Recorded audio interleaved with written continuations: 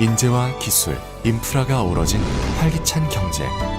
경남은 내일의 성장을 향해 나아가고 있습니다. 도로와 철도, 바다와 하늘길을 넘나들며 도내 전역과 수도권이 더 빠르게 연결됩니다. 초광역 교통망으로 경남의 생활권은 더 넓게 펼쳐집니다.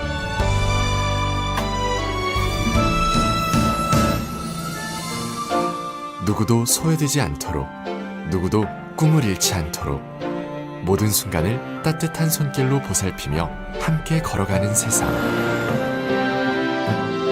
복지, 동행, 희망으로 경남의 내일을 채워갑니다. 청년의 가능성을 믿고 그 열정이 현실이 되는 곳.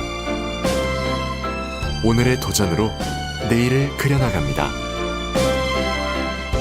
경남은 청년이 배우고 성장할 수 있는 길을 넓혀갑니다.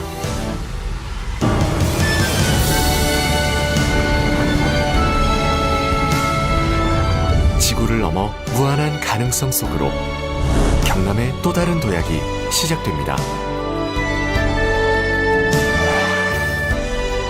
항공기 연구개발과 첨단제조 인프라를 바탕으로 경남은 대한민국 우주항공 산업의 심장이 되어 우주시대를 향해 힘차게 나아갑니다.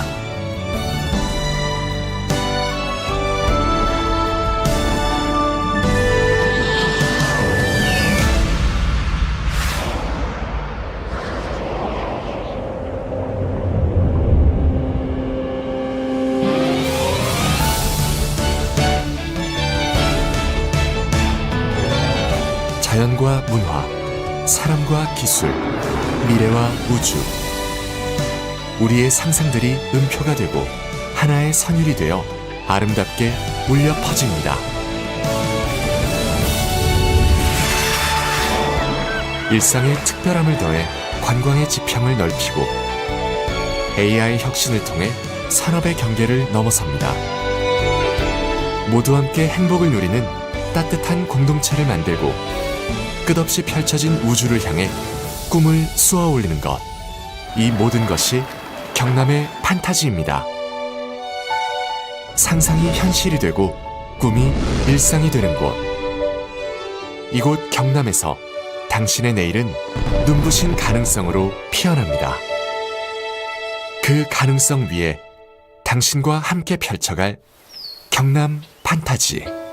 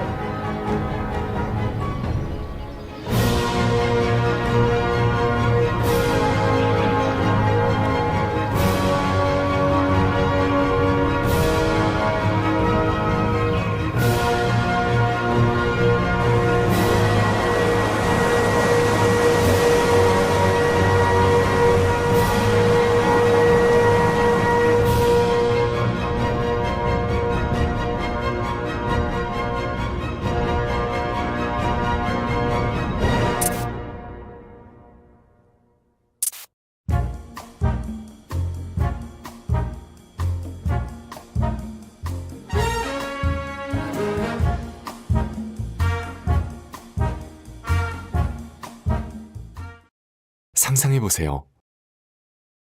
당신이 그리는 내일은 어떤 모습인가요? 그 꿈 같은 풍경이 지금 마법처럼 펼쳐질지도 모릅니다. 경남 판타지, 그 이야기를 시작합니다. 아름다운 섬을 품은 남해 바다, 신비로운 기운을 머금은 지리산의 숲길, 2000년을 지나온 가야의 깊은 숨결까지 역사와 문화가 살아 숨쉬는 이곳에서 머무는 것만으로 특별한 경험이 됩니다. 해안을 따라 수놓아진 크고 작은 섬들, 모두의 발길이 닿을 수 있도록, 모두의 눈에 담길 수 있도록, 머무는 모든 순간이 특별한 기억이 되는 곳, 바다가 곧 미래가 되는 경남은 동북아 해양 관광의 중심지입니다. 대한민국 제조업의 메카 경남에서 AI 혁신의 바람이 붑니다. 경남의 제조업은 이제 AI로 도약하며 첨단 제조의 새로운 시대를 열어갑니다. 자율과 혁신을 통해 한계를 넘어 더 큰 가능성에 도전합니다. 인재와 기술, 인프라가 어우러진 활기찬 경제. 경남은 내일의 성장을 향해 나아가고 있습니다. 도로와 철도, 바다와 하늘길을 넘나들며 도내 전역과 수도권이 더 빠르게 연결됩니다. 초광역 교통망으로 경남의 생활권은 더 넓게 펼쳐집니다.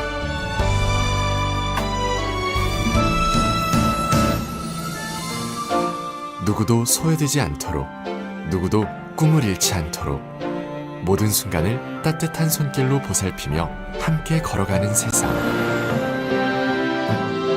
복지, 동행, 희망으로 경남의 내일을 채워갑니다. 청년의 가능성을 믿고 그 열정이 현실이 되는 곳. 오늘의 도전으로 내일을 그려나갑니다. 경남은 청년이 배우고 성장할 수 있는 길을 넓혀갑니다.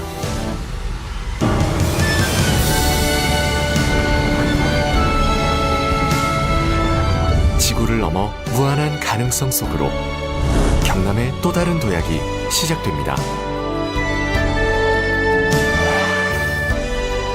항공기 연구개발과 첨단 제조 인프라를 바탕으로 경남은 대한민국 우주항공 산업의 심장이 되어 우주시대를 향해 힘차게 나아갑니다.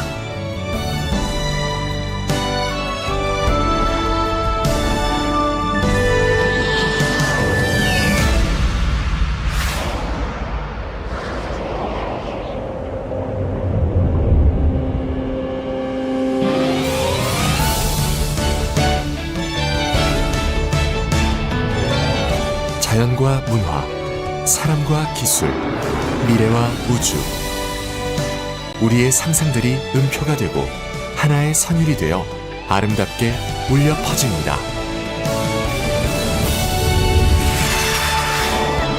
일상의 특별함을 더해 관광의 지평을 넓히고 AI 혁신을 통해 산업의 경계를 넘어섭니다. 모두 함께 행복을 누리는 따뜻한 공동체를 만들고 끝없이 펼쳐진 우주를 향해 꿈을 쏘아 올리는 것. 이 모든 것이 경남의 판타지입니다. 상상이 현실이 되고 꿈이 일상이 되는 곳. 이곳 경남에서 당신의 내일은 눈부신 가능성으로 피어납니다. 그 가능성 위에 당신과 함께 펼쳐갈 경남 판타지.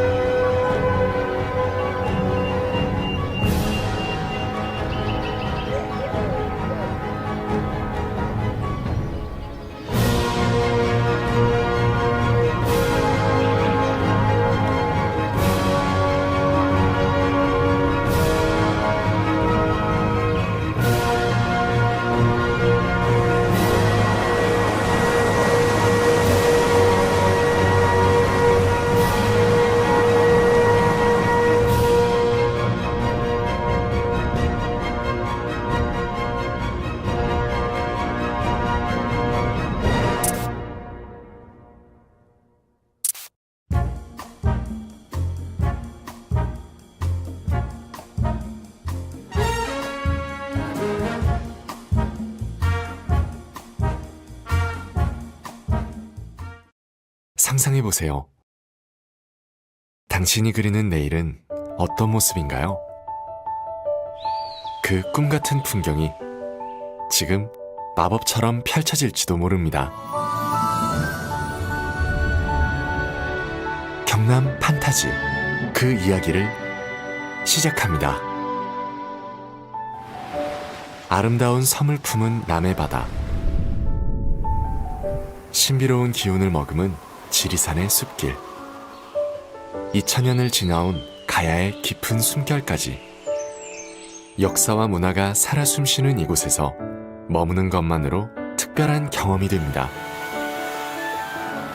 해안을 따라 수놓아진 크고 작은 섬들, 모두의 발길이 닿을 수 있도록, 모두의 눈에 담길 수 있도록, 머무는 모든 순간이 특별한 기억이 되는 곳, 바다가 곧 미래가 되는 경남은 동북아 해양 관광의 중심지입니다. 대한민국 제조업의 메카 경남에서 AI 혁신의 바람이 붑니다. 경남의 제조업은 이제 AI로 도약하며 첨단 제조의 새로운 시대를 열어갑니다. 자율과 혁신을 통해 한계를 넘어 더 큰 가능성에 도전합니다. 인재와 기술, 인프라가 어우러진 활기찬 경제. 경남은 내일의 성장을 향해 나아가고 있습니다. 도로와 철도, 바다와 하늘길을 넘나들며 도내 전역과 수도권이 더 빠르게 연결됩니다. 초광역 교통망으로 경남의 생활권은 더 넓게 펼쳐집니다.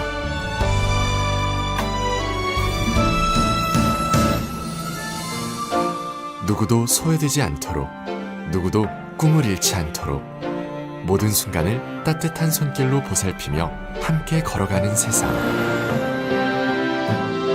복지, 동행, 희망으로 경남의 내일을 채워갑니다. 청년의 가능성을 믿고 그 열정이 현실이 되는 곳. 오늘의 도전으로 내일을 그려나갑니다. 경남은 청년이 배우고 성장할 수 있는 길을 넓혀갑니다.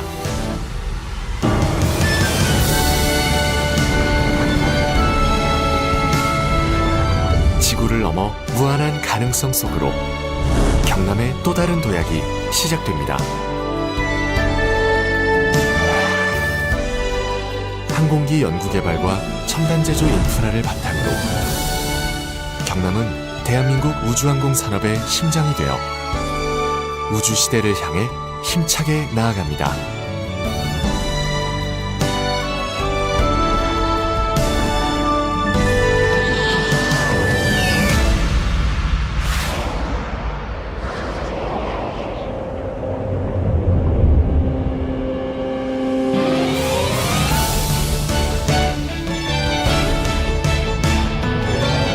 자연과 문화, 사람과 기술, 미래와 우주. 우리의 상상들이 음표가 되고 하나의 선율이 되어 아름답게 울려 퍼집니다. 일상의 특별함을 더해 관광의 지평을 넓히고 AI 혁신을 통해 산업의 경계를 넘어섭니다. 모두 함께 행복을 누리는 따뜻한 공동체를 만들고 끝없이 펼쳐진 우주를 향해 꿈을 쏘아 올리는 것. 이 모든 것이 경남의 판타지입니다. 상상이 현실이 되고 꿈이 일상이 되는 곳. 이곳 경남에서 당신의 내일은 눈부신 가능성으로 피어납니다. 그 가능성 위에 당신과 함께 펼쳐갈 경남 판타지.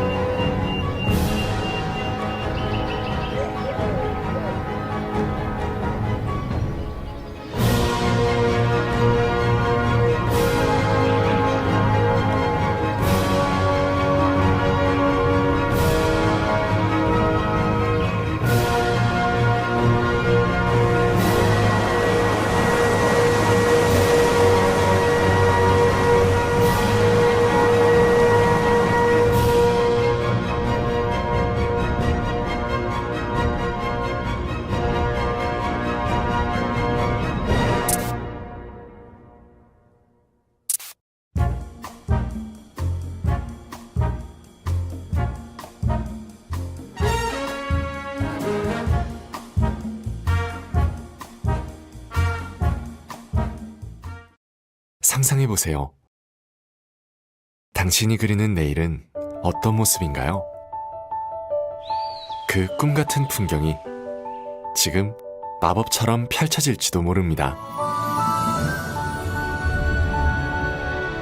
경남 판타지, 그 이야기를 시작합니다. 아름다운 섬을 품은 남해 바다, 신비로운 기운을 머금은 지리산의 숲길, 2000년을 지나온 가야의 깊은 숨결까지 역사와 문화가 살아 숨쉬는 이곳에서 머무는 것만으로 특별한 경험이 됩니다. 해안을 따라 수놓아진 크고 작은 섬들, 모두의 발길이 닿을 수 있도록, 모두의 눈에 담길 수 있도록,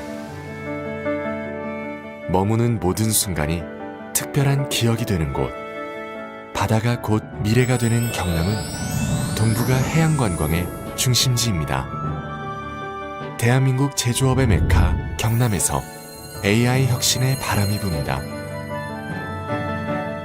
경남의 제조업은 이제 AI로 도약하며 첨단 제조의 새로운 시대를 열어갑니다. 자율과 혁신을 통해 한계를 넘어 더 큰 가능성에 도전합니다. 인재와 기술, 인프라가 어우러진 활기찬 경제. 경남은 내일의 성장을 향해 나아가고 있습니다.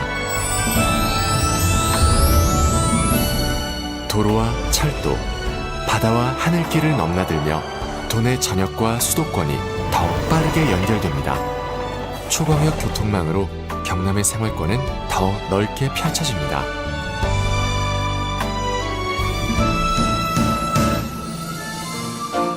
누구도 소외되지 않도록, 누구도 꿈을 잃지 않도록 모든 순간을 따뜻한 손길로 보살피며 함께 걸어가는 세상. 복지, 동행, 희망으로 경남의 내일을 채워갑니다. 청년의 가능성을 믿고 그 열정이 현실이 되는 곳. 오늘의 도전으로 내일을 그려나갑니다. 경남은 청년이 배우고 성장할 수 있는 길을 넓혀갑니다.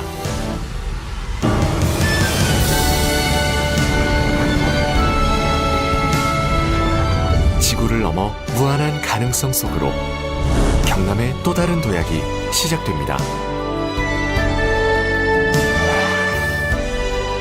항공기 연구개발과 첨단 제조 인프라를 바탕으로 경남은 대한민국 우주항공 산업의 심장이 되어 우주시대를 향해 힘차게 나아갑니다.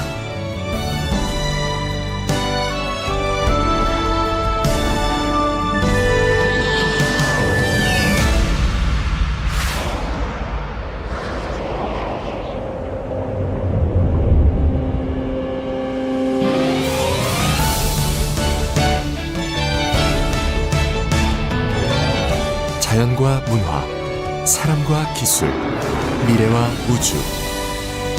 우리의 상상들이 음표가 되고 하나의 선율이 되어 아름답게 울려 퍼집니다. 일상의 특별함을 더해 관광의 지평을 넓히고 AI 혁신을 통해 산업의 경계를 넘어섭니다. 모두 함께 행복을 누리는 따뜻한 공동체를 만들고 끝없이 펼쳐진 우주를 향해 꿈을 쏘아 올리는 것. 이 모든 것이 경남의 판타지입니다. 상상이 현실이 되고 꿈이 일상이 되는 곳. 이곳 경남에서 당신의 내일은 눈부신 가능성으로 피어납니다. 그 가능성 위에 당신과 함께 펼쳐갈 경남 판타지.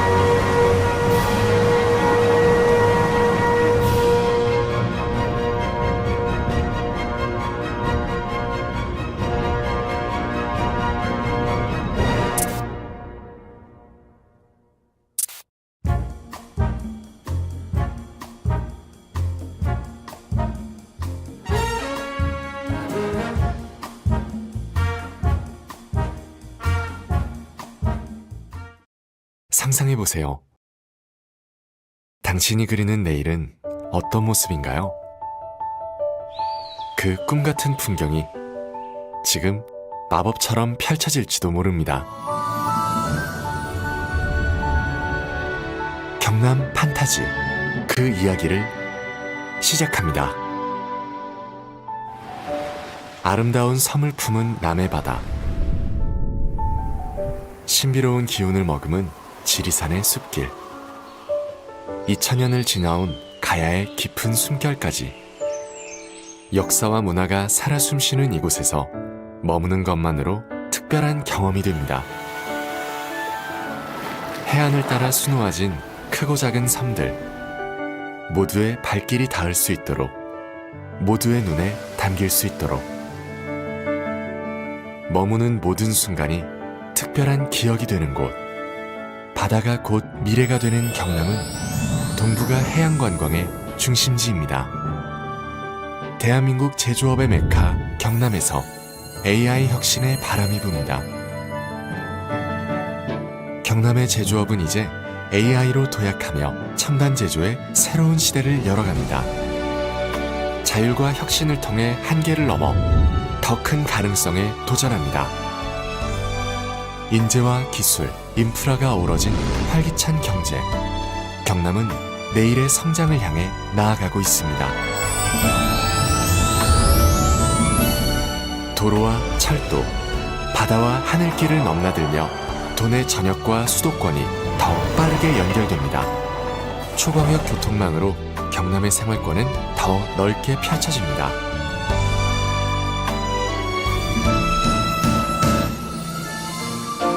누구도 소외되지 않도록, 누구도 꿈을 잃지 않도록 모든 순간을 따뜻한 손길로 보살피며 함께 걸어가는 세상.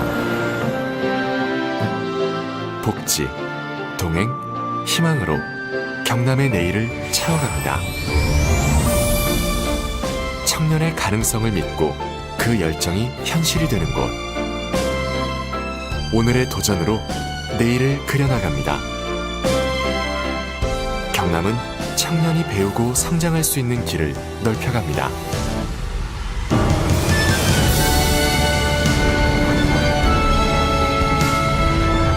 지구를 넘어 무한한 가능성 속으로 경남의 또 다른 도약이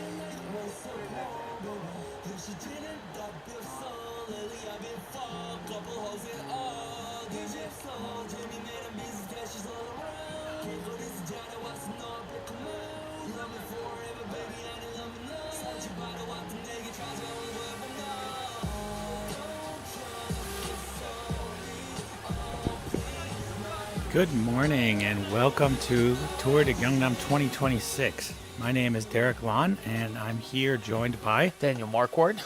We will be your commentators today. Thank you for joining us. Today is stage 4 of the 5-stage Tour de Gyeongnam, which is taking place here on the beautiful island of NamHae. You can see the vast views here. NamHae is an island off the coast, closest to Sachon, where we just were yesterday, where we saw quite an amazing stage, and where we had more of a flat stage comparatively to the other stages that we've had, which have also been held on islands. NamHae is famously known for its undulations as well. It's quite a hilly island, so. Yes, today's stage is actually the Queen stage of the Tour de Gyeongnam 2026. So we expect to see a potentially big shakeup in the general classification for the riders. That's right. If you take a look at the profile too, you can actually see it's an uphill finish. There's a steep 1 kilometer uphill And with 4 kilometers to go, there's another uphill. Yeah, we'll definitely get to that as we go through the course here.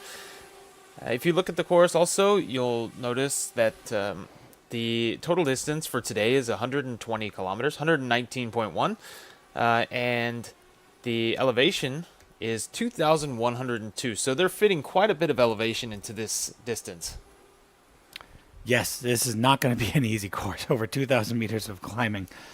I generally think that, a course with maybe 100 kilometers and 1,000 meters of climbing is a pretty good ride. I think so, and this too. is basically double the amount of climbing of that. So the riders would definitely feel these smaller climbs.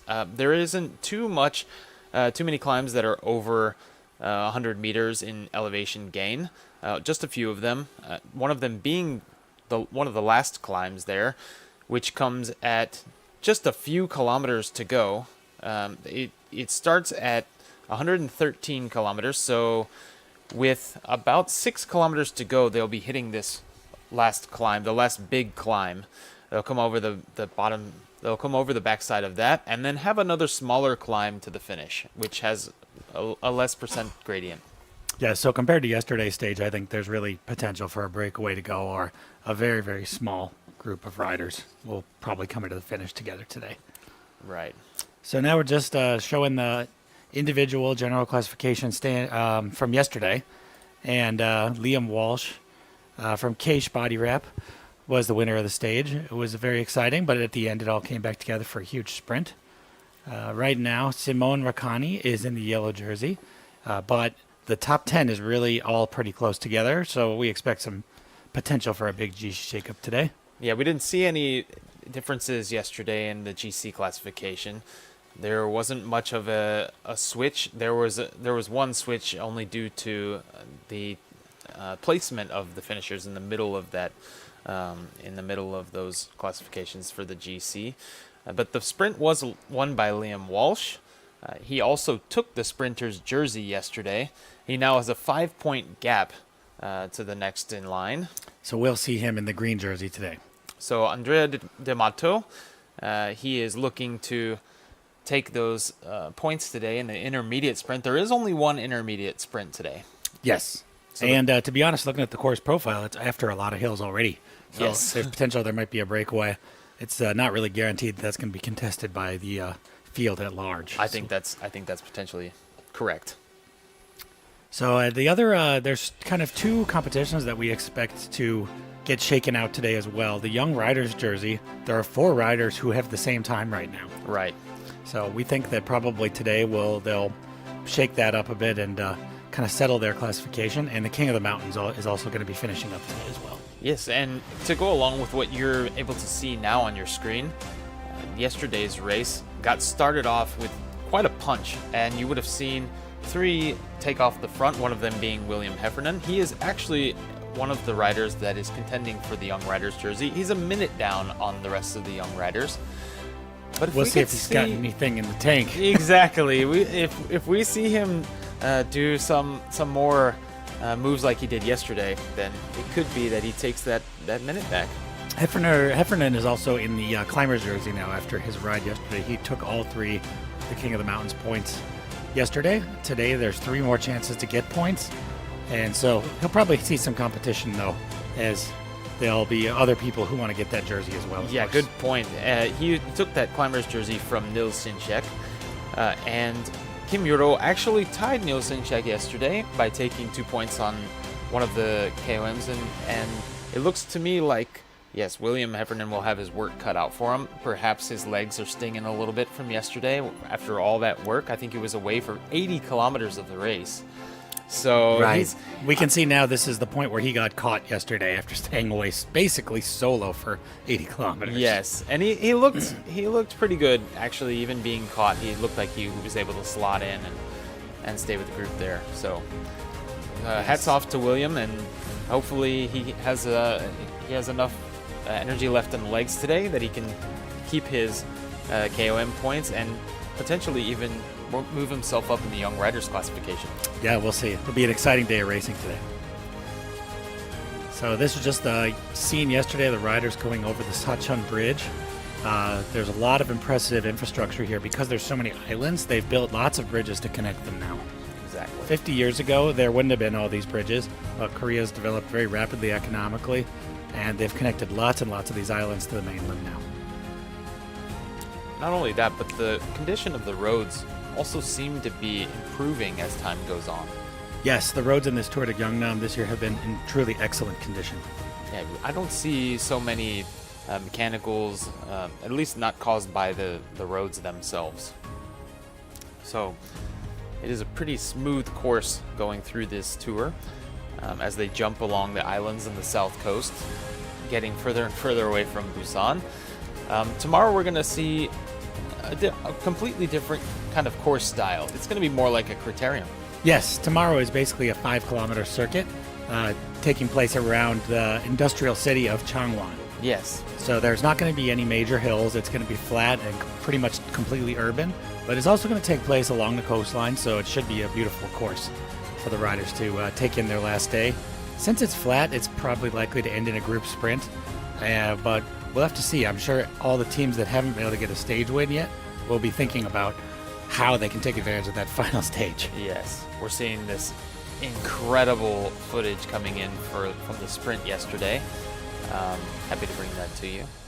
Yes, the Sokesh body wrap is having a really great race. Now they've won 2 stages. They had a day-long breakaway yesterday in the King of the Mountains jersey now.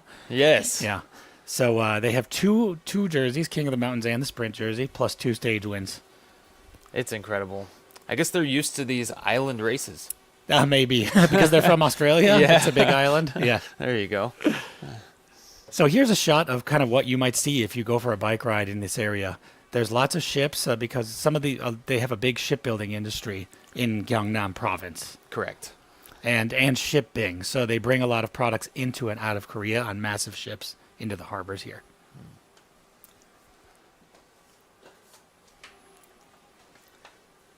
Yes, it's really common to visit a coffee shop and to see this kind of view from pretty much anywhere along the coastline.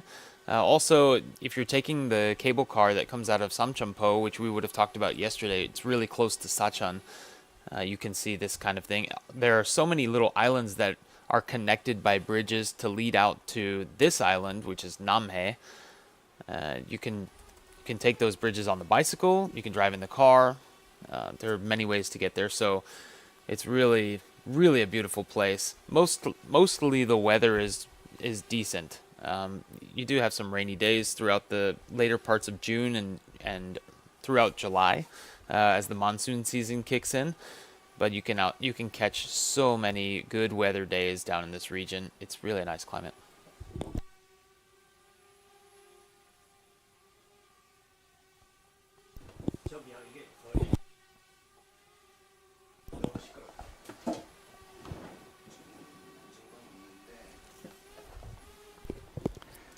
We've got about 10 minutes to the race start here. So you can see this view. Yesterday, actually, Danny and I were debating after the race how many islands there are in Korea. And there are over 3,000 islands in Korea. About 350, 400 of which are actually inhabited. So I checked that pretty carefully. It's 3,382 islands, and 470 of them are inhabited. So for a country the size of Indiana, that's a lot of islands. It certainly is. So here we're just taking a look at the course today. There's one sprint point on the course and 3 King of the Mountains. And it basically follows mostly along the coastline here with a few cuts inland that will provide for some of the big climbs today. And we have 2 categorized climbs. 3. Three categorized climbs. And so there's one Cat 3 climb, 1 Cat 2 climb, and 1 Category 4 climb today. So this is enough that there's really pretty big chances for the King of the Mountains classification to get totally turned on its head. Yeah, you remember for the Cat 3 climbs, the amount of points that are awarded. Yeah. It's basically, so they get more points depending on the level of the classification of the climb. And they get the top 6 riders over the Cat 2 climb will get points, and with 10 points awarded to the first rider, versus a Cat 4 climb, the first rider only gets 3. A Cat 3 climb, the first rider only gets 5 points. Yes. So far on the course, there's only been Cat 3 and 4 climbs. So really, this Cat 2 climb has big potential to influence this King of the Mountain rider Correct. jersey competition. Cat 2 climb, just to review that, for those of you who aren't able to see the rules or don't know about the points classification, I'll try to make this simple.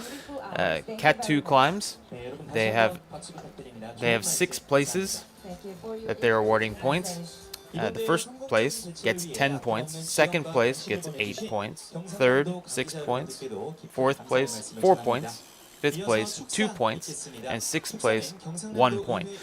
So there are potentially a lot of points for those looking to contend in this category, and even those who haven't contended yet.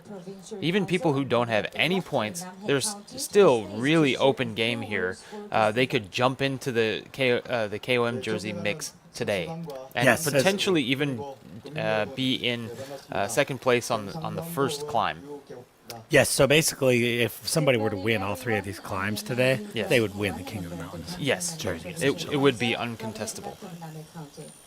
So we see the riders lining up here, getting ready for this stage 4 of the Tour de Gyeongnam. Again, if you're watching live with us and you have any questions about the race, feel free to drop them in the chat. We'll take a look and try to answer any questions you guys have as we go along today. We're looking down here at the sports park. The infrastructure here is really incredible. They like to put their sports parks, stadiums, and so they can have various kinds of events near the city, all in one place. Yes, so essentially what we're looking at here, it's NamHae Sports Park, and it's a complex developed by the local government so that they have ample sports facilities for the local people, kids, etc., and to be able to have a place to hold sporting events like this Tour de Gyeongnam 2026. Korea, as you can see from all the images, it's extremely mountainous, so they typically don't have a lot of flat land on which to develop things. So that's why they've concentrated these sports facilities together. Yeah, and that's also why you're seeing a lot of the cropland being built on the hillsides. That's a pretty common thing, and I've seen in Germany too. They like to build croplands on the. Yes, I think anywhere that's not flat, basically. Where I grew up in Minnesota and Indiana, it's totally flat, no problem finding ample sites for growing crops or putting soccer fields or football fields. But not the case in Korea, where it's extremely mountainous. So that's kind of what's been shaping the characteristics of this race. That we're going along the ocean, but basically the mountains go right up to the ocean. So by riding around an island here, it's not a flat, easy ride. Typically, it involves a lot of climbing. That's true. That's true. It's hard to find flat. But I mentioned yesterday there is this course. It's called the in course, which means the inner portion of the island. There's an inner bay area between South Korea and the northern part of NamHae Island. You can ride on some coastal roads there that are relatively, if not completely flat. There are only a few different undulations that you do on that course, and it's very, very good road, very curvy. It's definitely an incredible ride to do. We used to ride out of Jeonju, and we would ride about 150 kilometers total distance point to in a full loop, doing that in course. Wow, sounds like a beautiful ride. Yes. So for those of you who don't know about us, Danny and I have lived in Korea for about 15 years each, and Danny used to live in the city of Jeonju, which is one of the bigger cities in Gyeongnam province. So he's an expert on the local roads. Yes. Pretty much ridden every course, I think. Yes, I used to adventure weekly to either this island, NamHae, or other islands in the south. It's just such an incredible place to ride, and I had a lot of time at that point to, enjoy myself, enjoy the local riders in Jeonju. There weren't so many cyclists when I first started, especially not on the road. We were more mountain bikers, so my first bike around here was a mountain bike, which made it easy to get up the really super steep climbs, because there wasn't a lot of asphalt infrastructure at that point, so we would be doing 18-19% gradients on these concrete rough concrete roads going up the mountains. But that kind of attrition, when you go through it, the reward at the top is amazing. The views from these islands are just incredible. Yeah, so speaking about mountain biking, I mean, we've both been racing and riding in Korea for 15 years or so. Yep. And when we both got here, mountain biking was really popular among the amateur scene. There was really nice mountain bikes and lots of people doing mountain biking. And it's shifted over to road, really, in the past 15 years a lot, hasn't Yeah, it? Now there's a lot of road riders. I remember back when we first started mountain biking, it was a great way for the entire community to meet each other, learn about each other. All generations were mountain biking at that point. I remember the oldest that I knew was almost 70 years old. And from then on, we met a bunch of couples doing mountain bike racing and kids and all that as well. 무엇보다 선수 여러분 모두가 안전하게 완주하며 최고의 기량을 펼치시길 진심으로 응원합니다. Of this race showcases the charm of NamHae and Gyeongnam to the world. Most of all, we cheer for your absolute safety and finest performance. Just a couple more minutes to start here. The riders getting lined up, getting ready to roll out. But they do, again, have a neutral rollout section today, so they're not racing right from the gun. 감사합니다. May this beautiful journey in NamHae We're just gonna work out some little technical issues here, and we'll come right back to you. 네, 여러분 큰 박수 부탁드립니다. 여동찬 남해군의회 기획행정위원장님의 환영사였습니다. Thank you for your warm welcoming message. 네, 대회 And 준비를 yes, 위한 we're looking at the start line here. We got those 말씀을 드리며 jerseys all lined up. 박수 부탁드립니다. You have your white jersey 이어서 뚜르드 경남 on the right side of your 두 번째 screen, 스테이지, which 남해군 signifies the young 선수입니다. rider. 있겠습니다. And then Now, we are next to excited him to on introduce his the right three side, riders the who polka will dot ride jersey. on stage 4. And moving over to the left, you'll see the sprinter's jersey and then the yellow jersey. 현재 개인 종합 순위 And I imagine all the riders are a little bit nervous today as they'll know this is the Queen stage. So it's not going to be any walk in the park. There's likely to be big changes to all the riders wearing these jerseys today. Yeah, so and on your screen here, we're looking at Simon Rakani from Team Ukyo. Liam Walsh from Case Body Wrap, yesterday's stage winner. And we'll pan over to our amazing breakaway rider, William Heffernan from Case Body Wrap. He looks like he's a little bit sunburned. I hope he put on some sunscreen today. He does. He's got quite the tan. Maybe that's typical of experienced island riders.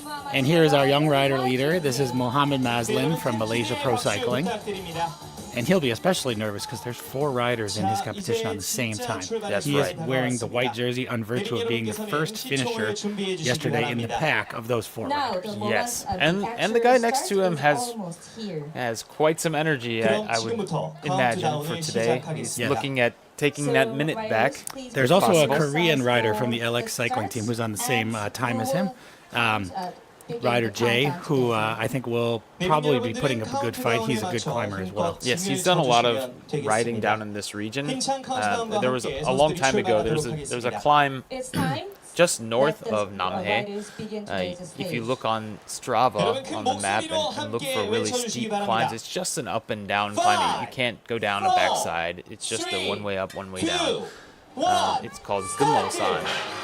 Yes, me and you rode that once. That's right.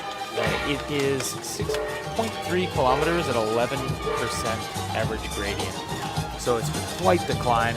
You get to the top, look off the side, and you can see all the little dotted islands throughout the sea just below. It's really beautiful. The riders are just rolling out now. They have to stay behind that lead car for the first 1.2 kilometers of the race. So they're not racing yet. They are doing what's called a neutral rollout. And after 1.2 kilometers, then they'll really start racing. Again, they will have to stay behind this car. If they move next to the car or start to get in front of it, the commissaires will definitely let them know and give them warnings. So do you think we'll see another attack from the gun like yesterday? I think so. I think in this pro race, they have tactics ready. A lot of these teams will have told their domestiques to go early, and you'll see attacks going off pretty quickly. Yes, especially after yesterday seeing them go at kilometer 0 and staying away for so long. I think a lot of riders will be inspired by that ride. I think so. I think the amateur series could start to turn out like this if we're getting enough of these viewers, like I think we are. It looks like there's a pretty good viewer base for this broadcast. So let's see if it influences the amateur race here in Korea to start attacking like this from the gun. Yeah. Thanks for tuning in, everybody. So again, if you're just joining us, my name is Derek Lon. I'm one of your commentators for today, and I'm joined by... I'm Daniel Marquardt. We're both from the U.S., and we came to Korea quite a long time ago. I think you came back in 2010. Yes, I came back in 2010. Pretty much been here the whole time since. Yeah, and I came in 2009 at the end of 2009 for the first time, so almost the same time frame. And I've been in and out of Korea a couple of times since then, but in total about 14 years. Yes. So we're happy to be bringing you this tour to Gyeongnam UCI Asia Tour race for the first time broadcast in English.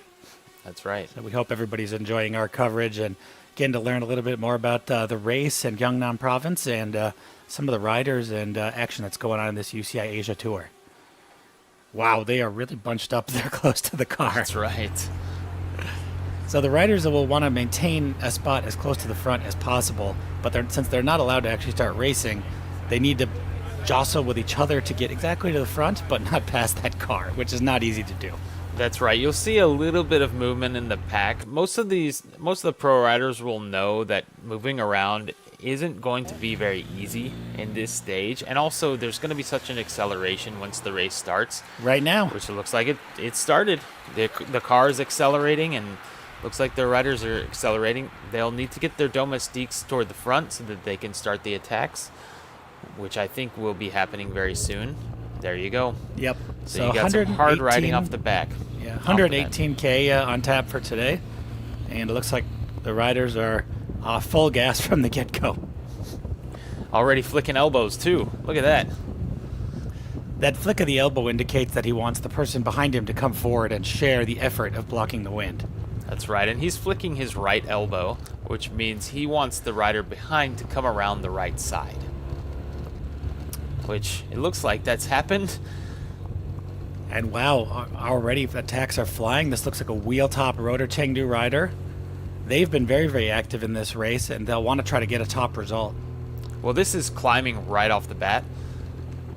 So they're going to be going up a 26-meter climb at 5.6% gradient, which is what we can see here. It's still going to be pretty fast for them, 25 kilometers per hour at least.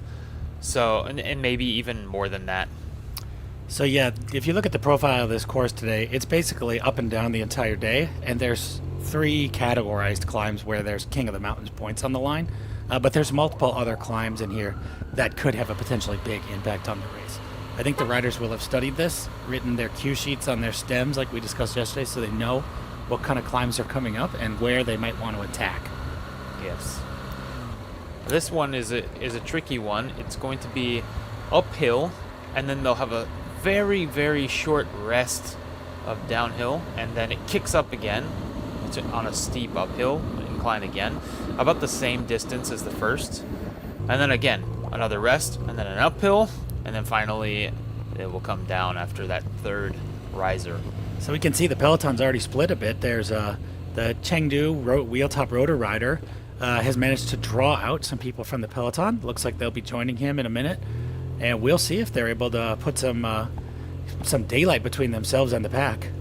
Yes, you have the rider in the blue jersey. It looks like Keish body wrap, who is coming up. He's bridging up, and they're looking back right now. So it means that they're looking for, well, if they've gotten a gap or not. But I do remember when I first started racing, my dad and my coaches would always tell me, "Don't look back. You've got to commit." I got the same advice as well.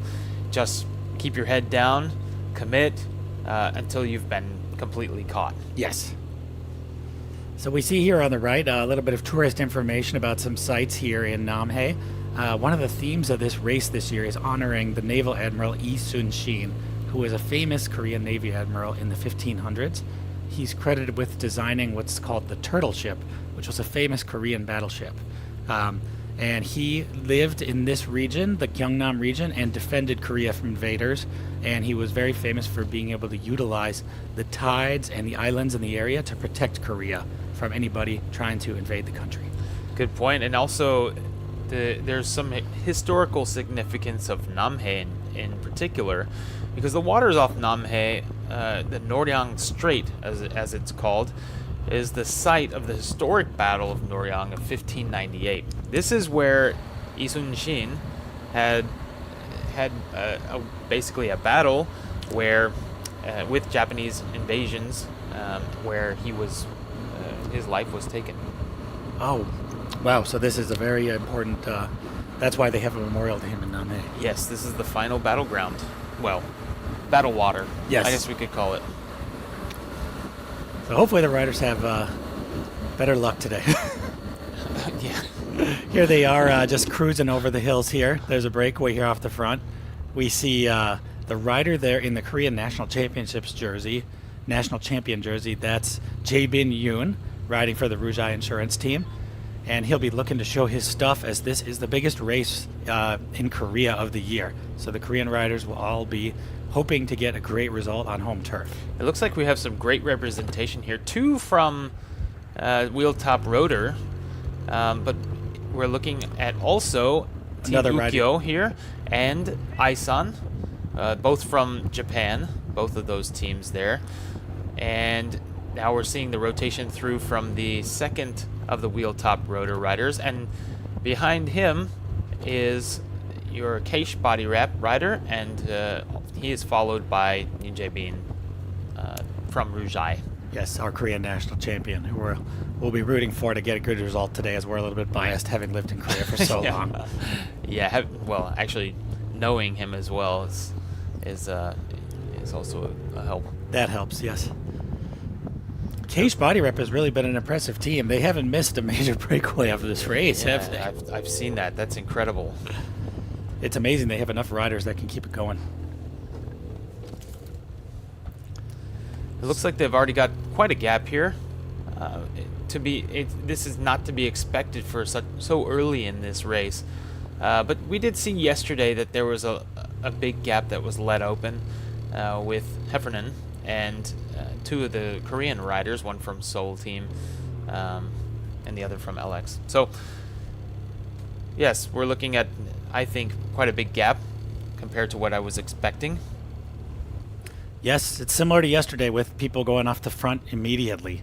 So we'll see if the pack really lets them get a gap or not. 30 seconds of the peloton now. There's another chase group 7 seconds back. And one of the features I think that makes racing here interesting is because it's so hilly, twisty, and there's a lot of trees, it's easy to get out of sight. And getting out of sight is a big thing for a breakaway. We say out of sight, out of mind. And once the pack cannot see the breakaway, it's not as easy for them to maintain the motivation to chase them down. Exactly, and a really huge factor to that, which you won't see in the Grand Tours, is they're not allowed to have radios. And that really affects the amount of knowledge that these riders will have in the front and the frequency of that knowledge. Because the motorcycles, they're the only ones that are going to be giving these riders the information of the gaps that they have to the field or the chasers behind. And Right. that motorcycle is not able to get up to them so often.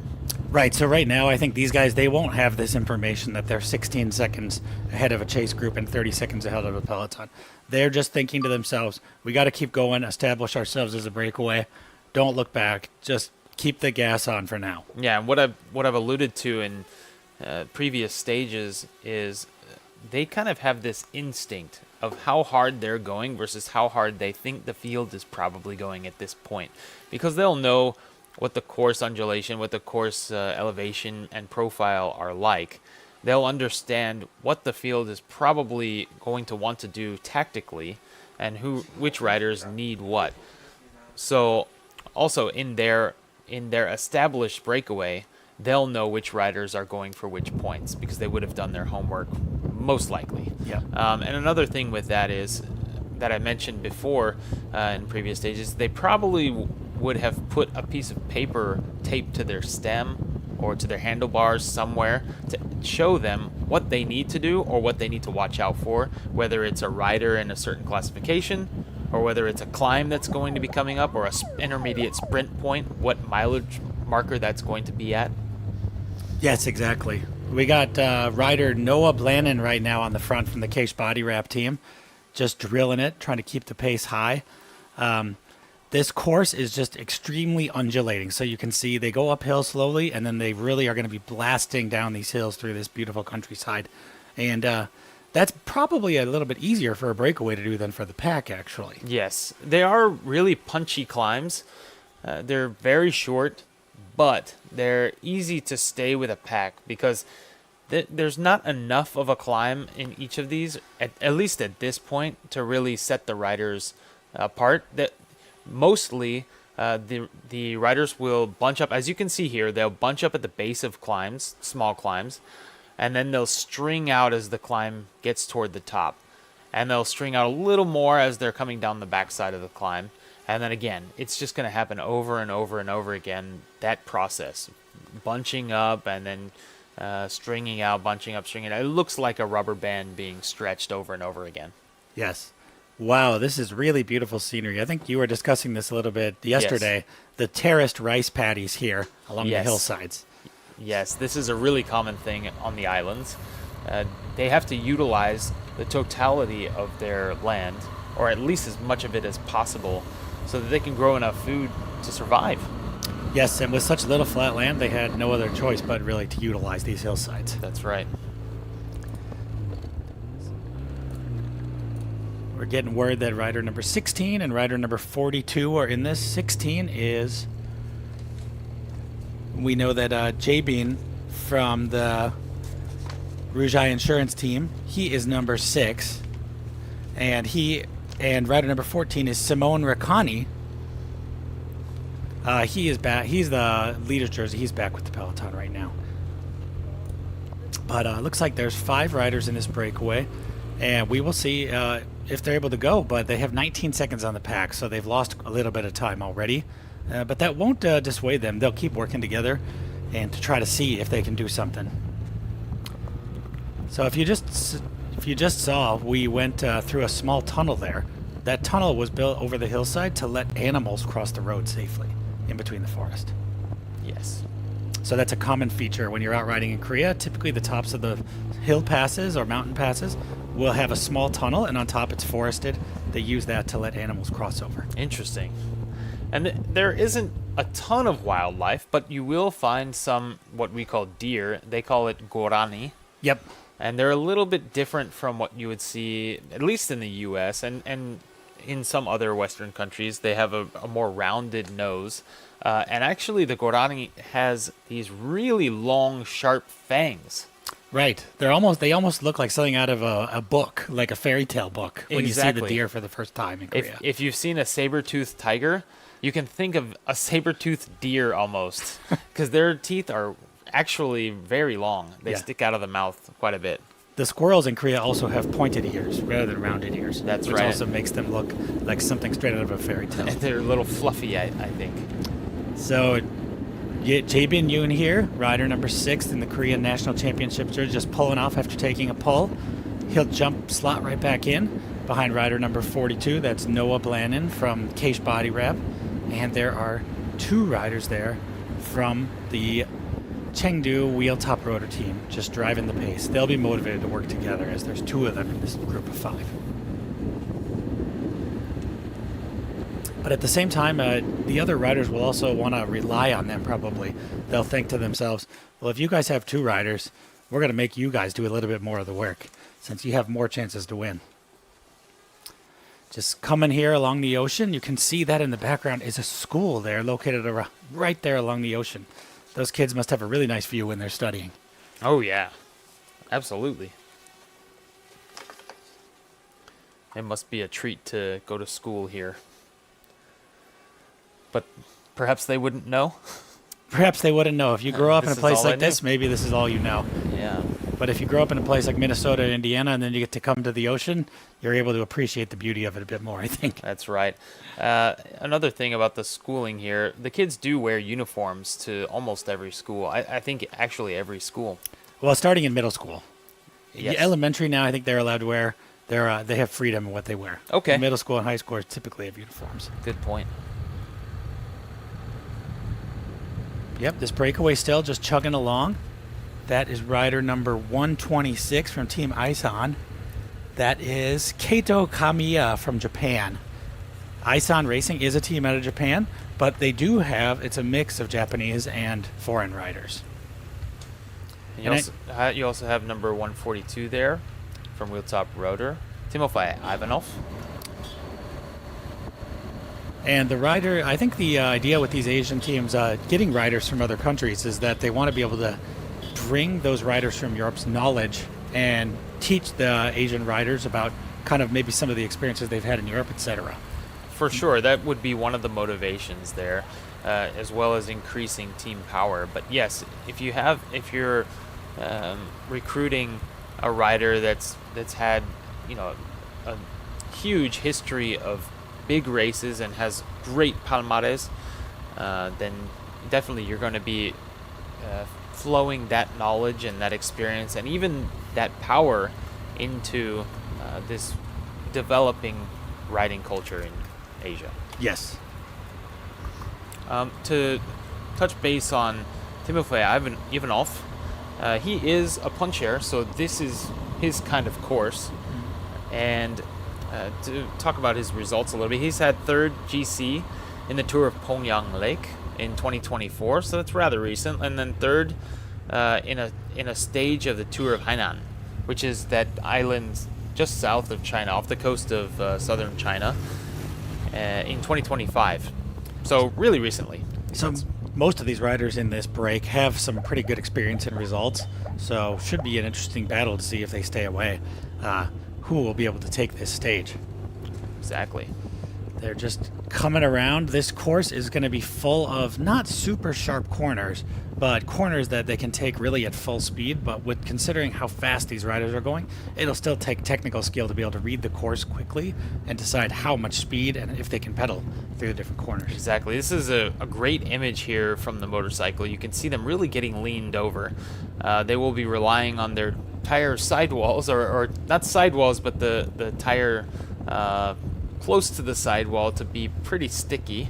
The road surface here is really good. You can see a little bit of dirt and dust there, but it's not going to be enough to cause any slippage. That's just dirt left over, most likely from trucks or tractors that have been hauling crops or hauling dirt itself, or that have finished working on these farms, because there's so many farms here. Right, so tractors might be pulling dirt off from the fields. That's right. But yeah, I think the riders will probably actually enjoy this course. It's extremely, the rolling and twisty nature of it makes it just a fun place to ride in general. It does. So. And when you're away in a breakaway, like you said, out of sight, out of mind, that makes breakaways actually more fun. Because it provides mystery, especially when you don't have the radios like I was talking about before. When you don't have radios that are constantly telling riders behind you where you are, it adds to this mystery, so it is fun to be away on these kinds of courses. Yes, so we'll see how these guys keep going. But now they've brought that gap up to 30 seconds on the peloton, and they have the motorcycles now up there telling them what their gap is. So I think that'll boost their confidence and boost their spirits, knowing that they have a 30-second gap. That means that a Shimano team car, Shimano neutral car, will come up and join them, so they'll be able to grab water, and if they have any problems with their bikes, get them fixed right away. I think so. But it seems like some of the teams have missed out on this breakaway, so perhaps we'll end up seeing some of the, like Team Yu-Gi-Oh! Or the others, come to the front here later on to try to pull them back, because they don't have a rider in this breakaway. I see. But at the same time, I don't think any of these people in the break are really a threat on the GC, so they could be happy to let them get some time as well. I think so. Yeah, we saw at the beginning of the break that it seemed like there were at least a couple more riders than there are now. I thought there was representation from... There was a Team Yu-Gi-Oh! Rider. He dropped back to the peloton. Yeah. So perhaps that was strategic. Yes. I'm really wondering about why that was done. Perhaps, yeah, he's going back to focus his energies later to help out his GC rider. Yeah, that was rider number 16. It was Yoshiki Terada from Japan riding for Team Yukio. And he's not the team leader, right? They have the yellow jersey on the shoulders of Simone Riccani, so perhaps he was ordered to go back to help his team leader. I see. He was the points jersey in the Tour of Japan in 2024. Wow, so no slouch himself. No, definitely not. And he was also, he's considered a sprinter and also a good TT rider, a time trial rider. He was on the Bahrain Victoria development team back in 2025, so just last year, which is pretty interesting. He's 24 years old. We're talking about Yoshiki Terada, and he's had 7 seasons.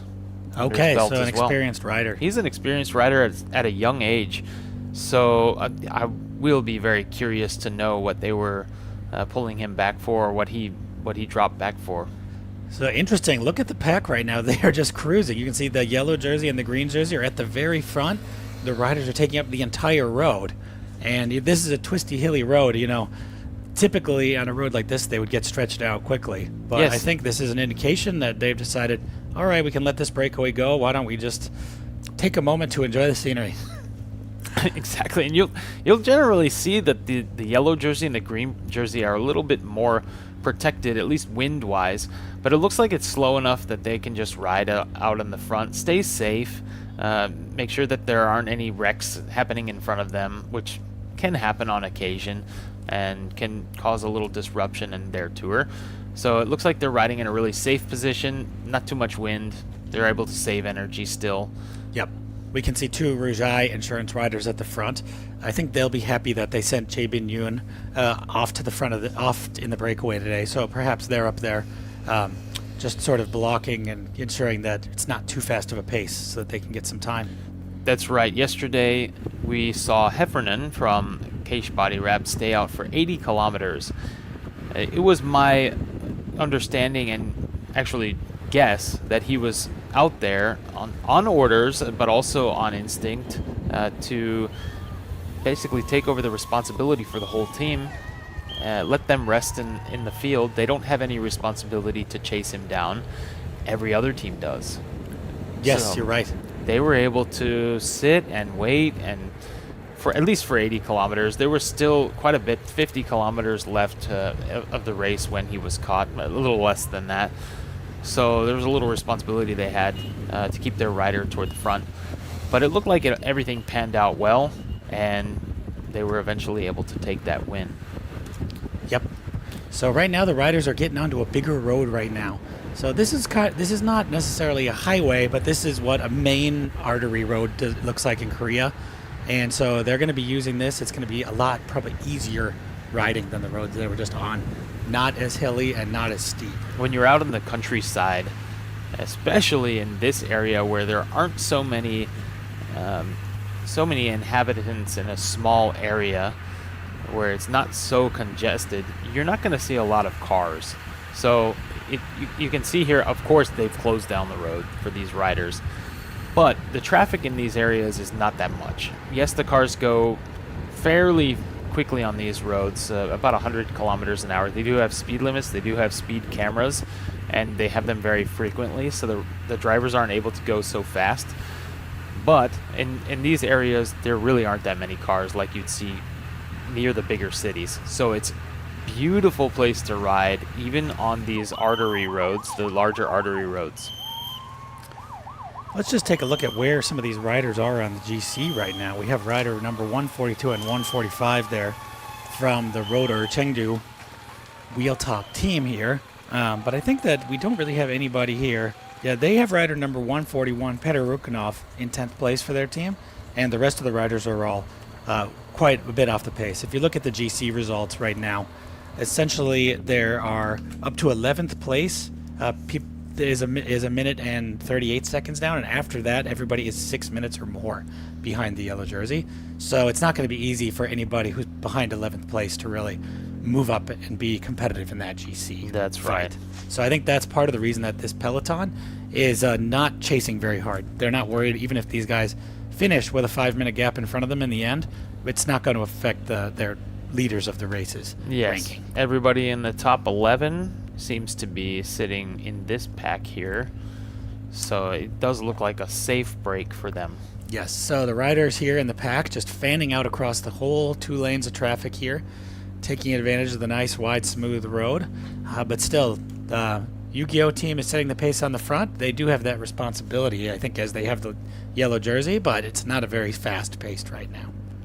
You can see, if you look at the back of the field, you can see the LX riders riding together. You'll see that very often with teams. They'll stick together and they'll protect one of their riders who they have for a certain role or responsibility, whether it be for the King of the Mountains jersey or the sprint jersey or the yellow jersey as you see here. They'll try to cover that rider from the wind. Even when they're riding in the back of the pack, it's good to do that in case there are accidents. They can give a little bit more time for their contender, for their main rider or GC rider to have some reaction and get out of those situations. Yes. So the peloton now 155 back, so they have really sat up. We've only ridden about 18 kilometers. Yeah, we saw this yesterday with that 3-man breakaway. They were able to get quite a gap, 5 minutes. Right. So, and this is a 5-man breakaway. So I think these guys, thinking about it, have a better chance than yesterday's solo rider, William Effron, and trying to go it alone. He was absolutely booking it.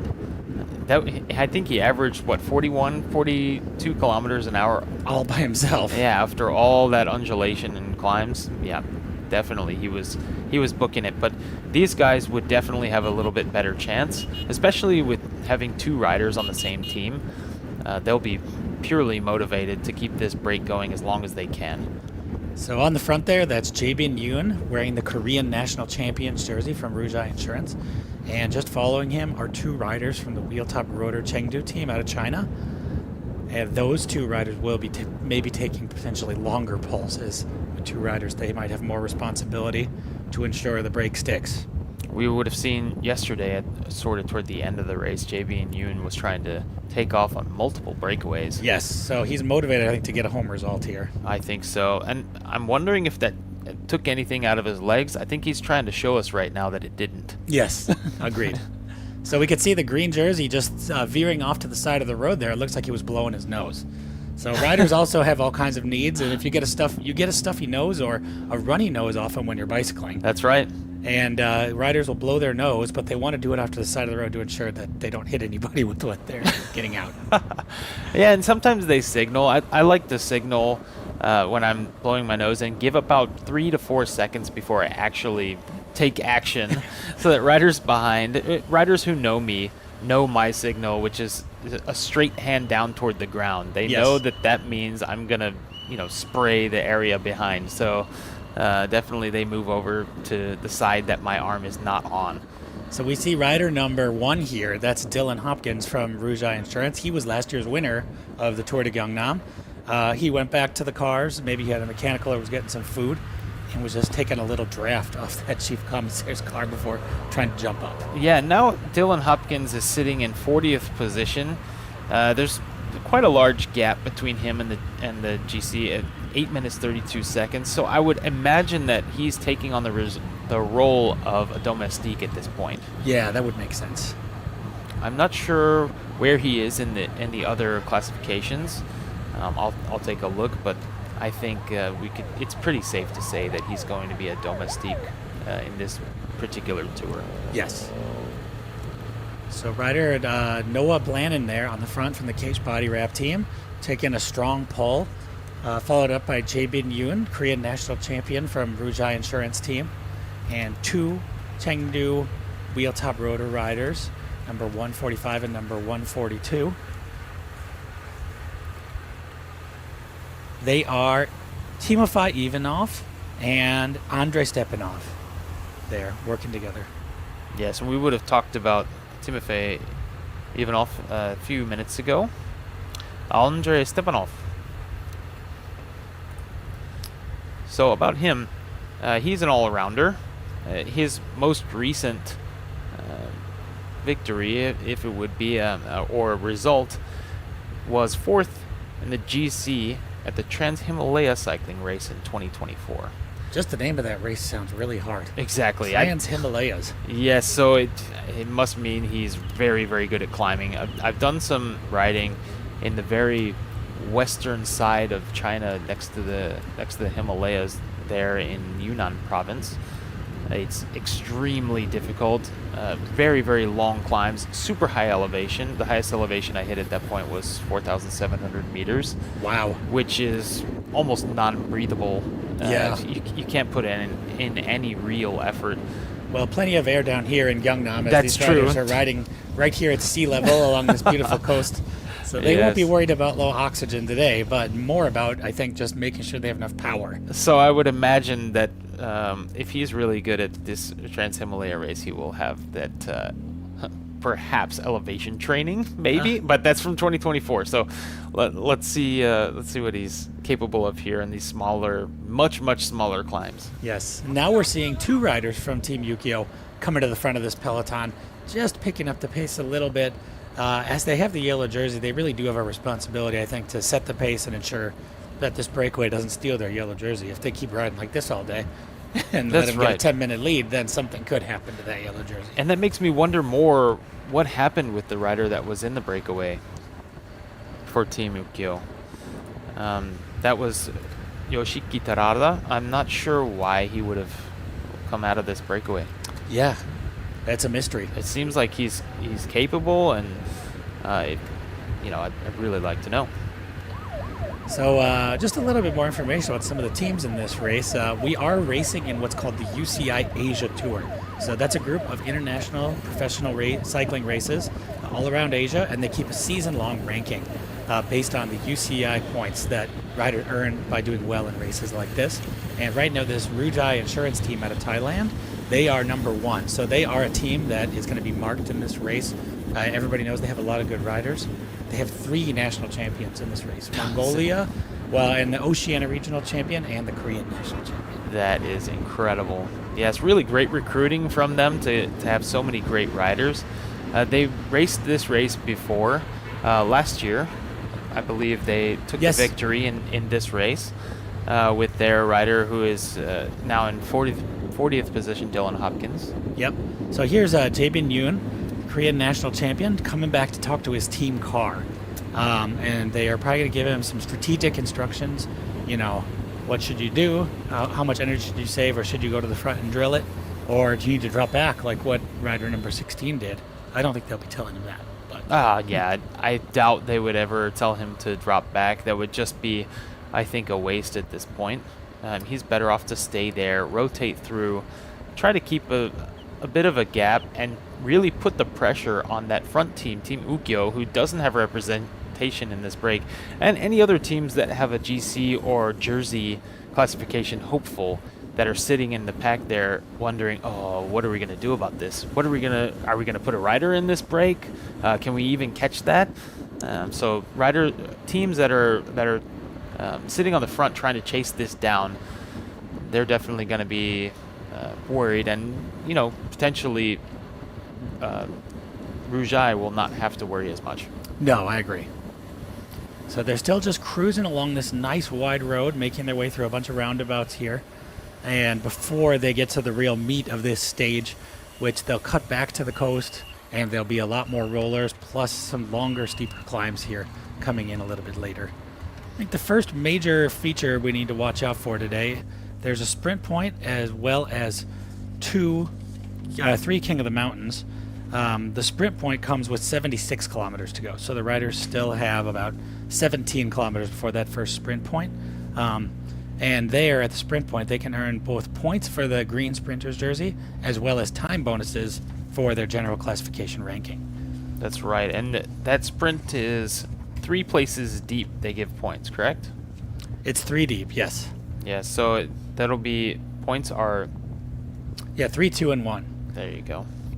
But I think for these riders in the breakaway, since most of them are not highly ranked on the overall, and none of them have any points already, actually, for the point ranking either, I don't think they're going to be particularly interested in competing for those points. Which means that the chasers behind probably won't be particularly interested in chasing them down. No, they'll let them. I mean, at this point, I don't think they have enough time to get them before that sprint point. So everybody will just be rolling through it, I would imagine, today. Yeah, and they won't have also the motivation, because a lot of these bigger teams that are involved in the sprint points, who especially Cage Body Wrap, they're represented in the breakaway. So they're happy to let their rider take the sprint points if that's possible. Right now, Cage Body Wrap, Liam Walsh, he has 24 points in the sprint classification, and the next rider down is at 17. So there's That's a big quite a gap. gap. Yeah. But tomorrow's stage in Changwon, that'll be one I think that'll have a bigger effect. There's multiple sprint points, and it's a flat stage, so I think we can expect it to come down to a mass finish. A lot of roundabouts on this stage today. I think one thing they've done recently in Korea to kind of help traffic flow better is transition away from stoplights and move into more roundabouts. But it's not working. There's still a lot of traffic sometimes, but Koreans don't understand roundabouts. Hey. But it's just because they're so new. It's nothing against the culture. It's just the roundabouts are such a new thing that I don't know. Are they learning roundabouts in the driver's license testing they these are, days? yeah. Okay, so they've started doing that. But for the most part, when you enter a roundabout here in Korea, you really need to be careful because they don't understand whether people are allowed to go when they're already in the roundabout or whether they have to wait for riders that are entering the roundabout. So that happens quite a bit, yeah.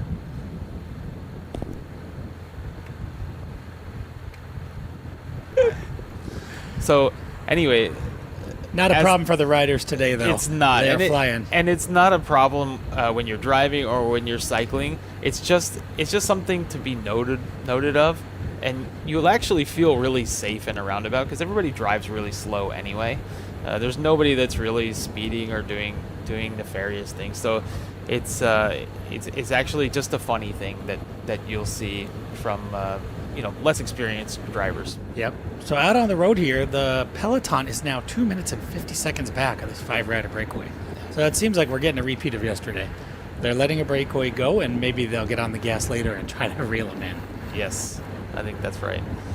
So this breakaway, though, they're working very well together. They have a nice, flat, straight road, which is not to their advantage. I think they'd be better off on a twisty, slightly hilly road. But they're doing what they can with the course, and pretty soon they'll be back onto the smaller roads. They seem to have great firepower in the breakaway. Looks like they will be able to keep this distance for quite a while. Yes, definitely. So getting nice views of the riders of their bikes. You'll see lots of different kinds of bicycles in this UCI Asia Tour that you might not see in North America or Europe. There's lots of new brands coming out, all kinds of different places.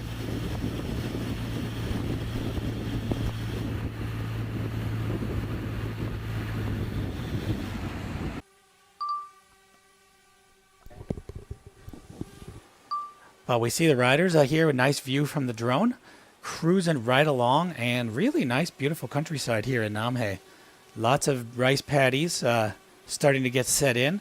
You can see they're filled up with water. If you come back to Gyeongnam in the fall, you'll see the rice paddies turn a golden yellow color. Yes, that is very, very beautiful sight. Very picturesque. If you're riding up hills or mountains in this region and you see those golden hillsides, it's really an amazing thing to take pictures, to kind of hang out in that area. You can sit on the side of the road and have a lunch or a snack or whatever it may be, and it's a really comfortable atmosphere. It gets a little humid around here though. Yes. So like Danny was saying earlier, there's a monsoon season in Korea. So later in the summertime, there'll be about a month where it's very humid and rains frequently. So a lot of the cycling events tend to happen in the spring up towards this early summer, June time. And then again in September, October, and November, the weather is very nice in the fall. Lots of cycling events. It's a great time to visit the country, ride, maybe participate in a Grand Fondo.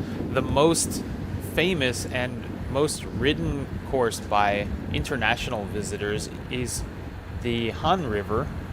And the Han River connects to 3 different rivers throughout South Korea that run all the way from Seoul to Busan, which Busan is in this province, Gyeongsangnam-do, or Gyeongnam as they're calling it, in short, and that's the most southeastern city in South Korea.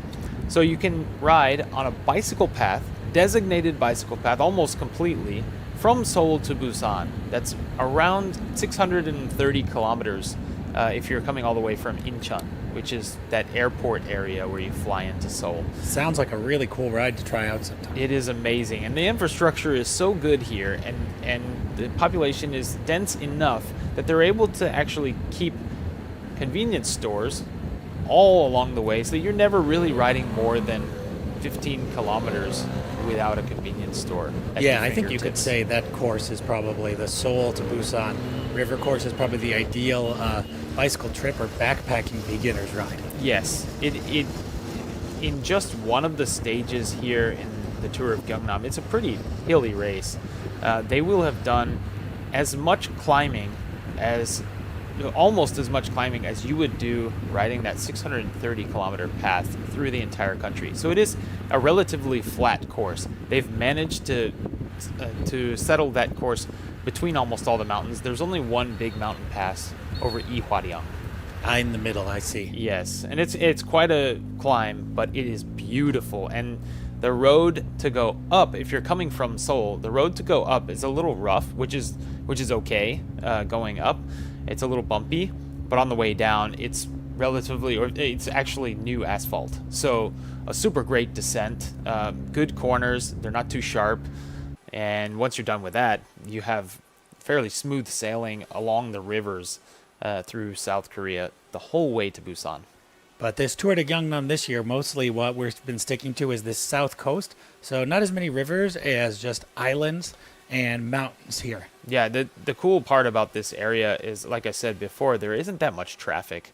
Of course, they have the roads closed down now, so you won't see cars, not much or not many at all.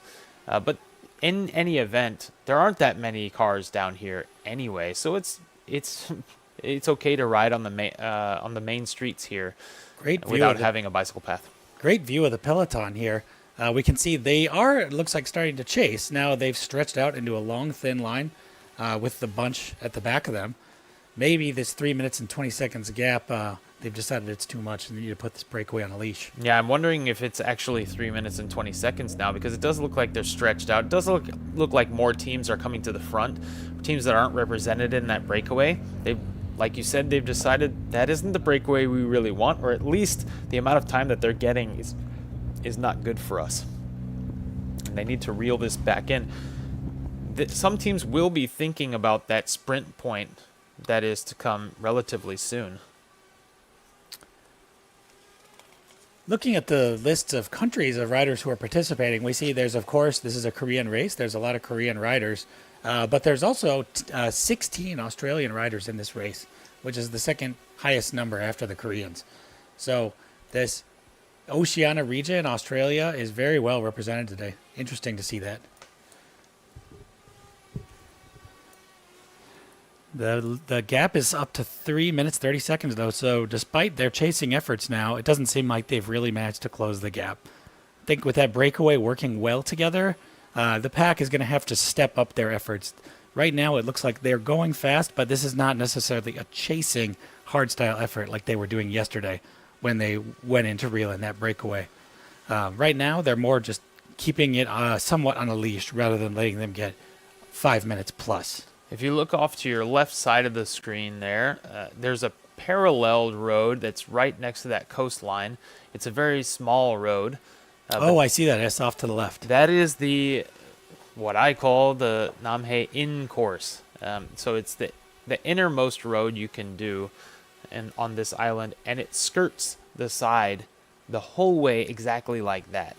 It's incredible to ride on. Yes, the drone is running right over it right now. It's an incredible road to ride. It's very smooth.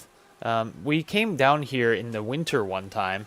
I think it was January or February, and at that point there was a lot of wind. It was pushing the waves up to the levees there, up to the shoreline, and the waves were crashing over.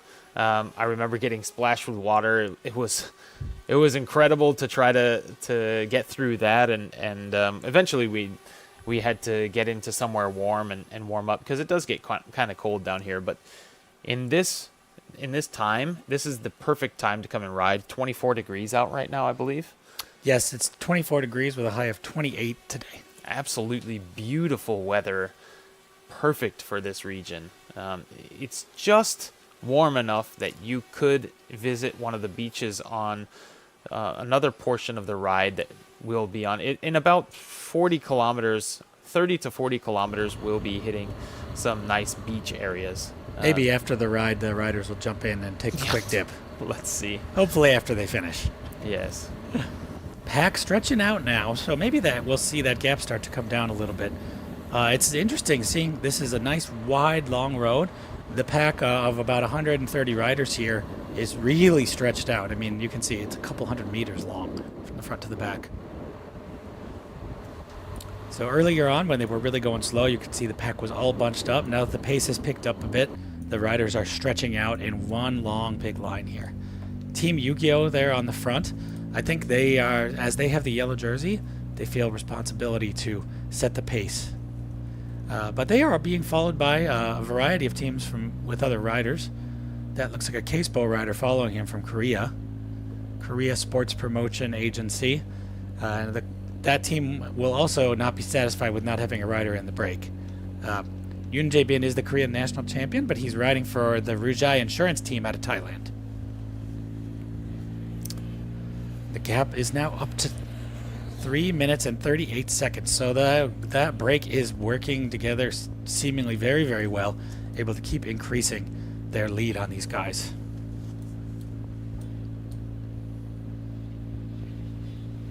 In a few kilometers, they're going to be coming up and over a hill. And on the backside of that hill, we're going to see a rather large German village. Oh, wow, that sounds cool. How did a German village get to be on an island in Korea? Yeah, so quite a long time ago, there were miners that would go to Germany, miners and nurses that would go to Germany. Koreans who went to Germany, right? Yes, Koreans, exactly. And when they'd return home here, they had a German village set up for them so they could feel like they were in Germany. After living there for so long. Yes, exactly. And they have, in that area, they have real authentic German cuisine, German architecture. All the housing looks exactly like it would in Germany. And they also have traditional German sausages, and they serve this pork schnitzel, Wow. and also have German beer there. I heard they have a great Oktoberfest there each year as well.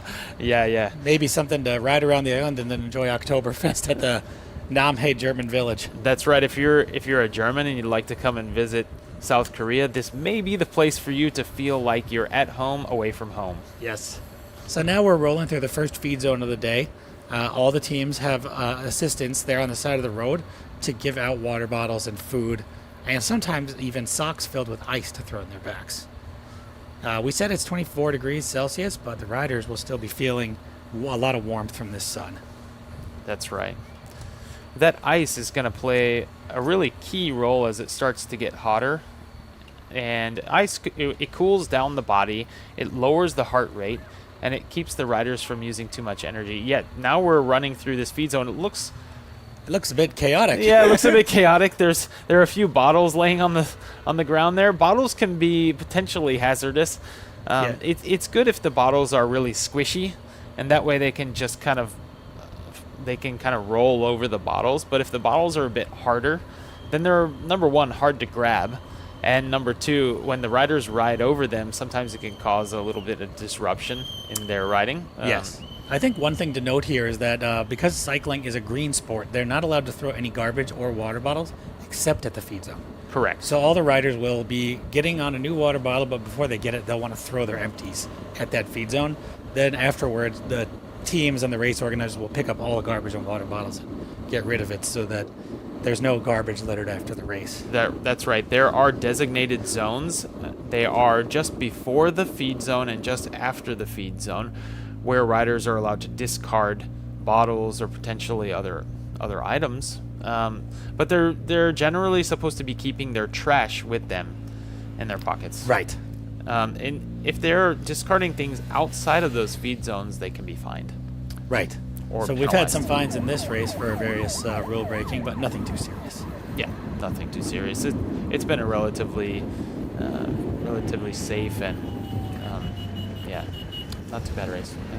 Speaking of bicycle paths, we were talking about the great bicycle paths here in Korea. I've heard that Chengdu, where this Chengdu Wheeltop Rotor Team's based, also has a 100-kilometer greenway cycle path. That sounds like a really nice place to take a ride, and apparently they have a 100-kilometer team time trial held on that path each year. Wow, that's amazing. So it must be wide enough for them to be able to hold such a big event. I would think so. The bicycle paths in Korea are not wide enough for racing. They're perfect for riding. You can go at a good speed, but they're not designed for racing. Yes. When we have races here, they're held on public roads that they close, just like we're doing here at this Tour de Gyeongnam. That's right, and there are plenty of those as well.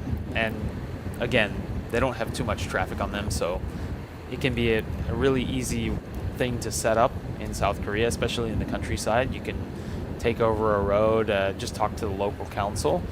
A lot of organizations do that, and even local governments and local councils will hold events on their own.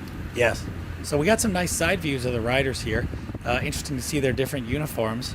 I've noticed the Case Body Wrap team's riders, his shorts are really, really long. Do you know why that would be, Danny? I think that would have to do with aerodynamics. It's really important for, well, it is becoming more and more important as research develops to cover up more of the skin on your body. It's not necessarily about the skin, but your body just has not as smooth lines as you would have if you were to cover it up by tight clothing. Fabric, yes. The fabric can help out with the wind drag and make it more aerodynamic. I see. Make the riders more aerodynamic. And we'll notice that all these riders in the breakaway are wearing aerodynamic socks as well. Yeah, they have a cap on how high those socks can go. It's halfway up the calf. They don't usually measure that, but they take a look at it, and if they see that the socks are going higher than halfway up the calf, then the rider is told to either change their socks or lower them or whatever it may be, and they can be penalized for that during the race as well. Oh wow, very interesting. Yeah, so there is a cap on how long the socks can be, but I think you're looking at Case Body Wrap. They have longer shorts. I don't think there's a regulation on that. No, of course you'd be allowed to wear long sleeves, As long as they're above the knee. long tights if it was cold outside. So why not have longer shorts? Well, actually, it's a really interesting thing. Earlier this season, when it was still really cold, it was February, and we were regulated on wearing leg warmers. We weren't allowed to wear leg warmers in our first season race. Oh wow, And interesting. I was able to race at that point. South Korea is really good about trying to involve the local riders and the amateur riders with the elite riders, the pro riders. So we were able to race together with the pro riders in our first amateur race. It was only allowed for the top 50 riders in the amateur category, but we were able to race together, a few of us. And at that point, we were regulated on what kind of clothing we could wear. We weren't allowed to wear knee warmers, leg warmers, because they would cover up too much of that middle area of the leg. Wow, very interesting. Yes. So these guys are going now. They are going to be coming up to this intermediate sprint point here pretty soon. It's 76.7K to go is where the intermediate sprint point is, and that's exactly 1 kilometer from here. So let's take a look and see if any of these riders try to contest it or if they just choose to roll through. The only real strategy I could see is the Cage Body Wrap rider maybe trying to take the points so that nobody threatens their leader in the green jersey. I think that's a necessity. It looks like he's scooting back to the back here. Maybe he's getting ready to launch an attack. Yes, perhaps. He's probably in the ideal position now. So Yes. they got about 300 300 meters to go. Oh, Looks rolling like that's through. the line. There he is. He went back Oh. to the front. Actually, he was on the front. Sorry, the lighting. I got confused there. The Isan rider was moving to the back, and the cage body wrap did take that sprint point naturally. That's good for their team.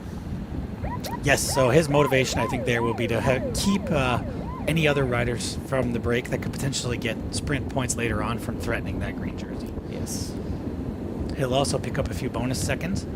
The motorcycles off there to the left, you can see he's holding up a sign there telling them what their gap is. 4 minutes and 6 seconds. That's incredible. They have quite a gap and a strong lead here. A strong leading group. It looks like they're comfortable. I don't see them having any kind of trouble with their pedaling or bobbing their head in any abnormal way. It looks like they're fresh. Yeah, definitely. So we can imagine, I guess, these riders will keep going for quite a bit more right now. Working very, very well together. Yesterday we saw 3 riders go off the front, and with a steep climb right away, they blew up into 3 individual riders. And Heffernan from the cage body wrap team yesterday had to ride 80 kilometers all on his own. I'm sure he would have been happy to have some company like this. Yeah, he kept looking back. He's like, oh, come on, where are they? Where are they? But I'm sure he was ready for that, and it looked like he was pretty comfortable almost the entire time until he was finally caught, which I think was a goal for him after he had finished that KOM points classification. Yes, he took the KOM, and then it looks like he slowed down a bit to let the pack swallow him up, and so he could save some energy for the rest of the race. I That's think. right. Yeah. Jersey won for the day and responsibility over, and now he's able to sit in to the pack today, maybe perhaps get some recovery back there. I'm not sure what his role is going to be today, but Yeah. it'd be interesting to see what he does toward the end there. Yep, so just following this breakaway, one of the riders I'm personally rooting for is the Korean national champion, Jae-bin Yoon there. He has a special jersey because he won the national championship of Korea last year, and he will have to defend that jersey in 2 weeks. All the countries hold their national championships. Right. And so we'll see those jerseys on the shoulders of different riders if this race were held in a month. Yeah, even though he's on technically a Thai team, a team out of Thailand, he will still come back to South Korea to compete in his local national race. Yes, and that Rouge I team, they have a lot of riders from different nationalities, so I suppose that'll be a busy weekend for them, sending the riders all back to their home countries to win, Yes, exactly. or try to win. Yeah, we can say they're gonna win. I mean, This team They've got Yukio 3. rider, he's been on the front by himself like almost the whole time with Casebo. yes. They are sharing the pacemaking and just trying to not let that gap get too big. Yes. This would be their. I would imagine this is going to be one of their good time trial riders. Yeah, Team behind Yukio. them, there's 4 St. George riders lined up. So Ah. I wonder if they're planning to attack or help with the pacemaking. But 4 St. George riders are also lined up there at the front of the race. So perhaps they're just looking to limit their losses on this. Team Ukyo is definitely going to be in a tight position in a few kilometers as they look toward these undulations that are coming. The climbs actually get a bit bigger as we go through this area in particular, and constant as well.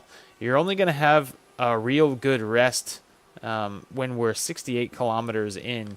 That's when they'll have a bit of a rest where they can ride a little bit more flat ground. But before that, it looks like it's just Coming into up some and down. big rollers right now, yes. Yes. So you can see this view of the ocean from the drone here, and it's low tide right now. That's why it looks like there's no ocean. But Yeah, if the we were to- water's all gone out Yes. to sea. So if we come back later, we'll see that because the ocean's so shallow here, it'll come back in and fill up all those gaps, cover all the sand and mud. That's right. A lot of the times when the tide goes out like that, you'll see in specific areas, you'll see Korean people that go out onto that mud with long boots and gloves and buckets, and they'll collect sea life that's hanging out in the mud there. Sometimes it's crab that they collect, and they'll take it home and cook it and eat it. That sounds delicious. It New version of fishing. It clamming. is. It is for sure, and there are so many local seafood markets around the bigger cities, you can go and grab some of this some of the seafood, and even in those areas you can go to restaurants that are very close, and they will understand that you just bought the local seafood, and they'll cook it for you. Oh wow, that sounds really cool. Yes. And another thing about this area and South Korea in general is it's really not that expensive. The cost of living isn't expensive, relatively speaking to, larger countries and close countries like Japan or Australia or even countries far away like the U.S. and countries in Europe. It's not relatively expensive here. Yeah, so people are able to go out, enjoy going out to restaurants, I think more frequently they are in a lot of countries in the West, Exactly. in Europe or North America. Exactly. The riders at the back of the pack here just taking advantage of this slow pace to stock up on water and food. We saw a rider just there from the Hong Kong Sports Institute, and now we have a rider from Korea Business Cycling who looks like he wants to drop back and get some water bottles, probably for his teammates as well as himself. These riders taking on, just cruising along, but the breakaway will also be focused on making sure they get enough water as well as fuel. As we've been saying the past few days, like recently in recent years in cycling, there's been big improvements in information about nutrition for the riders. So a lot of them are trying to eat as much as 100 plus grams of carbohydrate per hour. They mostly do this through eating power gels. And we can see two of the riders just now taking down power gels. Jae Bin Yoon from the Rujai team and number 142 from the Chengdu Wheeltop Rotor team, just taking in some power gel to keep their energy stores high. They Rider would number have 142 is Timofey Ivanov, just taking in Correct. some food. Right. They would have just passed by about 1 kilometer, 2 kilometers ago, that German village that I was speaking of. That's in the northeastern portion of this southern part of the island. And No time for a quick beer schnitzel today. perhaps when they finish this race, they can jump over there and, let their team DS at least grab a beer. Yes, it'll be interesting to know what the riders are eating at this race, because there's a lot of different kinds of foods in Korea, but I would think some of the riders are conservative and they want to eat what they eat normally. I would think so too, but you got to think they're in this region. It's very countryside around here. It might not be easy to get the food they're used to. I would imagine not. They would potentially have to stay in a bigger city or in an area that has more local food. Or cook themselves, perhaps. Yes. But there are also a lot of riders from Southeast Asia that have roughly similar tastes in their food. I know that Malaysia and Thailand, perhaps, they have some similar dishes. Well, they also eat spicy food and they eat a lot of seafood. That's so that right. would help them be adjusted to the Korean cuisine more quickly, I think. That's right. The peloton here just cruising along, seemingly content to let that breakaway go. Now the gap has stretched all the way out to 4 minutes and 37 seconds. So we're seeing the green jersey here even taking on some water himself. Yes. So that is Liam Walsh from the Cage Body Wrap team. Just having a chat here, probably trying to think, okay, what's our strategy for today? Or am I just are we gonna let this breakaway go? They have a rider up there, so I think they have no responsibility to chase. They'll just have to wait and see if the other teams decide to bring it back or not. Yeah, that's right. He's taking on a lot of food there and taking on a lot of water, and looks like an ice pack. And looks like he's got a team car or a Yeah, that was a their manager team car. Yeah, there you go. Coming up behind, just giving him some words. Yeah, this is a rider from the Tarangu cycling team now, doing the same thing, taking on some water, taking on some food. We'll see if he gets an ice sock as well. Yeah, I think the ice socks thing, I mean, you'd need to be able to do that, make ice socks. You need a lot of staff really to support a cycling team. Because the day before this race, you're going to be making ice socks, filling bottles, mixing sports drinks, making sure all the riders' bikes work, all the clothes are clean and pinned up. There's a lot of things that go on behind the scene to make sure that this race can run smoothly for all the teams. Yes, and a lot of the times those team helpers or assistants or DSs, they will get a lot less sleep than the riders will. The riders will be told to ride their bikes, get off, have a meal, and get rested. Yes. And try to recover. The DSs will try to take care of everything that they can. Yes, they're not exerting themselves physically on the bike, but trust me, this job, I've done a lot of assistance work for our own team. There was a time when I was off the bike for a few weeks at a time, and I would just help out with races. It's a lot of work. Yes. You've got to make sure that the bikes are working properly. They would probably have a mechanic with them who's taking care of that. And the mechanics will stay up until 2-3 a.m. in the morning trying to make sure the bikes are working, especially if the riders have crashed or had any major issues, or need to have a bike changed for whatever reason. The staff will stay up late to maybe take apart a bike or build a new one. So many things could happen. Oh, here's the pack now, There going you by go. the German village. There you go. So those were some pictures of Korean workers who were working in mines and working as nurses in Germany in the 1960s, who then moved back to Korea, and they thought they'd make a German village to remind them of where they had been for so long. Yes, it's called Dogil Mal. Dogil is the word for Germany, and Mal means village. Yes, exactly. So for all you Germans out there who may be watching, your country's name in Korea is Dogil. Got it. That was Do Yoon Kim right there from the LX cycling team. That's one of Korea's top domestic racing teams. Just getting some ice socks and water and advice, I think, from his director sportif, who is a very famous Korean cyclist. Jang Sun-jae is his name. Multi-time winner of medals at races like the Asian Games.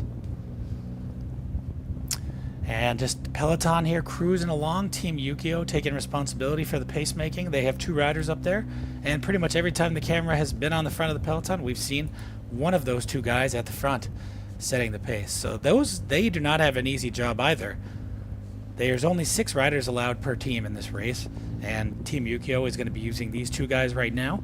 They're probably going to be saving other riders to help with the pacemaking later on. It doesn't look like there are a lot of teams represented by the South Korean teams here in the front. I do see the Casebo rider, but I'm not seeing too many of the other South Korean riders. Perhaps they're going to rely on these teams, especially the team with the GC rider, the yellow jersey, to take the responsibility at the front and do the chasing for them, so they'll have more energy at the end of the race. Yes, cycling, formulating the strategy is always a bit of a gamble. I remember that when I first started racing, I always wanted to be a rider in the breakaway, and then I realized later on I was more of a sprinter, and I had to get used to the idea of saving my energy, and even if there was a break, not going to the front, not trying to chase, but focusing on saving my energy for the finish. That's right. And also, I ran into quite similar thoughts. I'm not a sprinter at all. There was a time when I could sprint when I was younger. Usually when you're younger, you have more fast twitch muscle fibers, and as you get older, you tend to lose those, and you are stuck with slow twitch muscle fibers. As time went on, I became much more of a climber or endurance rider. Too heavy for the really long, hard, difficult climbs. But yeah, same as you. I kind of had to realize in the opposite way that I wasn't going to be finishing races very well. I was going to have to make moves in the middle or maybe toward the end, but not at the end. So now these riders getting onto the hillier portion of the course again. They're rolling along the coast, lots of twists and turns and small ups and downs. The first major climb, the KOM, the first KOM for today is going to be Sangjuhyun Goge, or Sangjuhyun Pass. That tops out at 54.8K to go, so they got about 14 kilometers before that first King of the Mountain.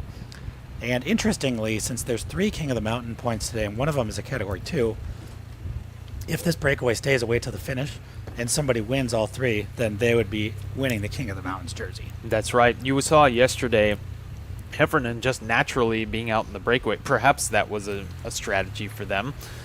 But naturally being out in the breakaway, he was able to take that KOM jersey in just that day. Right. One day. After other riders had taken 2 days to try to figure out the King of the Mountains jersey.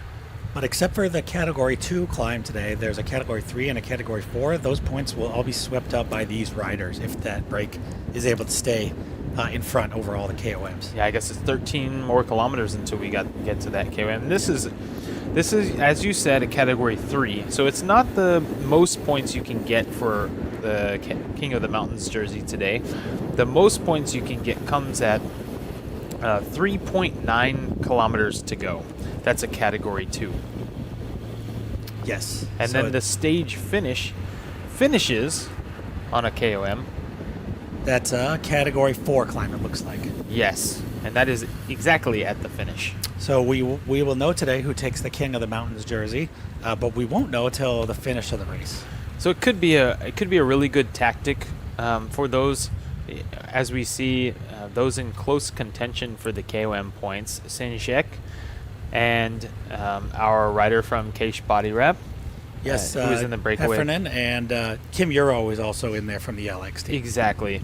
So those riders will all be thinking about competing for these KOM points, and potentially they're waiting for that time to really chase this breakdown. They're waiting for these riders to get a little more tired, and eventually toward the end of the race they'll say, okay, it's time. They put their domestiques on the front, chase them down as quickly as they can. By the time they get to that Category 2 climb, they're going up the climb with just a small gap remaining, and their King of the Mountains contender can then hopefully stay at the front of the group and grab those points. Yes. So if you're just joining us today, this is the Tour de Gyeongnam 2026, and we are on stage 4 of 5. Today's race is in NamHae. It is the Queen stage with the most climbing, the most difficult climbs. So it's the last chance for the riders to do a GC shakeup. My name is Derek Lon. I'm one of the commentators today. I'm And Daniel Marquardt, and I'm the other commentator. Thank you for joining us, and we hope you enjoy the coverage. So the other thing I think I could see happening today is, because none of these riders are GC contenders in this break, they could let them go, and then the riders who are in contention for GC could have their own separate race later, meaning they wait till those last climbs and then they battle it out, try to get their own times. They might not need to chase these guys down, as they could wait. Even if these guys finish 5 minutes in front, they still won't win the GC. That's potentially going to happen, but I do think that this KOM jersey is going to be one that they're going to think about, because obviously there are 5 riders in this break here. It's not that many, and if one rider is motivated to take all of those KOM points, then it's finished today. Right. And the teams who don't have a GC position or a GC hopeful, the yellow jersey hopeful, that's what I mean by GC, they'll want to put their rider toward the front. They'll want to grab that jersey, or at least put their rider in contention to get that jersey, so that they have something coming out of this tour at the end. Yes. So And good camera angle here to illustrate the steepness of the roads here in Namhae. Yes. So you can see the riders coming out over the top of one of these rollers with a beautiful view of the ocean in the background, and the riders behind that Yukio rider at the front all getting out of the saddle to maintain their pace. So these climbs are getting steep. I think upwards of 10% on several of these rollers will be expected. And this was actually, I believe this is getting toward one of the longest climbs of the day. This is going to be, let me just check here. Yeah, 1.85 kilometers at 6.9% is a climb that we're looking at right in this region. It rises 127 meters, which, by mountain standards isn't really that much, but in this race, it's one of the longest climbs, and that should set the field apart, or at least make riders tired. Yes, for sure. We could see some attacks blowing off there, or some riders coming off the back. Yeah, it looks like the pack is starting to try to maybe bump up the pace a little bit. They've taken 3 seconds out of the breakaway just now. So perhaps they are trying to get serious about reeling them in. Yes, I think so. I think before they were just riding at the front, trying to keep the pace relatively high. They know that the breakaway riders were fresh in the beginning, and they'll slowly wear out as they rotate through. And the breakaway riders will have a lot less energy as time goes on. They'll get tired. Their legs will start to stiffen up. They don't have near the amount of rest that the pack riders have. So it'll be easier to chase them down as the time goes on. But you can see here, there are a lot of corners. You can see this slotted road too, where they let the rainwater through. Yes, so that's something for the riders to watch out for, isn't it? Yes, the road looks like the pavement looks like it's new enough that it'll still be relatively sticky. But as time goes on, those little slots, they can become a little more. It feels like your tires are basically waving underneath you. It just reduces your traction ever so slightly, and gives you a little bit of an unsure feeling. But still, it's very sticky. These riders probably won't be worried about it. They'll be used to it. So. And we'll see if Yoon Jae-bin, our Korean national champion, is able to use some of this home course knowledge to his advantage today. He's probably been the one to have pre-ridden the courses the most. Yes, and likely even raced on these courses. Yes.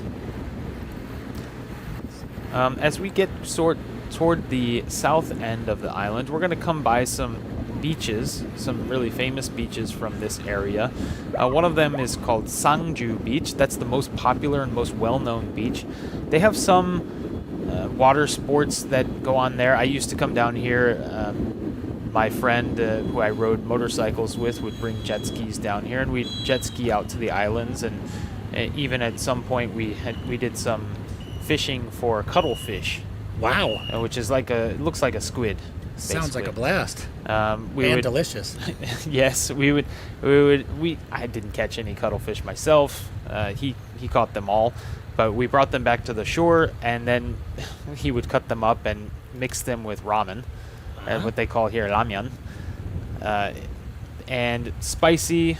You get the seafood taste in there, and also some of that ink would go into the ramen, so it would turn it black. Oh, wow. So spicy cuttlefish ramen. Sounds delicious, though. Yes. Anyway, the beaches are really frequented by a lot of local tourists here, a lot of Korean tourists, and even international tourists as well. One of the funny things about beach life here is Koreans usually wear all of their clothes to the beach, even in the water.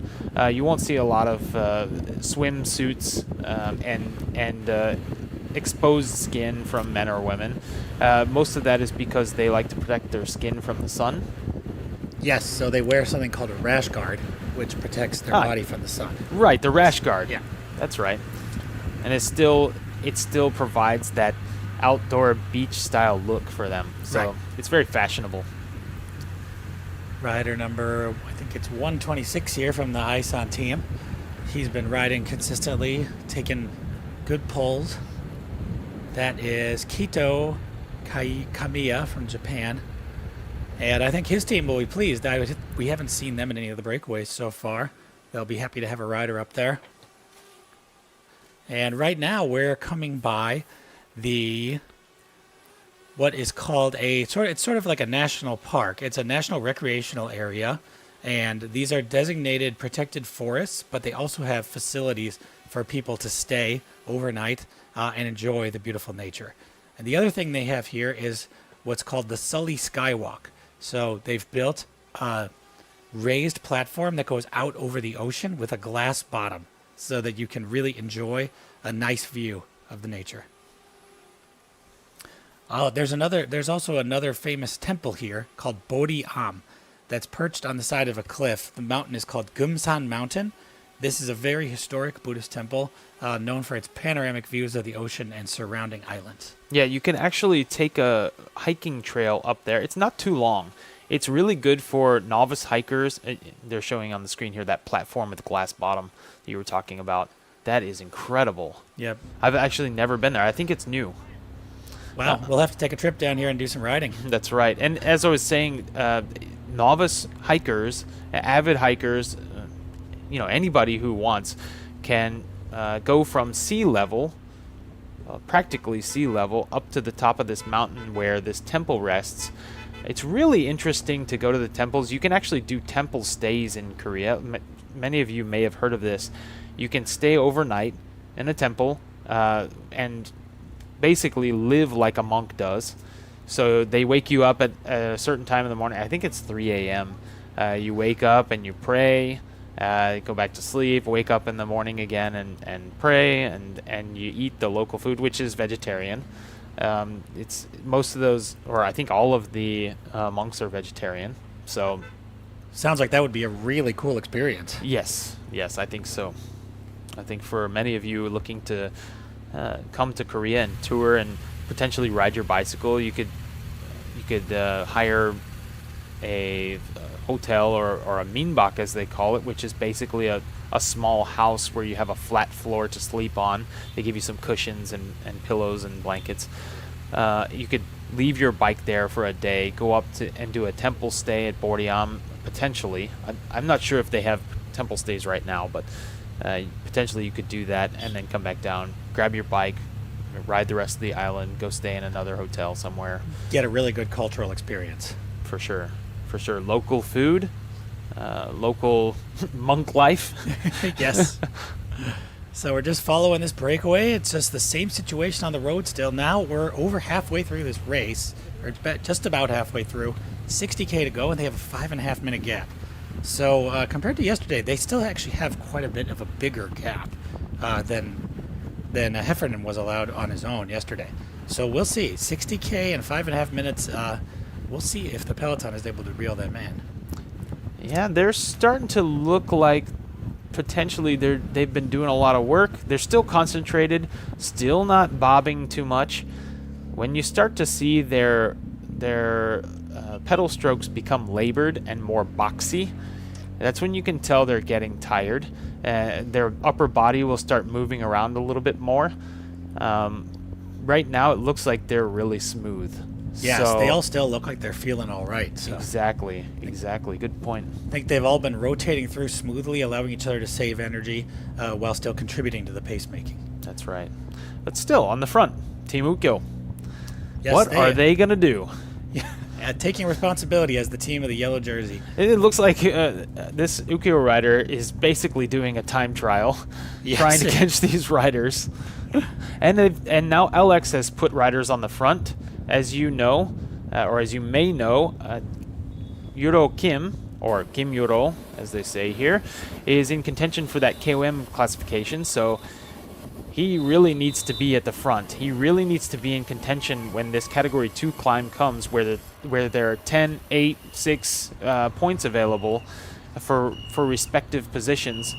He needs to take these points and secure that KOM jersey. Yep. And not only that, but also think about that uphill finish at the end. He is a puncher. He is an all-around rider. He could potentially take these climbs. Yes, for sure. They're going to want to get him positioned. I think for this first KOM, though, it's coming up in just 6 kilometers now. So on the screen now, we have the Sangju Silver Beach. Yes, which I had mentioned just before. So that is that really popular beach you can see here. They do set a limit for how far out you can go, because sometimes there can be some really common sea life here, like jellyfish. So they set that barrier there, and they keep those out for the swimmers. It's a really warm beach in the summertime. So amazing to go swimming there because you can look out and see the islands, and you can also rent tubes from the local shop there. You can rent some buoys or things to float on and really enjoy that relaxing area. There are so many accommodations around, and like I said, Boryam Temple is just down the street, or I should say up the street because it's on a mountain. Yes. You can drive up to Boryam Temple too. You don't have to hike to it. Or you could ride a bike up there. Oh, you could ride. Well, I think maybe you can ride a bike up there. I'm not sure if they allow the bicycles on that road that goes up to Boryam Temple. But everything around it, which these riders are going to do, and you will see in this, you can ride. Now we have the LX team on the front. About 10 kilometers ago, you might have noticed that rider Do Yun Lim from the LX team was back talking to his director sportif. So it looked like he gave him some instructions. You guys need to get to the front and start chasing. I don't want this break to go to the finish. That's Let's try right. to get the KOMs, but if they stay away, they're going to get them all. That's what I was predicting. I think where there are riders that have a potential to grab a jersey or to have some kind of result in this race, we're talking about the whole tour, not just this day. They're going to put their domestiques on the front. They're going to try to chase this down. They don't want this to happen. No, certainly not. So Peloton stretching out, but they're losing more time. The gap is almost up to 6 minutes now. You can see this. So it team looks car like they're flying it looks around. like they're sending some more team cars up to the breakaway. Oh yeah, and it's getting strung out. The riders. It looks like there are gaps here on the back. Yeah. Is that right? The riders aren't pedaling too much. Maybe it's not a gap. I don't know if anybody's been dropped yet. No. It looks like a big pack altogether still, but they've yet to hit any of these categorized climbs. So I Right. think the attrition will really happen more later. Okay.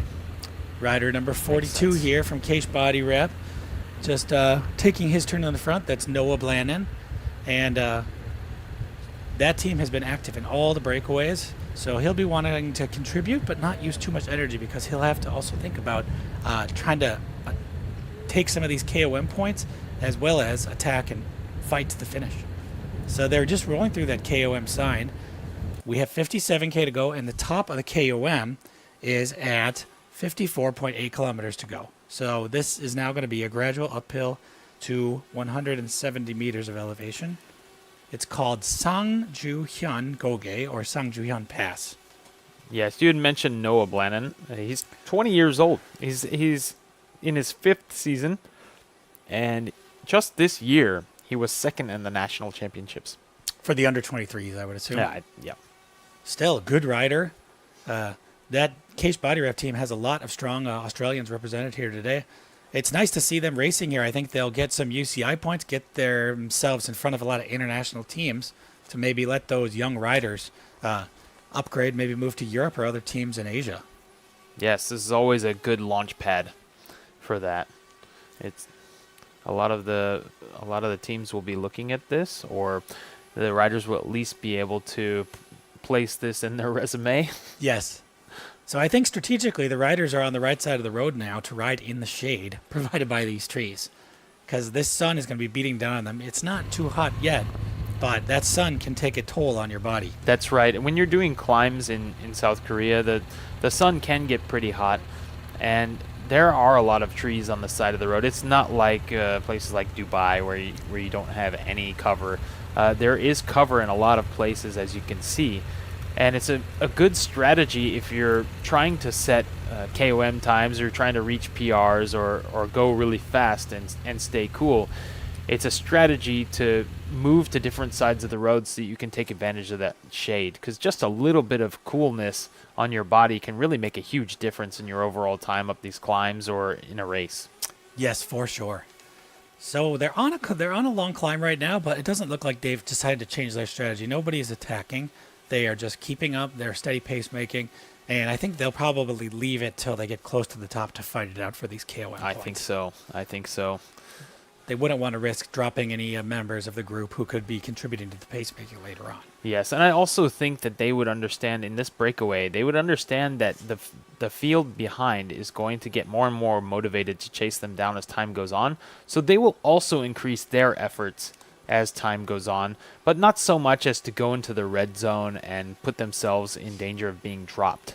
That's the worst thing that can possibly happen to any of these riders in the breakaway, is they can get dropped. If they don't have the representation for their team, then their team has the responsibility to put all of their domestiques on the front to try to chase it down. So the most important thing for each of these riders here is to manage their effort and not do too much, but do just enough to stay away for the total distance that they have left. And they will have most likely a cycling computer that tells them the distance that's remaining. They'll have the course loaded up on their cycle computer. That helps them also understand what corners are coming up. When they're descending especially, they want to know how sharp corners are going to be, so they'll switch to the map setting. They can look at the road ahead. They can also, in Garmin and Wahoo, I believe, they have a mountain tracker where they can see how many mountains they have remaining, how much elevation is in each one, how much distance they have from where they are on the course currently to where those mountains are each, and also how long those mountains will be in distance. So they can really use all of those measures. You can see them most of the time. They're going to be looking down at their computers to see what's going on, because all of this data is really important to use. Yes, that makes perfect sense. So they're just coming up. You can see the top of the climb there now. So that will be, it looks like they got only a couple hundred more meters left to go. Nobody's attacking just yet, just maintaining a steady pace and climbing. Yeah, and it looks like teams behind are not able to bridge this gap at all. There's no possibility of doing this for this lesser Category 3 climb. It's not enough points to really draw out that kind of attention. I think the pack behind, the main peloton, those riders are going to be looking to catch up by the time we hit that Category 2 climb, which is going to come at just 3.9 kilometers remaining in the race. So we have quite a long way until we get to that point. They have a lot of kilometers to close this 5.5, 6 minute gap that they've been gaining. So just 100 meters remaining now. No attacks, no action yet. That's just the riders from the Chengdu Rotor Wheeltop team just keeping the pace. Are they going to try to take it? It looks like Cage Body Wrap is trying to come around the outside. There he goes. But they're going for it. Oh, he's going to take it. Easily takes that, yes. So that was Noah Blannon from the Cage Body Wrap team, I think strategically taking those points to ensure that his teammate from yesterday, William Heffernan, can still keep his lead in the King of the Mountains. Great point. Great point. One of you had asked a question here. Do we also have... Do we cast gravel races? Yes. We would love to. Please invite us. Yeah. Well, first of all, gravel hasn't really taken off here in South Korea, unfortunately. There's a little bit of... there are a couple of reasons for that, but most of it has to do with the kind of infrastructure here and the kind of terrain that we have in South Korea. There are really great roads that you could potentially put gravel races on, like jeep trails and a little bit smoother roads, but unfortunately most of the land is not flat. You can see everything's undulating here. Everything's fairly steep. You need to move toward the middle of the country to find more flat land. So it's a matter of finding that. And also there's another factor is in that the houses here, the homes, are usually pretty small in comparison to Western countries where they have standalone homes, not apartments. And even the apartments in Western countries are a bit bigger. So being that they're small, usually riders can only keep 1 to 2 bikes in their apartments or in their homes. So they generally won't have a second gravel bike. The good thing about gravel bikes is they can be dual purpose. So some riders are picking up on that, and they're just buying an extra set of wheels that they can then swap out. They'll have road tires on one set of wheels with really light wheels. And then the other set, they'll have wider rims that have gravel tires on them. So that's becoming a thing, but it's happening very, very slowly. Yes, but it's definitely, there's fire roads, there's off-road riding that could be done on a gravel bike, but it can also be done on a mountain bike. So you'll find a good off-road riding scene in Korea, but it's more on the mountain bike side. Yes. Another person asked, where is this at? And that answer came right after that. It is South Korea. We're down in the southernmost portion of South Korea on an island called NamHae. It's a really famous island for tourism, and there are a lot of inhabitants in NamHae, native inhabitants here, that are here for farming or here just because they're fishermen, fishermen. They've been here for generations, and their families have all grown up here. They have established their life and their generational families here. So yeah, it's a really, really beautiful place to be, and it's very easy to get to as well. This race is called the Tour de Gyeongnam. So Gyeongnam is a province in Korea, and so this race is taking place in different cities in Gyeongnam province, one of which is NamHae, and all the other places we've raced, Gojae, Tongyeong, Sachon, and tomorrow Changwon, those are all also cities in Gyeongnam province. Yeah, Gyeongnam is the most southeastern province in South Korea. So it is the home of Busan, which is the second largest city in Korea. It's a major port city. And Busan also has a larger airport as well that you can fly in and out of internationally. So looking at this, the peloton has yet to reach the top of the KOM. We can see they're 6 minutes behind, so that might be why. They still have over a kilometer to go till they reach the top of that King of the Mountain. It looks to me like they're going faster, though. Much, much faster than the breakaway was going. And so I'm curious to see whether that time gap, the 5 minutes 56 seconds, is correct or whether that's come down. And I think it's come down quite a bit. So let's see. So second place on that KOM was rider 142 and rider number 145. Those were guys from the wheel-top rotor Chengdu team. Timofey Ivanov and Andrei Stepanov took second and third there on the KOM. But I don't believe that they have any KOM points yet, so everybody will be starting from nothing. But I think they might be thinking, okay, if we're going to fight this out till the end of today, we can take it all. So that's why they're going to be trying to fight on these King of the Mountains. Yes. But I think with 50 kilometers to go for now, the riders in that break will be thinking about, let's try to get closer to the finish before we really start attacking each other and fighting. Yeah, that makes sense. Right now, the breakaway would most likely be on this flatter section. I think they're going to be cruising along this flatter section. It's either got a decline of around 0.6%, which is nothing, or an incline of 1 to 2% maximum. So they'll be basically on a flat here for a little while until it starts to kick up again. And after it starts to kick up, it never stops. It just keeps going up and down and up and down until basically the finish of the race, about 5 to 6. Look at this Team Leaning Star on the front, though. They have 4 riders on the front of the peloton now, really bearing down. That means that is 4 of their 6 riders. That means their yellow jersey and potentially the yellow jersey's main domestique, who will support him until the end of the race, are the only ones who are not representing on the front there, on the very front of the race. Oh, this is Leaning Star, not the so not Yu-Gi-Oh. So sorry about that, interestingly, yeah. these guys, I think they might be thinking they want to take the yellow jersey today. Yes. But yes, they're just pounding down this climb. We'll see. We haven't gotten an update on the time in a little while. I think we'll probably get one soon.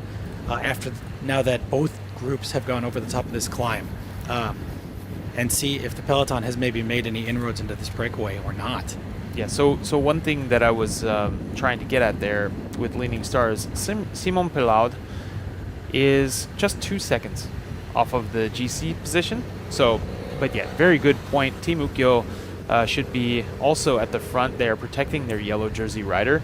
You do have that competition very, very close. I mean, for a tour, it's just 45 seconds gap to 8th place. Only 15 seconds gap from 1st place to 7th place. So those top 7 riders there, and 2 of them being from Leaning Star, I think that's the reason why they're sitting on the front there. They need to keep those riders in contention for this yellow jersey. Yes, those guys are also thinking could be my day. Let's get to the front and let's light up, make some fireworks now that there's going to be some hills. Yes, in the finishing area, someone asked about, yeah, go ahead. I was just going to say, look at this average speed, 44k an hour. Incredible. That is so fast, especially for having this much climbing. I mean, I've been surprised every day about this. They're really, really going fast in this race. I think it's a combination of the ideal weather. Last year's Tour de Gyeongnam was hotter, I think, than this. I think so. So that might have slowed the riders down a little bit. It is really ideal. There's a lot of different kinds of motivation because this race has been set up so well. The sprint points have been placed at such great locations for them to really excite the race, and the KOM points as well. And it's really funny here, funny in a good way. The end of this stage has 2 KOM points within 3 kilometers or 4 kilometers. That sounds painful. And one of them is a Category 2, the other one's a Category 4, but that Category 2 being the most significant of the KOM points of this entire race. And that Category 4 being the last one possible that they can potentially take points on. So I think that strategic placement by the course designer or the race officials is definitely going to light up this race at the end. That makes sense for sure. So these guys are coming through the feed zone right now. So they'll be looking for their team staff to grab some bottles and food before it gets over. So you can see they've placed the feed zone on a gradual uphill so that it's a little bit slower, easier for the riders to grab bottles of food. But I think the staff, it's a long one. It's 2 kilometers that they have for the feed zone. So I think they've placed staff maybe a little bit closer to the end. You would have to seen give them the food. Yes, exactly. You would have seen, to go along with what you're saying, in the Grand Tours, a lot of the times they'll have flatter stages. They don't have climbs in some of these stages where they can set up long feed zones. So they'll just set them up on the flats, and then riders coming by at 50 kilometers an hour trying to grab a 500-gram bottle. Not simple. That's a lot of force Yes. to happen all at once. There is a strategic way to hold a bottle out for a rider. I like to hold it from the cap with 2 fingers on the sides of the bottle, and if you're looking at it from a rider's perspective, the sides of the bottle, so that they can grab the bottle and it basically just unclips from my fingers as they're going along. But Let's the study riders, the technique of the other teams out here today. yes, and the riders will also have their own technique when they're doing that kind of pace, 50 kilometers an hour, where they'll outstretch they won't outstretch their arm too much, but they'll outstretch it a little, where they can then jerk their hand backward so that when the bottle actually touches their hand, it's not coming in with so much force. Yep. So we can see Jae Bin Yoon there from the Rujai team. He just dropped a bottle, picked up another bottle, and then he picked up an ice pack and threw it in his bag. He threw it in the back of his jersey, and we can see that the rider from Case Body Rep, Noah Blannon, is doing the same. So I think almost all the riders are getting in these ice packs to help them stay cool. That's right. And a lot of the times in these bottles, they will have something more than just water. It's these days, coaches are saying as a nutritional first priority, do not put just water in your bottles. Sure, they need to be able to get carbs and other electrolytes. That's right. They will have trained their bodies to handle a certain amount of carbs, or at least the maximum amount of carbs that they can. That sweet spot being 120 carbs per hour, 120 grams. It's really hard for recreational and amateur riders to do unless they've really trained that super hard.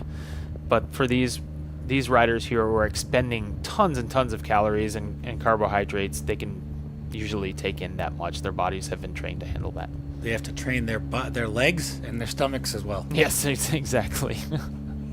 And when they finish with the local food here, they can train their stomachs in a different way. Just look at the grimace on the Yukio rider there on the front of the peloton, going 60k an hour, and he is gritting his teeth trying to get the time gap down on this breakaway. But wow, they're 3 kilometers behind. This is such an arduous task. I don't see how they're going to be able to pull back this strong breakaway. They've got a national champion in here. They have almost a U23 national champion, a second place rider. It's the 2 Chengdu riders are European, have a lot of European experience with them. Exactly. This is not going to be an easy one to chase back. No. Now we've got Leaning Star on the front. They've also put what looks like most of their team into this effort to start chasing. Yeah, and another notable thing there about Wheeltop Rotor, the Wheeltop Rotor team, is they have strong riders throughout their team who are not doing anything right now because they've got 2 riders in the breakaway. So they'll be sitting in this pack thinking, okay, if we do catch them, then it's my turn to attack. At least, yes, exactly. At least they're not coming through and disrupting the chase. So that's a good thing for the Leaning Star riders and Team Ukyo, who's definitely going to have to take responsibility for this at some point, or more responsibility, I should say, to bring this breakaway back. So yes, we can see the peloton has made some inroads now. They're 5 minutes and 30 seconds, taking about 30 seconds off. The gap was almost 6 minutes at one point. The riders are going into the feed zone now. So you can see they're getting rid of their water bottles so that they can get ready to take on new ones as they go through this feed zone. This should be a little bit chaotic because the whole pack is all together. They are going to, I think, designate some riders to grab bottles, and others will skip and maybe get them from the team car. They'll try to position their riders apart from each other, I would imagine, so that they can easily get the things they need from their team staff.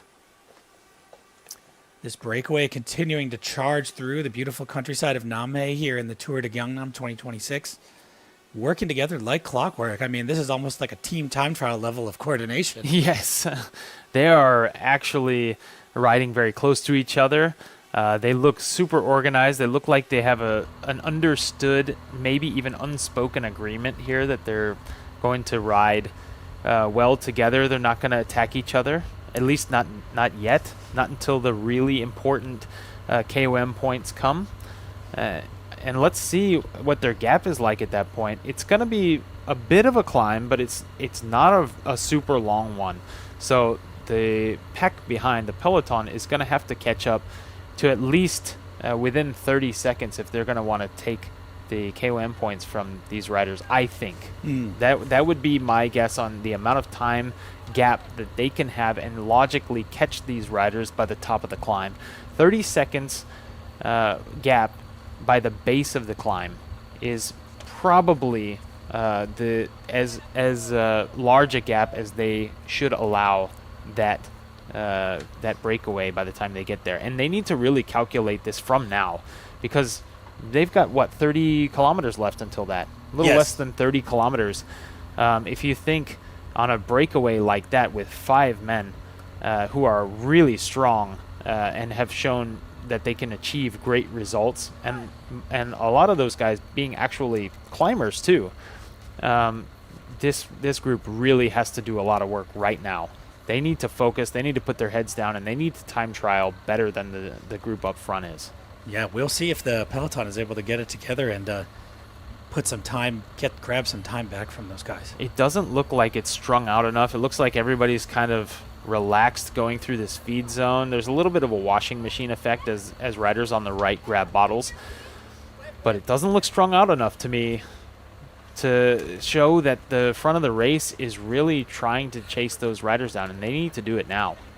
Yeah, so this is the last feed zone of the day, so these guys will be coming through, and then I think they're going to get right to business and try to chase these guys down. Yeah, exactly. Let's get busy. With 35 kilometers to go, there's going to be one more hill, a long climb, but that climb is not a categorized climb. So, Okay. But it still will probably have an effect of being a tough thing for the breakaway and the peloton to climb over altogether.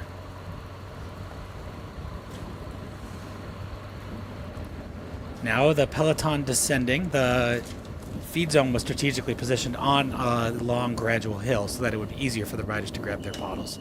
So they are just flying down this descent. Pack will bunch back up on this uphill, but from here on out there's going to be a bunch of rollers, followed by another long climb that tops out around 35k to go. Right now we're coming by the NamHae American Village. Oh, jeez. Yeah, we got the Statue of Liberty there. That is beautiful. I think this was made as sort of a tourist destination, just to make something fun and make some American-style houses looking over at the beautiful ocean down here. Bring some tourists down to enjoy the nice weather and beautiful views of NamHae. That is really beautiful old-style housing there. It almost looks like, 1950s or 1960s? Yeah. Got the Statue of Liberty there. Yes, the Statue of Liberty. That's always nice. A little bit of U.S. representation there. There are some strong ties of South Korea to the U.S. Obviously, there's a huge military presence of the U.S. in South Korea, and the general feeling of that from South Koreans is they feel very protected, and it's a positive feeling. So there's a good relationship there between the U.S. and the South Koreans. The pack here all together, coming off, still going downhill after that feed zone. Riders just after they grab their bottles, a few of them bridging back up so they don't get dropped. And they are, I think, thinking, all right, the guys at the front are going to drive it, and the other teams, for the most part, are going to want to save their energy and see what they can do at the end. And we received a comment which says the Peloton guys need to go faster. I am definitely with you on that one. It's I think tactically right now, if you're looking at GC or if you're looking at KOM points, whatever you're looking at right now, the representation in the breakaway is not one that should be taking up all these points. I think there is so many points on the line, and the end of this stage, as you can see from the Ukyo rider here, he can feel that responsibility, all of it himself. And I think more riders need to rotate with him. They need to take that responsibility, and they need to catch this breakaway, because there is just too much on the line here inside this pack, inside this peloton. Yes, I think they're not going to want to give up those KOM points, and they're going to want to fight it out for the stage win. There's prize money on the line, UCI points, etc. They're not going to easily want to give all that to the breakaway. Right. If we're looking at the KOM points here, this is probably the most important factor at the end of this stage, because there's just so many points that are remaining with only 4 kilometers remaining in the race at the 4 kilometer to go mark.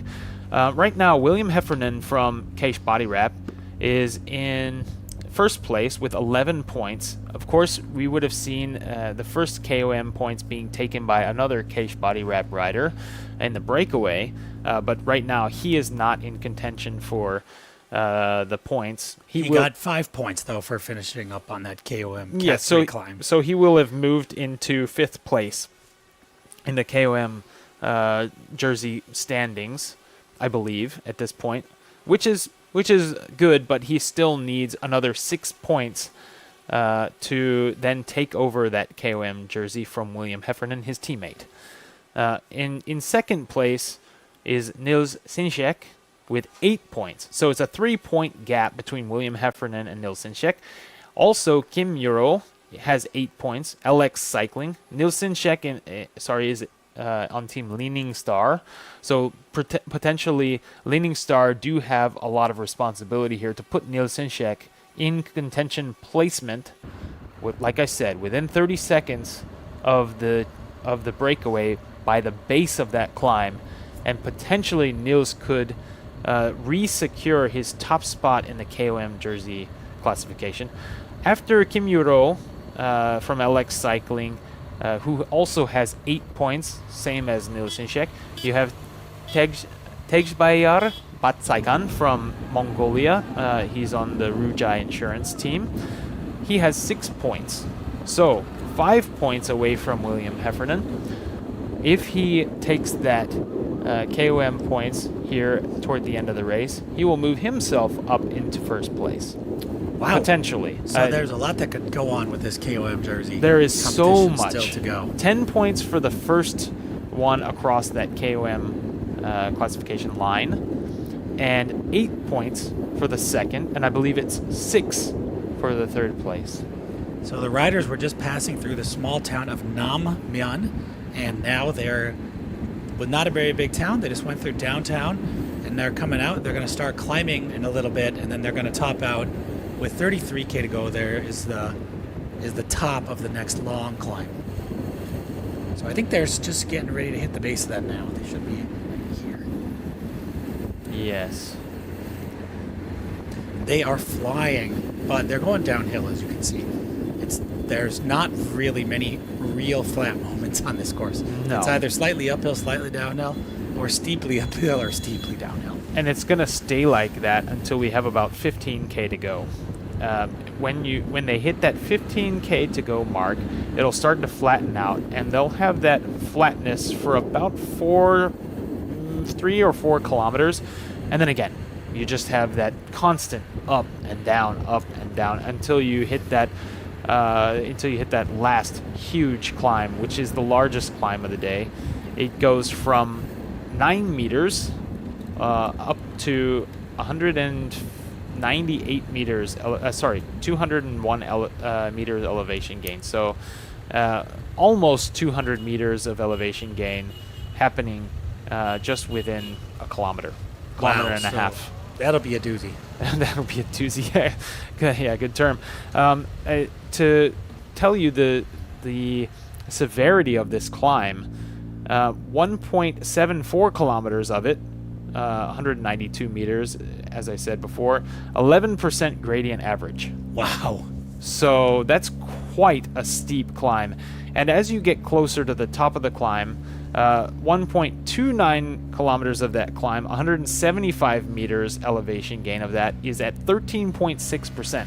So you have a lot less percent at the base of the climb than you do at the top, middle and top.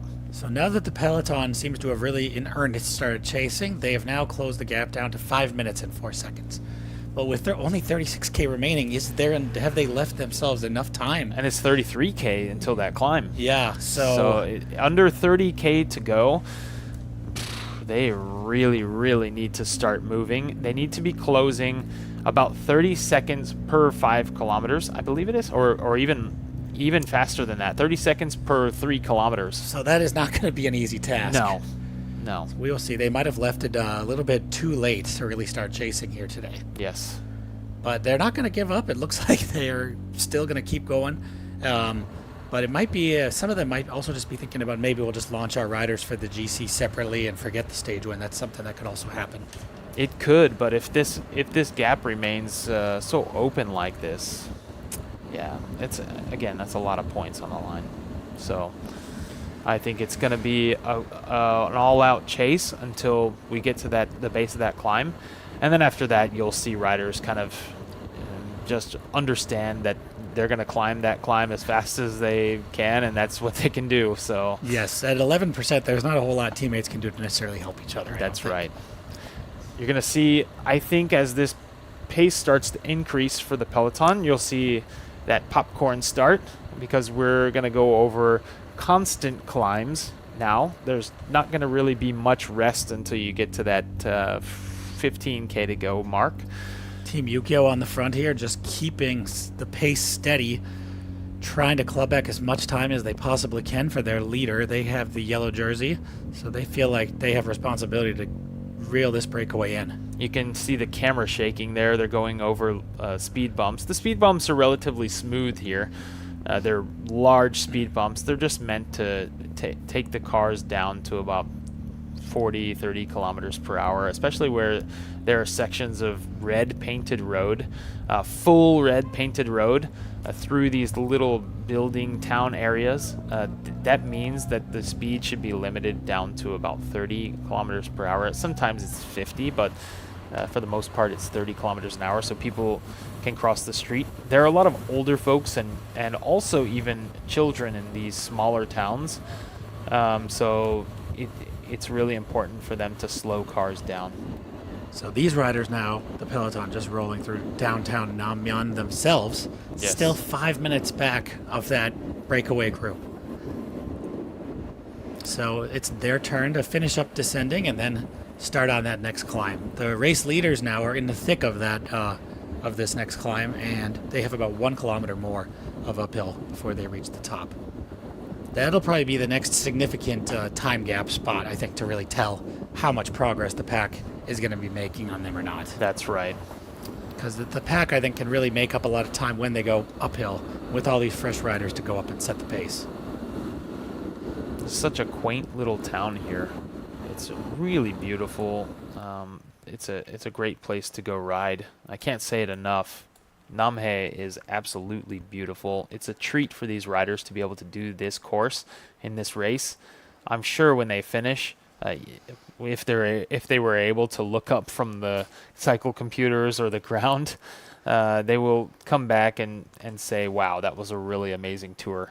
Yes. I remember talking to a couple of pro tour riders a few years ago, quite a few years ago now. They mentioned that, the whole time they were riding in the pro tour, it was so fast that they weren't really able to take in too much of the views and really enjoy the cycling. But when they finished their careers, they had all the fitness to go and do all the rides again that they were doing before. And they were like, oh, this actually is really beautiful to be around here. And so maybe these riders are putting in full efforts, and they're not really able to take in the sights and scenery. But many of you watching who may want to come over to this area could do that and could really enjoy these climbs and enjoy the undulation and ride at a more reasonable pace. These guys are absolutely flying. Yes. So somebody just asked who's in the breakaway. That's on the screen right now.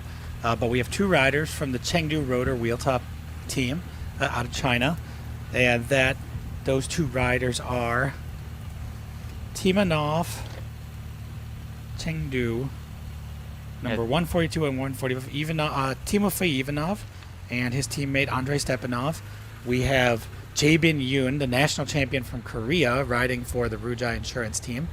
And we have rider 126 from the Aisan cycling team. That is Kito Kamiya out of Japan.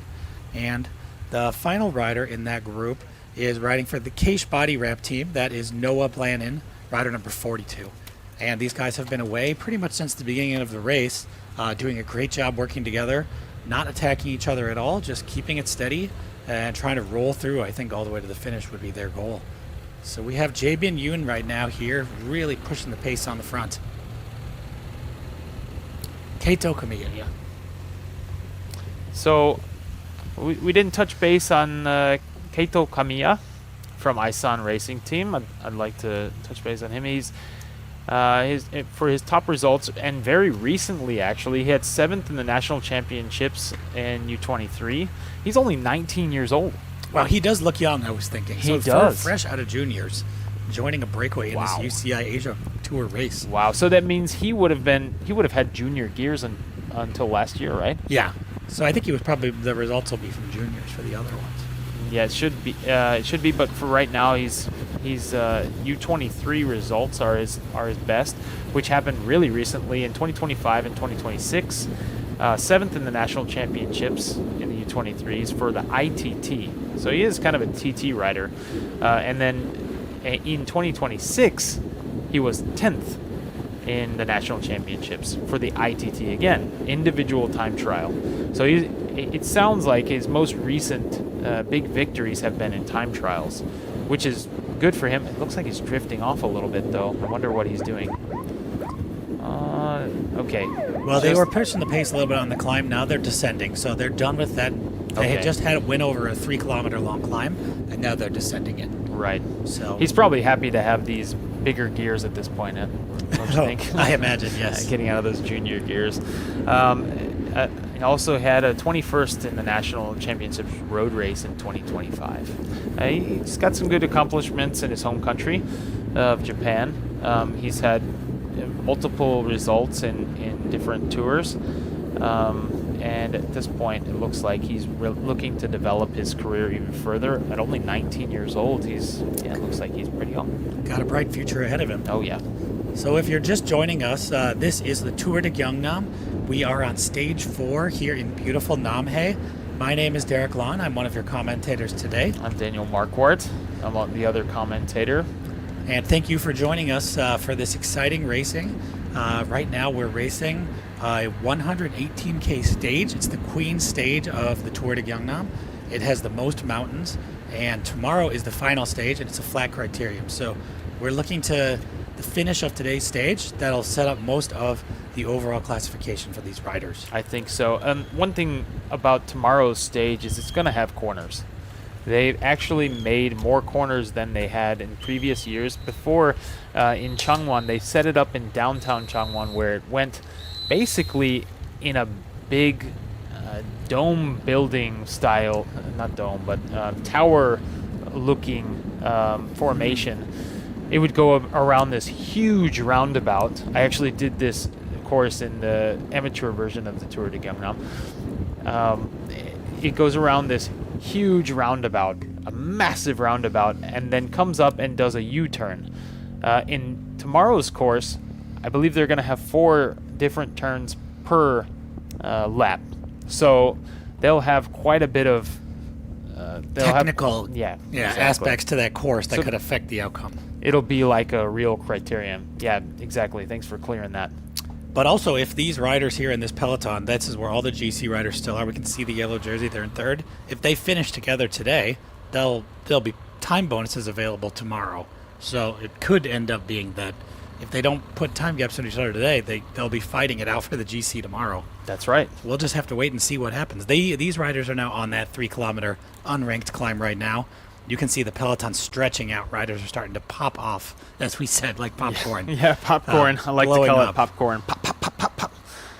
As riders get tired, you can see here a couple riders drifting off the back. One of those larger riders here got an ice pack. He's just looking to get himself over this climb in some decent position that he can chase back on, perhaps on the descent. Ooh, almost getting cut off there by the HKSI rider, Hong Kong rider. But really, they have great instinct. They're able to shift out of the way there. But it looks like we've got some bigger gaps forming here at the back. Perhaps these more tired riders, they've done a little domestique work at the front, perhaps. They're getting shed off the back, and they're basically popping. We're just getting an update on the time gap over the top of that climb. It's now a 4-minute gap. Okay, so at the top of your screen there. Oh, 4:43. 4:43. Okay. All right. Let's see if that time gap changes again at the top of the screen. And one of the riders also got disqualified for holding onto his team car Oh. just now. Ooh. Okay. So they just put that out on the race radio and said, get off your bike and get in that car now. Well, they got an extra team bike that they can use in case there's a problem with one of their other riders, I guess. Big 123. Rider number 123. Okay. Big top of the moment. Yeah, so it looks like George Matsui Wow. from Isan Racing Team. It looks like that's one of the riders from from the team in the breakaway. Can't win them all. Yeah, that's tough. So, wow, these guys, I think they're going to take it. 4:43, 28K to go. Yeah. I don't think they're going to get caught. I don't think so. The gap's not coming down enough, and it looks like the field has already been chasing really, really hard. But I didn't see them. I saw Team Ukyo sitting on the front, but I didn't see them really rotating. No, I didn't either. So perhaps they just wanted to use one rider's energy, maybe, Yeah. and not save the team. Because I think they could be thinking, these guys are not GC threats. Maybe we Yeah. do just try to battle it out these last 5K. Right. But then there is Team LX, which has some responsibility to put Kim Yoro in the climber's jersey. There's also potentially, if they're not too confident, which we've already seen he's been able to do it, Cage Body Wrap with their KOM William Heffernan to keep his jersey. He did a lot of work yesterday, though, so potentially they're thinking, okay, let these 5 riders take up most of the points, and that way Heffernan can take a break. Potentially there won't be somebody who takes over completely on those points, but somebody's going to get the 10 points. And they're going to have to be really confident with their rider who's in the breakaway now to be able to take that. Yes, we'll see if he's able to do it. Looks like Li Ning Star here on the front, putting down some power. They are not satisfied, I would think, with this breakaway. They don't have a rider, and they have second place on GC, so they're going to want to bring things back together so they can both fight for the stage win and for the GC points. Yeah, for Simone Palaud. Points as well. Simon Palaud was in the green jersey previously, so in a shorter stage race like this, the rider who wins the overall GC, if he's feeling good, he can go potentially for both the points jersey and the GC. Yeah, just 2 seconds on GC, and yeah, he's just 15 points, so he's about 9 points away from the sprinter jersey as well. Yes. So these riders are just riding through beautiful NamHae here. Lots of nice wildflowers and scenery, beautiful mountains, ocean views, but I don't think they're going to have much time to enjoy their view. As you mentioned, this has very nice cycling courses, and it's a popular place for riders from all over Korea to come down and just go for a beautiful bike ride.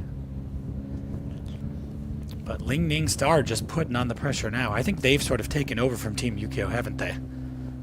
Yes. Most of that pace making. I think so. I think they're feeling all the responsibility now, or perhaps they've received word from their DS or from their GC rider contender that they need to hit the front and they need to stay there, and they need to start rotating. Yes. Because this is too much of a gap, not for the GC, but it's too much of a gap for those points to be soaked up for potentially them getting another jersey.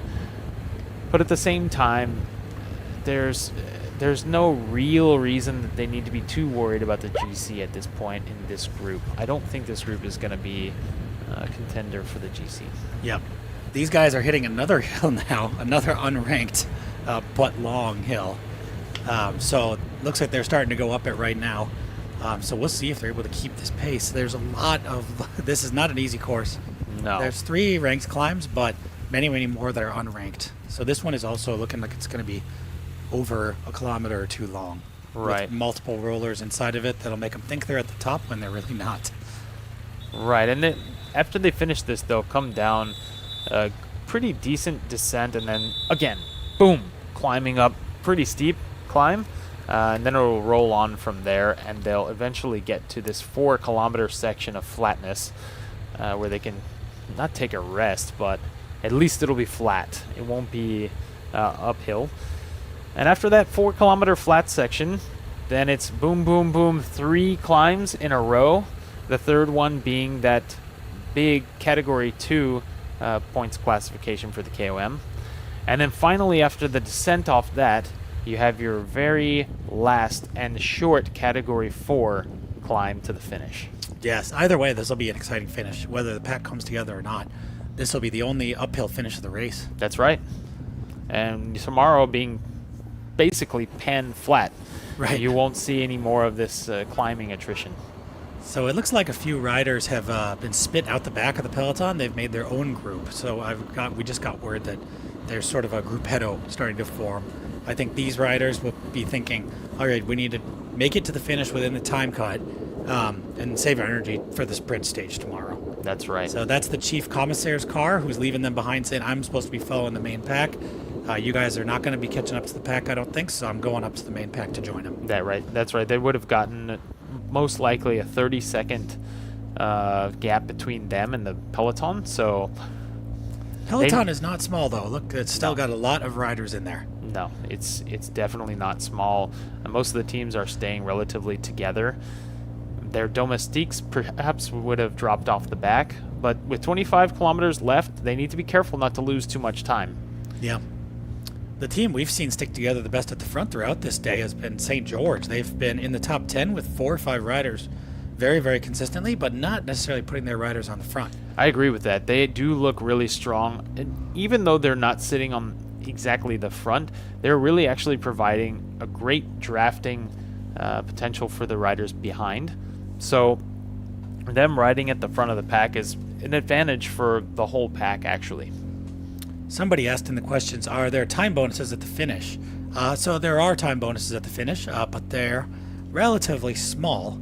But they are still big enough that the GC it would affect the GC with the top 10 riders being so close together. They would affect the GC riders if the GC riders were at the front of the race. Yeah, so But at the right- stage finish, first place gets 10 seconds, second place gets 6, and third gets 4. There you So go. if they fight it out for the win, and then that would have an effect on the GC. But they need to catch the breakaway first. Right. If they don't catch the breakaway, those points are basically just going into the wind, Yep. if you will, because the riders out front don't really, if they get those points, or I should say bonus seconds, it's not really changing the GC standings, the yellow jersey standings. Nope. So we will see what they decide to do. I have a feeling that those last 2 really steep climbs are going to rip the peloton to shreds no matter what, though. Yeah, rip the breakaway and the peloton both. Although that breakaway, they've been out so long, it'd be great to see them all at least finish in the top 5. Yes, Get I some agree. kind of a reward for their hard efforts. Well, look at the time gap now. 3 minutes 41 seconds, so it is coming down. It has come down, yes, so that they just took off a minute, didn't they? I believe This is going to come down to the wire, I think. Yes, I believe that from what we saw at kilometer marker 33, it was at 5 minutes and 20 seconds, roughly 5 minutes 30 seconds. So now we've come down almost 2 minutes within less than 10 kilometers. If they can do that in another 10 kilometers, they'll have a minute and 40 seconds roughly gap to the peloton, to the breakaway. that may be enough that they can close down in those next 5 kilometers another minute and put their climbers within, the KOM contenders within reach of those breakaway riders on the final climb, the second to last climb, rather. Yes, so the peloton really drilling down now. 23.7 kilometers to go with a 3-minute and 41-second gap. So it's unclear whether they'll be able to catch them or not. We will just have to wait and see. But Lee Ning-star is going to keep trying, that's for sure. That's right. Earlier we talked about the agriculture here, the farming on the hillsides, those terrace rice fields. They are beautiful to see. They supply a bit of the country's rice production. Yes, some of the rice does come from here, but mostly they're going to be supporting their local rice consumption. But also, NamHae is famous for a couple of other plants or crops, which are spinach for one, and more importantly, garlic. They do have what they call sea breeze grown garlic. Sounds delicious. Yeah, for sure. They put it in everything down here, so you'll get a lot of garlic tasting food. As I said yesterday, the food down here can be spicier. It can be more sour. The kimchi down here is definitely a little bit more sour and spicy. In warmer climates, you'll tend to get that. It's saltier as well. And in kimchi, they also put in some seafood occasionally, but not as you would think. Anchovies is a really big staple here, so they'll put in anchovy sauce into the kimchi to make it more an umami flavor, as you would Add think. some protein, umami flavor. It Yeah, makes it's sense. Yeah. Yes, and kimchi is well known to be actually good for your gut health. Right, it has probiotics, I believe. That's right, and also is said to be good for your skin as well. Wow. So maybe Yes. that's part of this K-beauty trend is from all the kimchi. There you go. Well, they need to have kimchi skin cream. Yeah, we'll see. You can try that. New business idea. Perhaps they'll have maybe even kimchi smelling skin cream. Could be. What surprised me is they have this pickle juice for the riders now to prevent cramps. And Yes. that's, I think if you ate kimchi, you'd have the same effect. Yeah, It's that's high in salt and would also provide a shock to the system. But That's true, and actually kimchi, a lot of the times they'll make the kimchi, they'll put it into these large casks, then sometimes they put it underground, or sometimes the casks sit outside, and the kimchi ferments. It is fermented cabbage. That's the idea, and kimchi's not only that one type of kimchi. I'll get into that in a moment, but it's fermented. So over time, the salt that you've put on it, the sugar that you've put on it, or whatever you've put on it, it becomes more extreme. The flavor enhances over time. Whatever Yes. flavors you've put in enhance over time. So as it gets older, it gets more and more flavorful. So it's good to eat. It's nice to eat an older kimchi and try kind of feel that taste in your mouth compared to what would be a fresh, newer kimchi. People who are just visiting for the first time maybe enjoy the fresher kimchi a little more at first, and as you get used to the taste, those older kimchis, especially when you mix them with soups or with rice or other different things, tofu, that's a really good one, tofu and kimchi, it becomes absolutely amazingly delicious and really good to eat right after you've gotten off the bike because of that salt content. Get to replenish the sodium. so you've Korean lost. food is naturally well designed for cycling, it sounds like. Of course. So- Protein in the beans of the changgukjang, which is that fermented bean soup, Yep. and salt content in the kimchi with tons of probiotics and enzymes. Yeah. So the riders just going past the 20K to go sign. That's the breakaway. And they're coming up to a small climb here, but they've just been on twisty, windy roads here, powering their way towards the finish here in NamHae. Somebody asked in the chat, are there any former World Tour riders in this race? So on one of the teams, there is Rain Terame. He was a former World Tour rider. He's from Estonia. I believe Terame is riding for He's on the Kinan Racing team. Kinan Racing. He's considered an all-arounder. He's been to all three of the Grand Tours. He raced in the Tour de France, the Giro, and the Vuelta multiple times. He's won stages in 2 of those. He's been first in stage in the Vuelta in 2021 and also 2011. And also he had a stage win in the Giro in 2016. He's also raced in Milan-San Remo, Liège-Bastogne-Liège, and Lombardia as well, and multiple times. So he is a seasoned pro. He's 39 years old now, getting toward the end of most riders' career. I'm sure he'll continue as long as he can in this pro category. He's had 23 seasons. This is his 23rd season, and he's also had 23 major wins. Wow, so a real seasoned pro. Maybe coming over here to join that Kinan Racing team to help advise some of the younger riders and bring them up to the World Tour level. That's right. Pass down his knowledge. I believe also Antoine Hubi from the 7-Eleven Road Bike Philippines team is also a former World Tour rider. He's from France, but now racing for a team out of the Philippines. He used to be on Sudal Quickstep. So, and both Terame is in the top 10 on the GC, but I think he's just biding his time right now in the pack, waiting to launch when the climbs get a little bit bigger with about 5K to go here. So essentially this last, the Cat 2 climb starts with about 5 kilometers to go, tops out with 3 to go. They go down and they have one more 1 kilometer climb. Tommaso Datti, age 23. He's in his 8th season. He's had 2 major wins in his career so far, more that are not classified here. He was first in the points classification at the Tour of the Alps this year. So he was able to beat Tom Pidcock in a sprint. Wow, so not a World Tour rider, but I mean participating in races with them and beating them at their own game. That's right. So very, very impressive. There's a very strong field at this year's Tour de Gyeongnam. It is part of the UCI Asia Tour, so I think the ability to get UCI points would attract a lot of strong teams that are interested in improving their ranking in that UCI Asia Tour. So just getting word that the peloton is now 3 minutes back. Ooh, so they're bringing it down. They are bringing it, but they'll have to do a minute every 5K now. Yeah, that's right. So that's we will see if they can do that.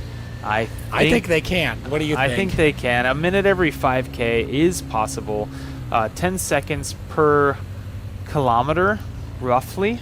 So that'll be 50 seconds per 5K. That's kind of that would put them exactly on grabbing them, wouldn't it? That's right. But they're going to have to do that the entire time. They're definitely going to be losing teammates at the front here. But you can see that these domestiques, they're sitting on the front for very long periods of time. So they will just completely use a rider, all of this rider's energy that's sitting on the front here from Leaning Star. They'll completely use him up. He'll have nothing left. He'll drop off when his turn is finished. You'll see this in the Grand Tours as well. Very, very strong efforts from riders like Van Aert. Yep. Or Van der Poel. Sometimes they're being domestiques for their teammates because they don't have really a GC style of condition. They're more of classics riders or one-day race riders. So they'll get on the front of their peloton, of the respective peloton, and lead out their team riders so that they can catch a breakaway. And they'll just sit on the front for many, many kilometers until they're completely dead. Look at that peloton. He has just strung it out. It's a single file line. He was putting in an all-out effort, and he's actually slotting back in. Yeah, I don't think he's done yet. 17 kilometers. He can't be done yet. They think they're going to really need to keep all the riders they can up there to at least 5K to go, probably before they really let them give up and drop off. Right. I think the Team DS has called for this. I think also Simon Pilar is probably feeling pretty good. He didn't do too much yesterday. Right. So he's ready to take on this climb. He's ready to take on the yellow jersey and try to take back those 2 seconds before the final stage. And if he does, if they can catch these breakaway riders here, if they can catch them before that climb, there's a great potential that that GC standing is going to change. Yes, for sure. But if they don't, they're only a couple of seconds on the line, I think, for the finish. So if they don't catch them, then they'll have to make time gaps themselves. Yeah, we'll check those for you and give you those time gaps. The points for the finish. Yes. Bold move for the yellow jersey to be up front. Where are his domestiques? Somebody asks. Well, So I would say I think that he has his domestiques. They were pulling earlier on though, so it looks like they have decided to share the work with Team Leaning Star. Probably his domestiques are taking a breather in the peloton, maybe going back to get their final water before the finish. I think we'll expect to see Team Yu-Gi-Oh back up at the front again. yeah, we But can. yes, they were saying that because the yellow jersey wasn't third. That's right. Behind the two Leaning Star riders. And oftentimes that's okay for the yellow jersey to sit up that far in the front. You can think that a rider that is one place back is getting about 30% benefit from the wind draft. And then riders increasingly that back from there are getting an exponentially greater amount of wind draft or blockage from the wind. So third position isn't really too bad. Yes, he's pretty far up in the front, but he will be rested. He will have a good amount of energy. He is their GC guy, so he's going to be most likely their most powerful rider. And he's safely positioned as well. So that means if anything, if there's any touch of wheels that's happening, he most likely won't be involved in that. Right, being staying so out far of up there. crashes is That's another right. important aspect of racing. So That's the right. further up you are in the pack, the less likely there is to be a crash in front of you, That's right. statistically speaking. But to answer that question, there are a ton of red jerseys in this field. We'll try to find those Team Ukyo riders to see where they are positioned in this pack here, to see if they're able to get in front of their rider or provide him some more support. But yeah, they were chasing before, so I would imagine right now they're going to be pretty tired. Yeah. Wow, this breakaway is just impressive, though. They just keep a nice, consistent pace. They've yet to attack each other. Just sharing the work, rotating through, 15, 20 seconds each. Looks like they're really doing a great job. But it seems like maybe this, the young rider from the Ice on Cycling team, number 126, he might be a little bit tired. He seems to be skipping a turn this time. Keito Kamiya, yeah, he's in his beginning years here. He's in his fourth season, so he's been here for a while. But yeah, he's going to be maybe the least experienced out of these guys, perhaps.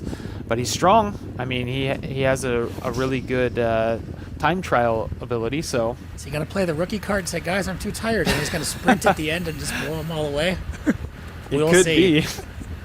It could be, but like I said before, the tactic for these riders is going to be get increasingly faster as time goes on in order to really disrupt that chase. The chasers are going to chase as hard as they can anyway, but these guys need to be thinking at the beginning of the race, we ride hard, but not over the limit, and right now they're going to need to start riding a little bit over their limit. So Right, if they wanna make 13K it to to go. the finish. Exactly. If they can put themselves on the base of the climb with over a minute to go, I think they can take this entire race. Yeah. That'll be an exciting stage finish no matter what happens. Either way, if they get caught, it's not going to be till the very end, I think. That's right. So. We But got we're a still while. getting, says the gap to the peloton's 3 minutes, 12K to go. So unless we get another update soon, it's not looking so likely they're going to get caught. I don't think it's 3 minutes, though. No, honestly. it's probably gone down a little bit more. These guys' heads are completely down. They are flying. Yep. There's no way this is 3 minutes. We need to get another update on the time from the motorbike if that's possible.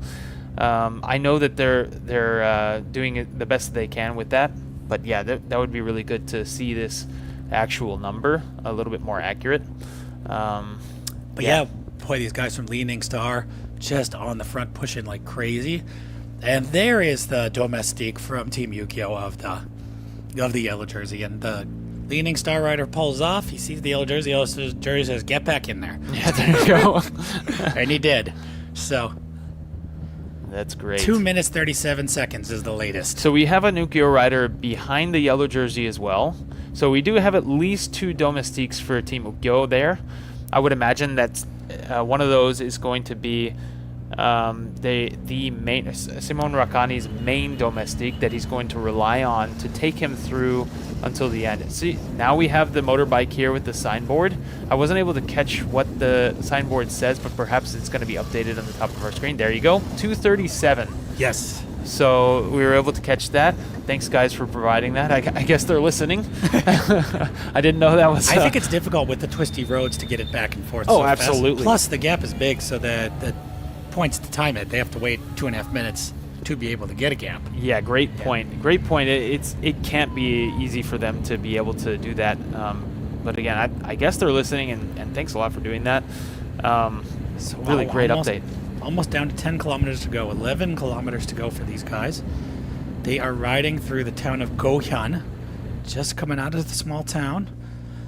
And the climb in earnest will start with 5.8k to go. So they got about 6 more k till they kind of reach the biggest climb, the Cat 2 climb, the only one of the race. Interesting. That is going to be brutal for those guys in the breakaway. So 2.06 kilometers from the very bottom, as you say. That's the total distance of the climb.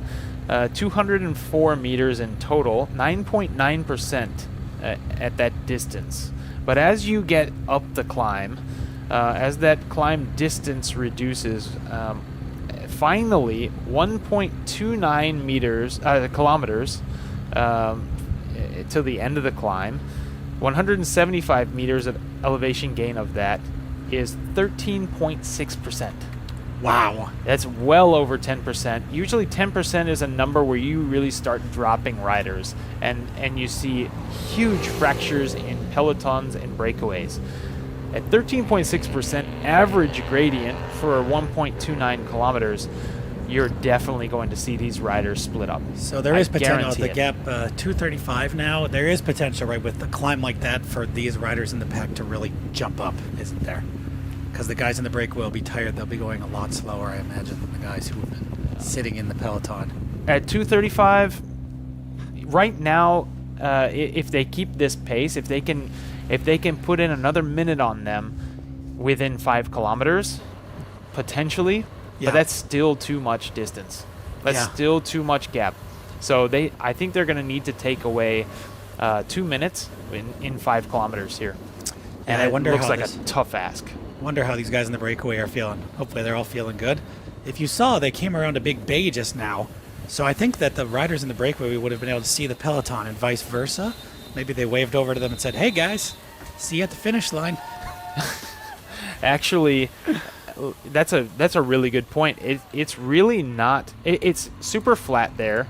I'm not sure if there's a lot of tree coverage in that area, but yeah, you can see here on the screen. I'm looking at the course map. I've made all of these courses on Strava. Yeah, they were just showing the same thing. Yeah, exactly. And I've left these open for you guys to go and follow along. You can drag your mouse over the basically seismograph that we have here, the elevation topography map, and it'll follow along the course. And you can see at this point of the course it's flat, and the riders should be able to see each other.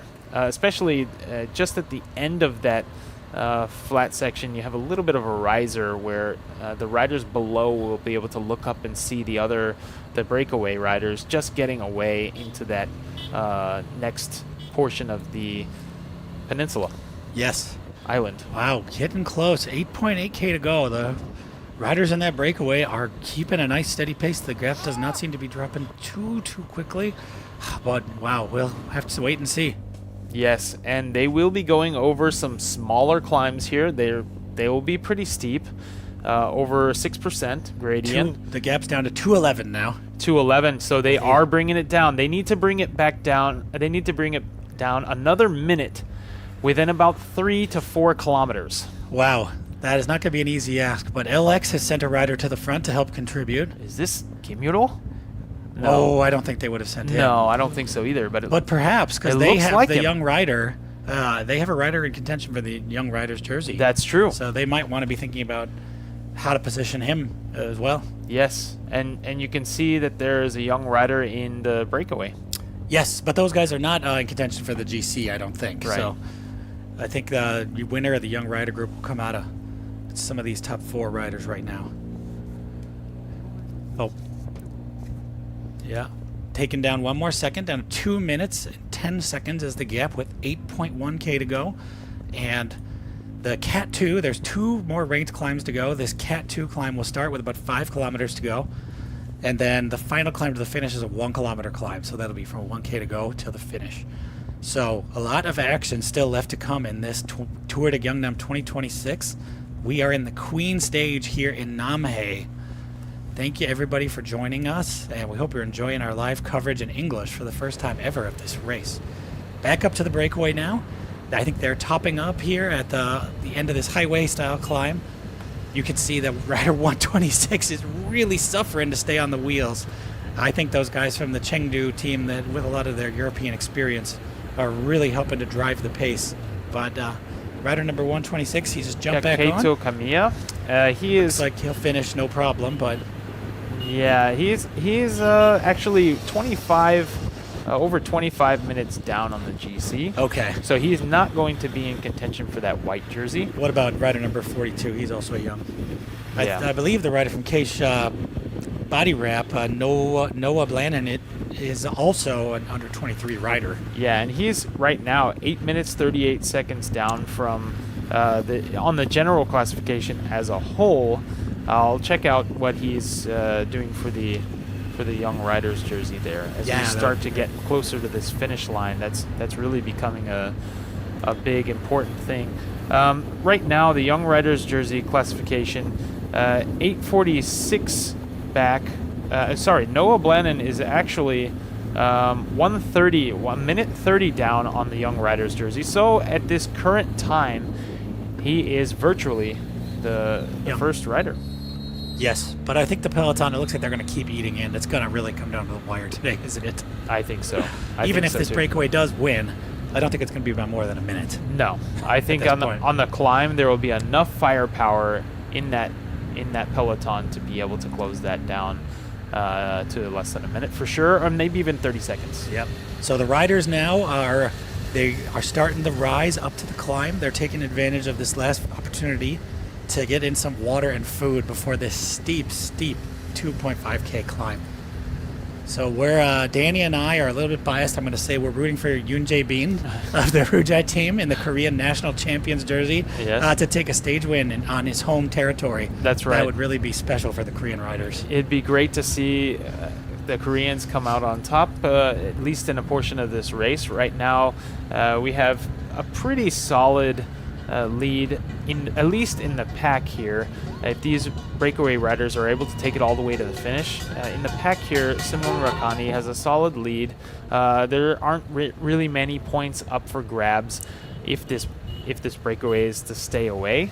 So it would be nice to see the Korean riders be able to take a victory here. I think Yoon Jae-bin has good climbing potential. Yes, and he's a good all-arounder. So, and I think he's been taking himself, he's been reserving himself as well. Yes, he's been pulling through, but he's not been the main driver of the break. I think they've really left that to the riders from the Chengdu team. That's right. So let's see if there's anybody that's been taking it a little easier here, or who's potentially been reserving a little bit of energy. It looks like the riders from that Chengdu team, Wheeltop, they would be able to at least talk to each other and work together, and one of them would have reserved himself a little bit more. But yeah, we've got a climb here. So yes, we can see Kamiya from Isun Racing Team already starting to suffer a little bit. He's the one of the younger riders in our race today. Hopefully he can get back on that wheel and just kind of nurse himself over this climb till the final descent. Looks like he's having a little trouble. Yeah. He put in what I think to be his last major acceleration down there at the bottom of the climb. Perhaps he's got another little, a fifth wind, if you will. He'll be able to get within reach, but I think his day is likely done in this breakaway. And we're seeing Yoon Jae-bin take off from the breakaway here. Wow. Let's see if any of the riders can respond to this. 1 kilometer to go. It's going to get steeper, and Yoon Jae-bin in the Korean National Championship jersey with an attack. And we see one of the Chengdu riders there responding, and the other teammate happy to just let that go for the Yeah. moment. That is NamHae, and there's rider number 42. I think they're all going to try to respond. It's so steep, though. It's very, very difficult. It's going to be more of an individual effort rather than some kind of strategic thing at this point. Now the peloton is starting to hit the base of this climb. We see a couple riders just popping off. I think their day is done, having set some nice pacemaking. Timofey Ivanov and Andrei Stepanov from the Chengdu wheel top rotor team there. They're going to try to jump on Yoon Jae-bin's wheel and take it all the way to the finish, I think. These guys just getting the update on the gaps here. Let's see if we can get back up to the front of that race there in the breakaway where things are really starting to happen. The race leader's 4.7K to go. They've still got a couple hundred meters more, though, of this Category 2 climb. So we will see if that rider from Case Body Wrap is able to take Ooh. the KOM points. And it's still broken up here. The Case Body Wrap really having a difficult time and being marked by the wheel top rotor Chengdu rider here. Yep, so that's Noah Bland in there, along with rider 145 from the Chengdu team. That is Andrei Stepanov. Just leave it. Oh, he unclipped. Oh, I don't know what happened. Uh-oh. The camera. Uh-oh. Oh, my goodness. I hope he's I okay. think he has a mechanical. The race Oh, radio no. just said he has a small mechanical. That was Oh, no. that was Noah Bland in from the Case Body Wrap team. Come on, Noah, get But back up. We've got, that is just too bad. We have Andrei Stepanov here, though, from the wheel top rotor Chengdu team. And he has his teammate there on the wheel of Yoon Jae-bin, the rider in the Korean National Championships jersey, who is riding for the Rujai Insurance team. It looks like Noah may be getting caught by our younger rider here from Team Ison. So rather than a mechanical, perhaps he had just a cramp or something. Yeah, I would Maybe I would had to imagine unclip for a there's second and get a stretching, because this is a brutal. They're at 13% right now. Yes. In this blazing sun. and they've been out for hours. But we got Yoon Jae-bin here on the front. He's looking followed by good. the rider from the Chengdu wheel top team.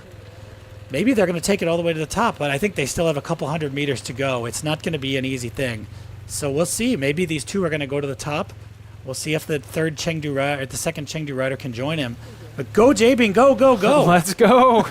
Timofey Ivanov looking strong, but a big rider. So I'm thinking that Jae-bin being a little bit smaller rider, being a more natural climber, let's see if he can drop him off. It's just 300 meters to go. Yes, we will see. 300 meters to go, and Jae-bin won the Korean National Championships last year on a little bit of a similar course. Okay. Yeah, that course is in Gyeongnam on the east Sure. coast of Korea, and they do a 3-kilometer climb 6 times, Yes. followed by a 1K climb to the finish. But let's this is also a- know that Ivanov is a plongear, so he's good at the shorter climbs.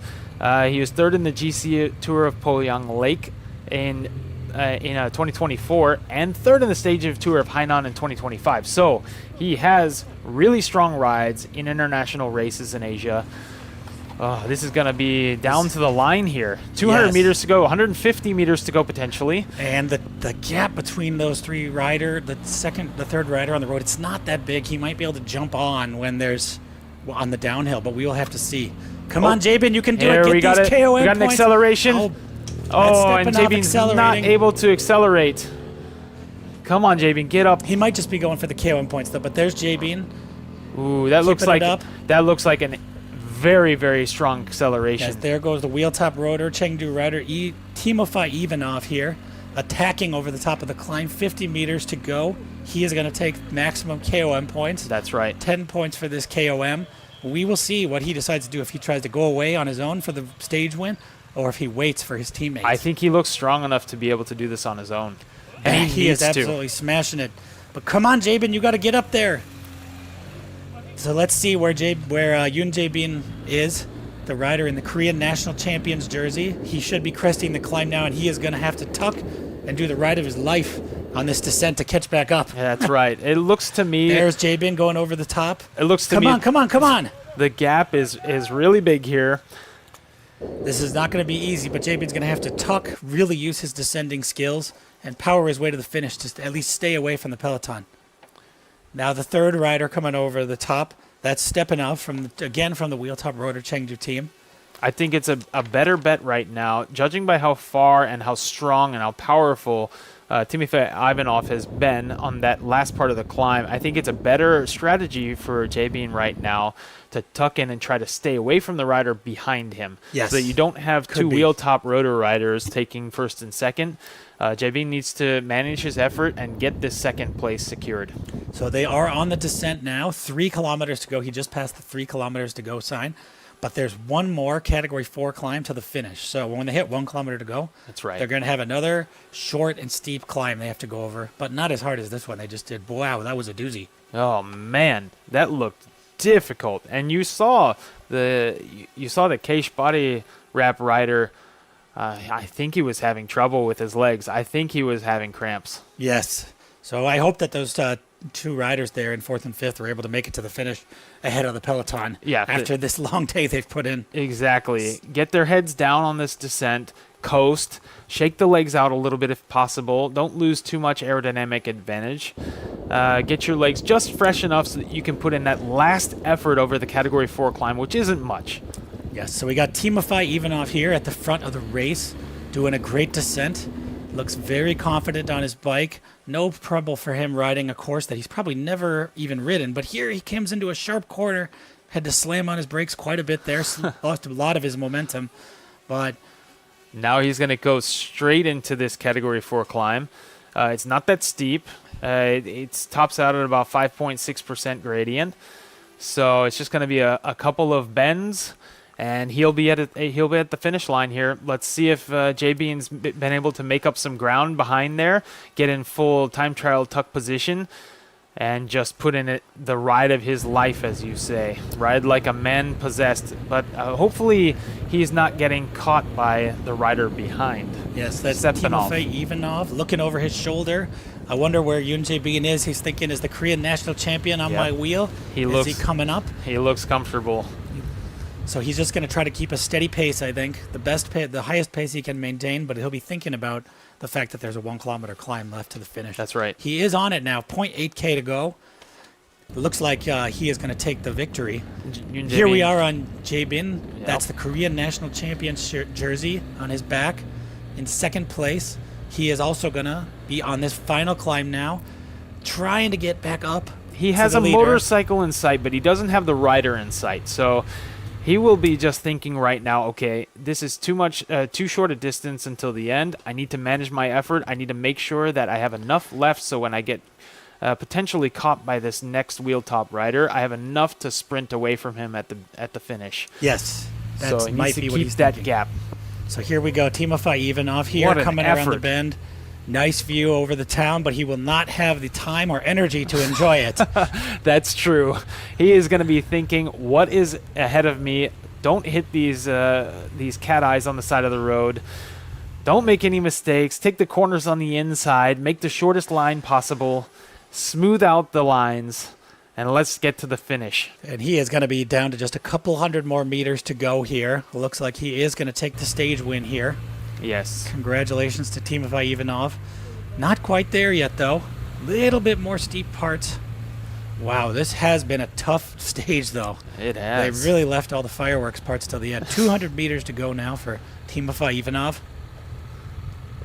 And he's just going to be keeping it steady. I think he knows One he's more got this in bend. the bag. It's one more bend, and he veers to the left, and he'll try to take this inside line underneath the finish line. It finishes right after this left bender. I've done this one before as well. So he's just almost gonna cross through that line. You can see the great fencing there. There's not much else he has to do. Just coast through, celebrate. There you go. Celebrating early. He knows he has it. He knows. This is Timofey Ivanov. Congratulations! What a finish that was. Yes. All right, let's see how the rest of the riders pan out. We'd like to see what it's like. Ooh, We want to see if it's Jae-bin Yoon or if it's the next rider oh! from Did Jae-bin or if Yoon it's get caught? Stepanov. It looks like it might be Stepanov. Now here comes Oh, there we Jae-bin. go. Okay. Second place for the Korean Bravo. national champion. Bravo. Congratulations. Good job, J Bean. All And right. on third is Stepanov. Ooh, and we're already seeing riders from the peloton come up. Fourth from place Team Ukyo. is Team Ukyo rider, but not the yellow jersey. Yellow jersey's here. and he's leading out this. sprinting in. Let's go, Rakani. Keep your yellow jersey. Wow. There will be no more time bonuses on the line, though.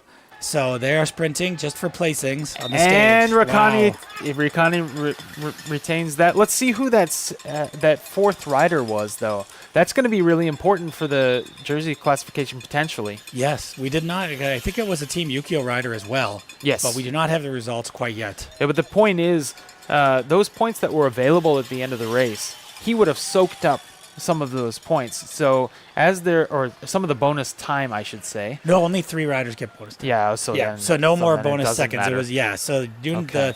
There was no bonus seconds, but we'll see if they actually had gaps in between those GC riders. Yes. The yellow jersey looked like he was leading 4 riders Yes. through, and they were all in the line, so I think they might have all had the same time. We'll see if Simon Pelode was in that group, or if perhaps, he was dropped. But wow, riders coming in together now. Yes. The pack was shredded, but not quite as shredded as I would have expected. I mean, we've already had like 20 riders come through. Yeah, it's true. And I think they would have gotten shredded on the climb before. This climb, I've done it numerous times. It's not really enough to break the field so much apart. You can usually come in with packs here, but that climb before was just brutal. And they've been out all day in this heat.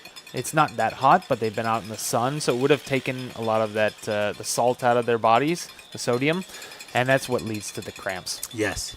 Somebody asked in the chat who won the race. So just one more time, the winner of the race was Timofey Ivanov of Wheel Top Rotor Chengdu. Here he is coming in again, celebrating his stage win. What a victory for them. Wow. Impressive win. They really executed well on their teamwork, though, I think. That's right. Because they let Jabin attack on the climb. He followed him, made Jabin do all the work, and then dropped him at the end. So, And right now, I'm were looking good. at all the classifications at the start of the day. It looked like Wheel Top Rotor didn't really have any kind of very big contention for any of the standings. In the GC, they're 10th with Peter Rukinov with 1 minute and 35 seconds back to up to Simon Rakani, who is our yellow jersey wearer at this time. And I'm not seeing anything else that they're a part of, so it is really a great day for them to get this first place in a stage and give their team some points for the day. it's possible that they will have taken the Mountains jersey as well. Ivanov will have gotten 13 points now. Yes, So it looks like he'll also take that King of the Mountains Yes. jersey home with him that's right. for winning on both So the what climbs at the end. a successful day, and maybe that was even planned. Maybe they had targeted this stage in particular for him, so he could have rested in the previous stages and waited for this day along with his teammate. And what a perfect scenario too, to have a teammate in the breakaway. Yes. So it's been a great, exciting day of racing Yes. here. Had the breakaway We go l- from the start all the way to the finish. We leave you with the rice fields and the croplands and the wonderful views of NamHae. So once again, this has been Tour de Gyeongnam, Stage 4 here in NamHae. We've been your hosts. I'm Derek Lon. I'm Daniel Marquardt. And thank you guys for joining us for our English language coverage of this race. Tomorrow is Stage 5. It's a criterium race in Changwon, and it is sure to be packed with a lot of excitement. So please join us again tomorrow. Yes, looking forward to it. Thank you, everybody, and have a wonderful day. Bye.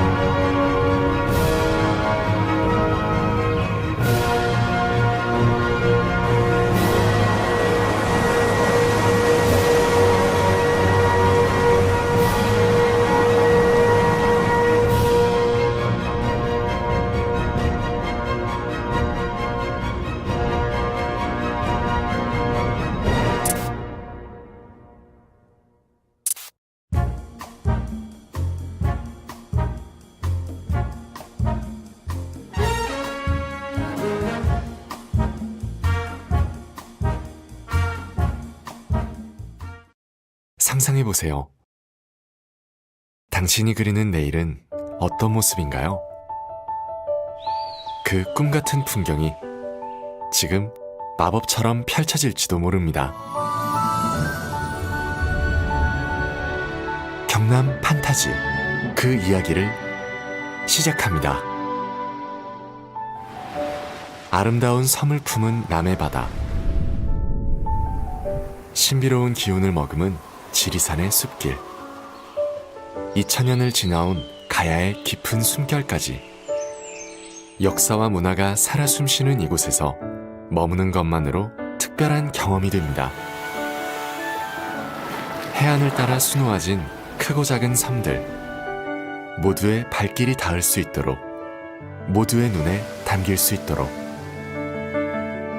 머무는 모든 순간이 특별한 기억이 되는 곳, 바다가 곧 미래가 되는 경남은 동북아 해양 관광의 중심지입니다.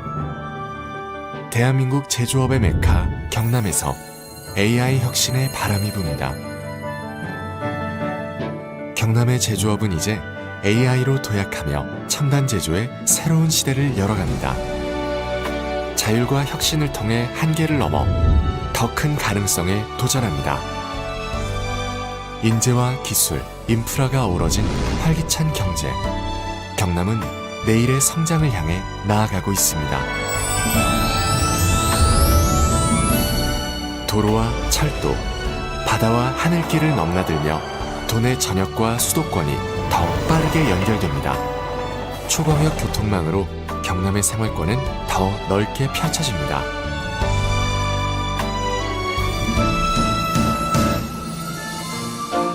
누구도 소외되지 않도록, 누구도 꿈을 잃지 않도록 모든 순간을 따뜻한 손길로 보살피며 함께 걸어가는 세상. 복지, 동행, 희망으로 경남의 내일을 채워갑니다. 청년의 가능성을 믿고 그 열정이 현실이 되는 곳. 오늘의 도전으로 내일을 그려나갑니다. 경남은 청년이 배우고 성장할 수 있는 길을 넓혀갑니다.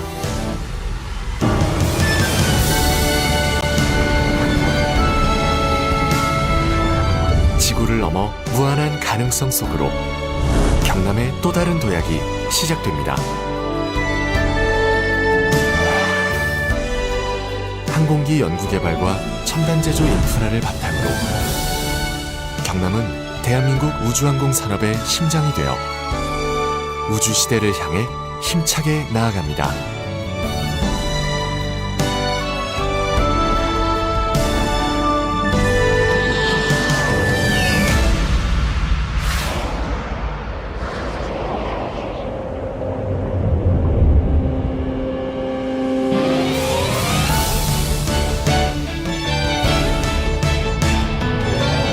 자연과 문화, 사람과 기술, 미래와 우주. 우리의 상상들이 음표가 되고 하나의 선율이 되어 아름답게 울려 퍼집니다. 일상의 특별함을 더해 관광의 지평을 넓히고 AI 혁신을 통해 산업의 경계를 넘어섭니다. 모두 함께 행복을 누리는 따뜻한 공동체를 만들고 끝없이 펼쳐진 우주를 향해 꿈을 쏘아 올리는 것. 이 모든 것이 경남의 판타지입니다.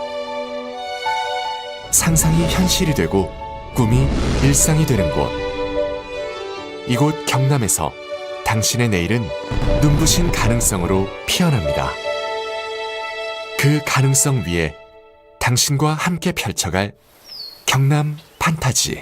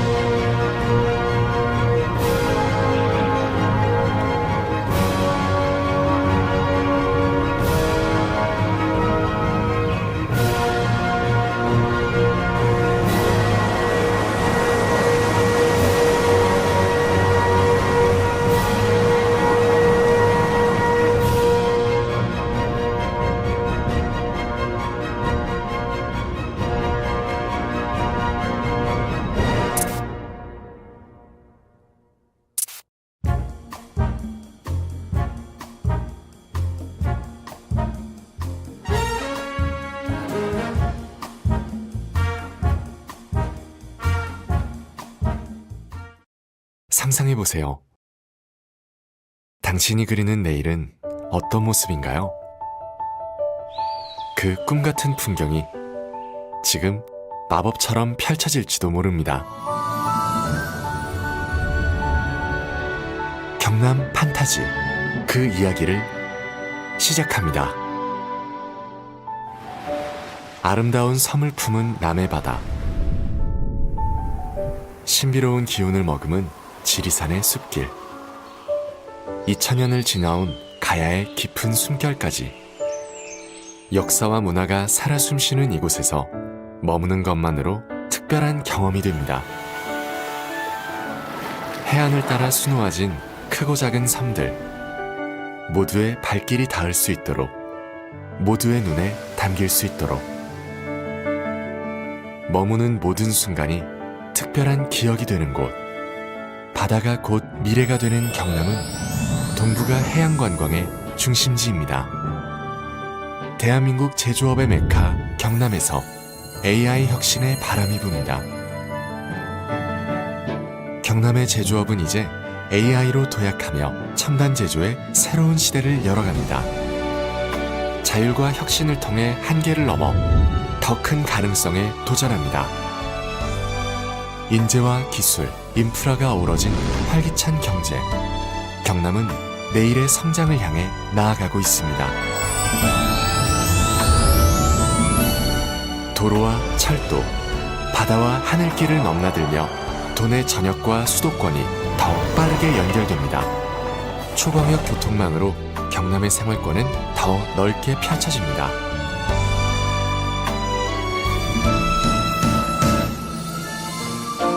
누구도 소외되지 않도록, 누구도 꿈을 잃지 않도록 모든 순간을 따뜻한 손길로 보살피며 함께 걸어가는 세상. 복지, 동행, 희망으로 경남의 내일을 채워갑니다. 청년의 가능성을 믿고 그 열정이 현실이 되는 곳. 오늘의 도전으로 내일을 그려나갑니다. 경남은 청년이 배우고 성장할 수 있는 길을 넓혀갑니다.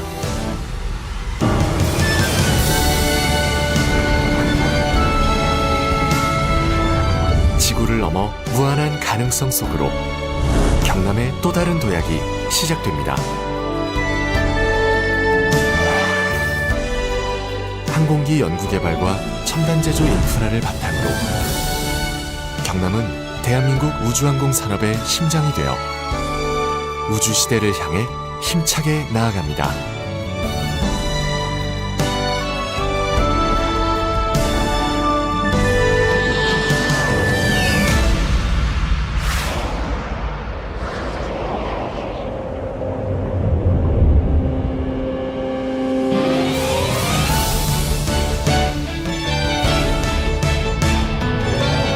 자연과 문화, 사람과 기술, 미래와 우주. 우리의 상상들이 음표가 되고 하나의 선율이 되어 아름답게 울려 퍼집니다. 일상의 특별함을 더해 관광의 지평을 넓히고 AI 혁신을 통해 산업의 경계를 넘어섭니다. 모두 함께 행복을 누리는 따뜻한 공동체를 만들고 끝없이 펼쳐진 우주를 향해 꿈을 쏘아 올리는 것. 이 모든 것이 경남의 판타지입니다. 상상이 현실이 되고 꿈이 일상이 되는 곳. 이곳 경남에서 당신의 내일은 눈부신 가능성으로 피어납니다. 그 가능성 위에 당신과 함께 펼쳐갈 경남 판타지.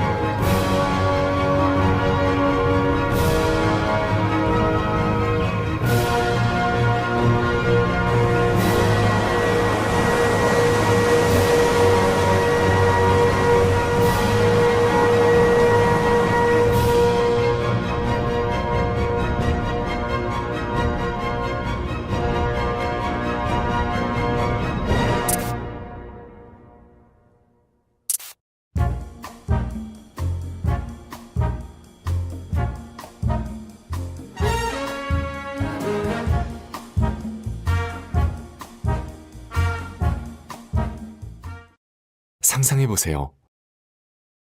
당신이 그리는 내일은 어떤 모습인가요? 그 꿈 같은 풍경이 지금 마법처럼 펼쳐질지도 모릅니다. 경남 판타지 그 이야기를 시작합니다. 아름다운 섬을 품은 남해 바다. 신비로운 기운을 머금은 지리산의 숲길. 2000년을 지나온 가야의 깊은 숨결까지. 역사와 문화가 살아 숨쉬는 이곳에서 머무는 것만으로 특별한 경험이 됩니다. 해안을 따라 수놓아진 크고 작은 섬들. 모두의 발길이 닿을 수 있도록, 모두의 눈에 담길 수 있도록. 머무는 모든 순간이 특별한 기억이 되는 곳. 바다가 곧 미래가 되는 경남은 동북아 해양 관광의 중심지입니다. 대한민국 제조업의 메카 경남에서 AI 혁신의 바람이 붑니다. 경남의 제조업은 이제 AI로 도약하며 첨단 제조의 새로운 시대를 열어갑니다. 자율과 혁신을 통해 한계를 넘어 더 큰 가능성에 도전합니다. 인재와 기술, 인프라가 어우러진 활기찬 경제. 경남은 내일의 성장을 향해 나아가고 있습니다. 도로와 철도, 바다와 하늘길을 넘나들며 도내 전역과 수도권이 더 빠르게 연결됩니다. 초광역 교통망으로 경남의 생활권은 더 넓게 펼쳐집니다.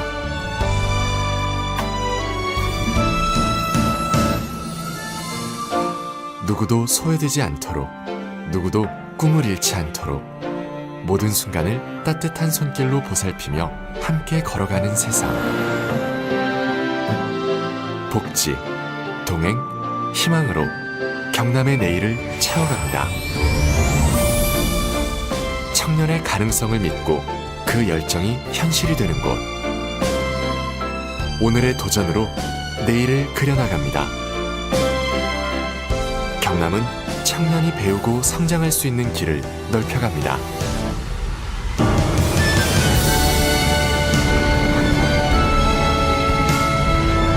지구를 넘어 무한한 가능성 속으로 경남의 또 다른 도약이 시작됩니다.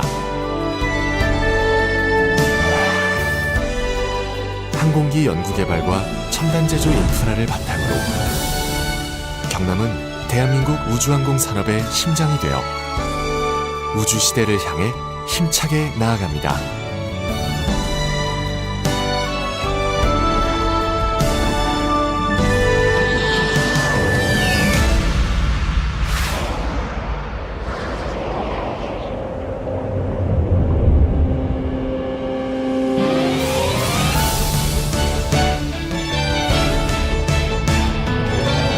자연과 문화, 사람과 기술, 미래와 우주. 우리의 상상들이 음표가 되고 하나의 선율이 되어 아름답게 울려 퍼집니다. 일상의 특별함을 더해 관광의 지평을 넓히고 AI 혁신을 통해 산업의 경계를 넘어섭니다. 모두 함께 행복을 누리는 따뜻한 공동체를 만들고 끝없이 펼쳐진 우주를 향해 꿈을 쏘아 올리는 것. 이 모든 것이 경남의 판타지입니다. 상상이 현실이 되고 꿈이 일상이 되는 곳. 이곳 경남에서 당신의 내일은 눈부신 가능성으로 피어납니다. 그 가능성 위에 당신과 함께 펼쳐갈 경남 판타지.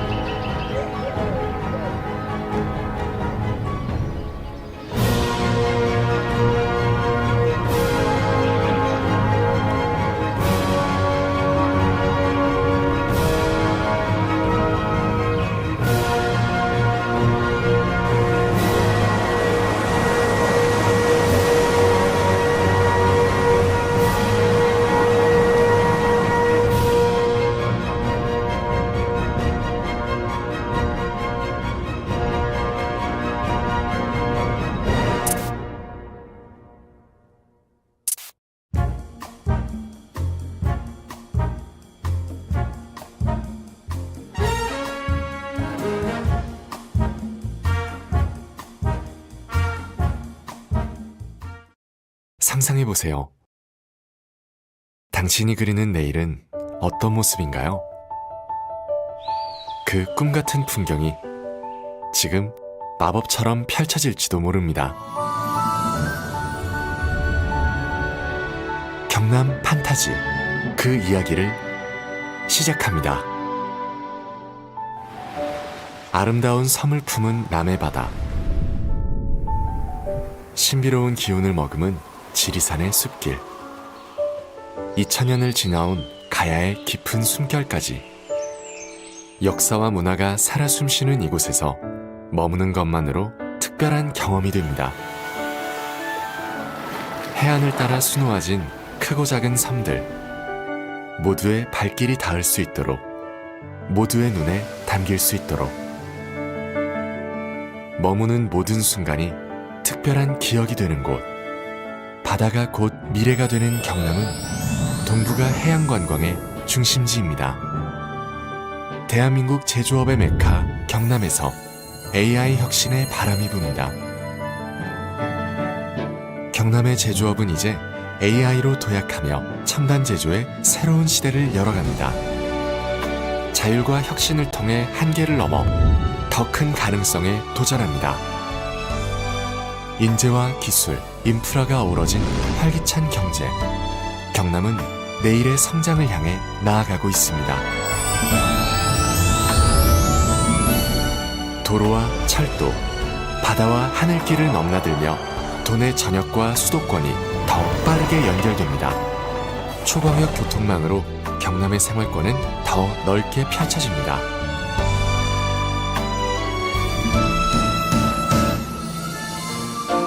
누구도 소외되지 않도록, 누구도 꿈을 잃지 않도록 모든 순간을 따뜻한 손길로 보살피며 함께 걸어가는 세상.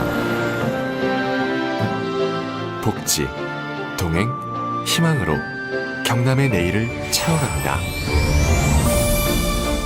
청년의 가능성을 믿고 그 열정이 현실이 되는 곳. 오늘의 도전으로 내일을 그려나갑니다. 경남은 청년이 배우고 성장할 수 있는 길을 넓혀갑니다.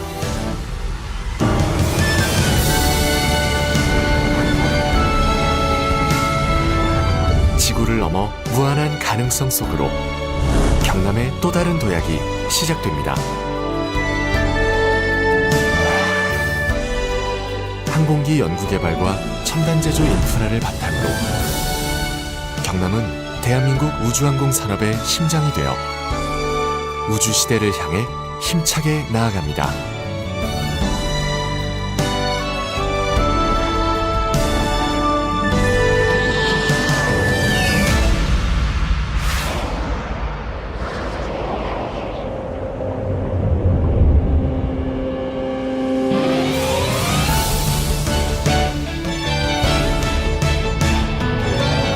자연과 문화, 사람과 기술, 미래와 우주.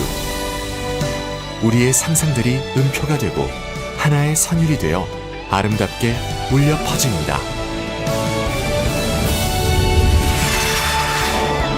일상의 특별함을 더해 관광의 지평을 넓히고 AI 혁신을 통해 산업의 경계를 넘어섭니다. 모두 함께 행복을 누리는 따뜻한 공동체를 만들고 끝없이 펼쳐진 우주를 향해 꿈을 쏘아 올리는 것. 이 모든 것이 경남의 판타지입니다. 상상이 현실이 되고 꿈이 일상이 되는 곳. 이곳 경남에서 당신의 내일은 눈부신 가능성으로 피어납니다. 그 가능성 위에 당신과 함께 펼쳐갈 경남 판타지.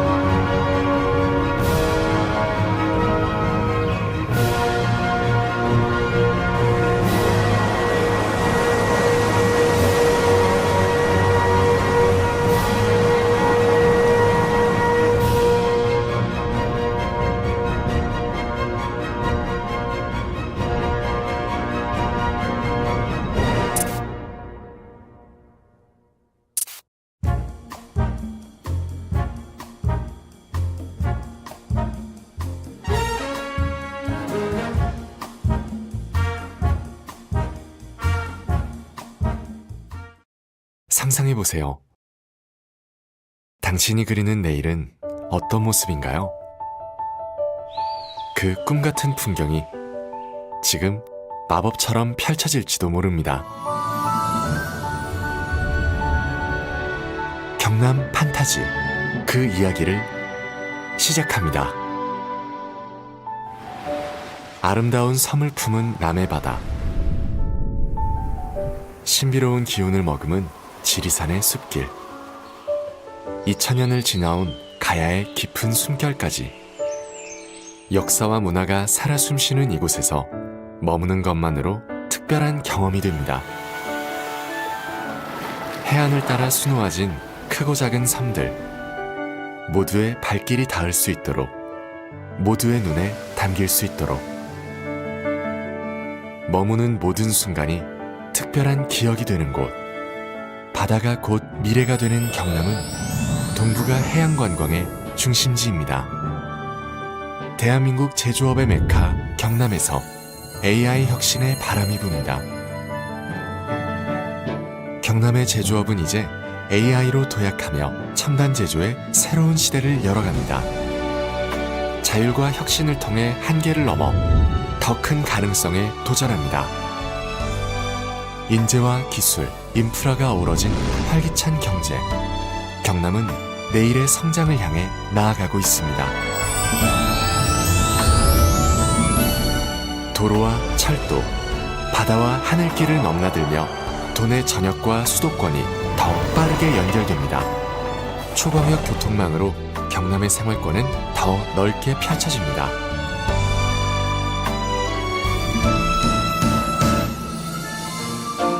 누구도 소외되지 않도록, 누구도 꿈을 잃지 않도록 모든 순간을 따뜻한 손길로 보살피며 함께 걸어가는 세상. 복지, 동행, 희망으로 경남의 내일을 채워갑니다. 청년의 가능성을 믿고 그 열정이 현실이 되는 곳. 오늘의 도전으로 내일을 그려나갑니다. 경남은 청년이 배우고 성장할 수 있는 길을 넓혀갑니다.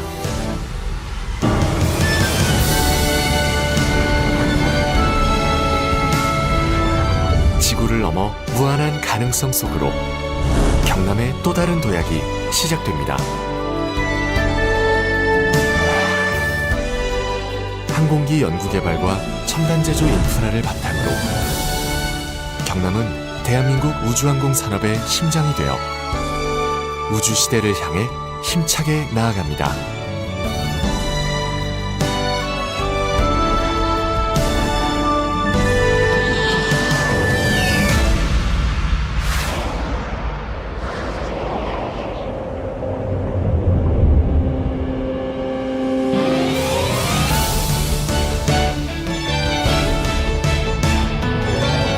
자연과 문화, 사람과 기술, 미래와 우주.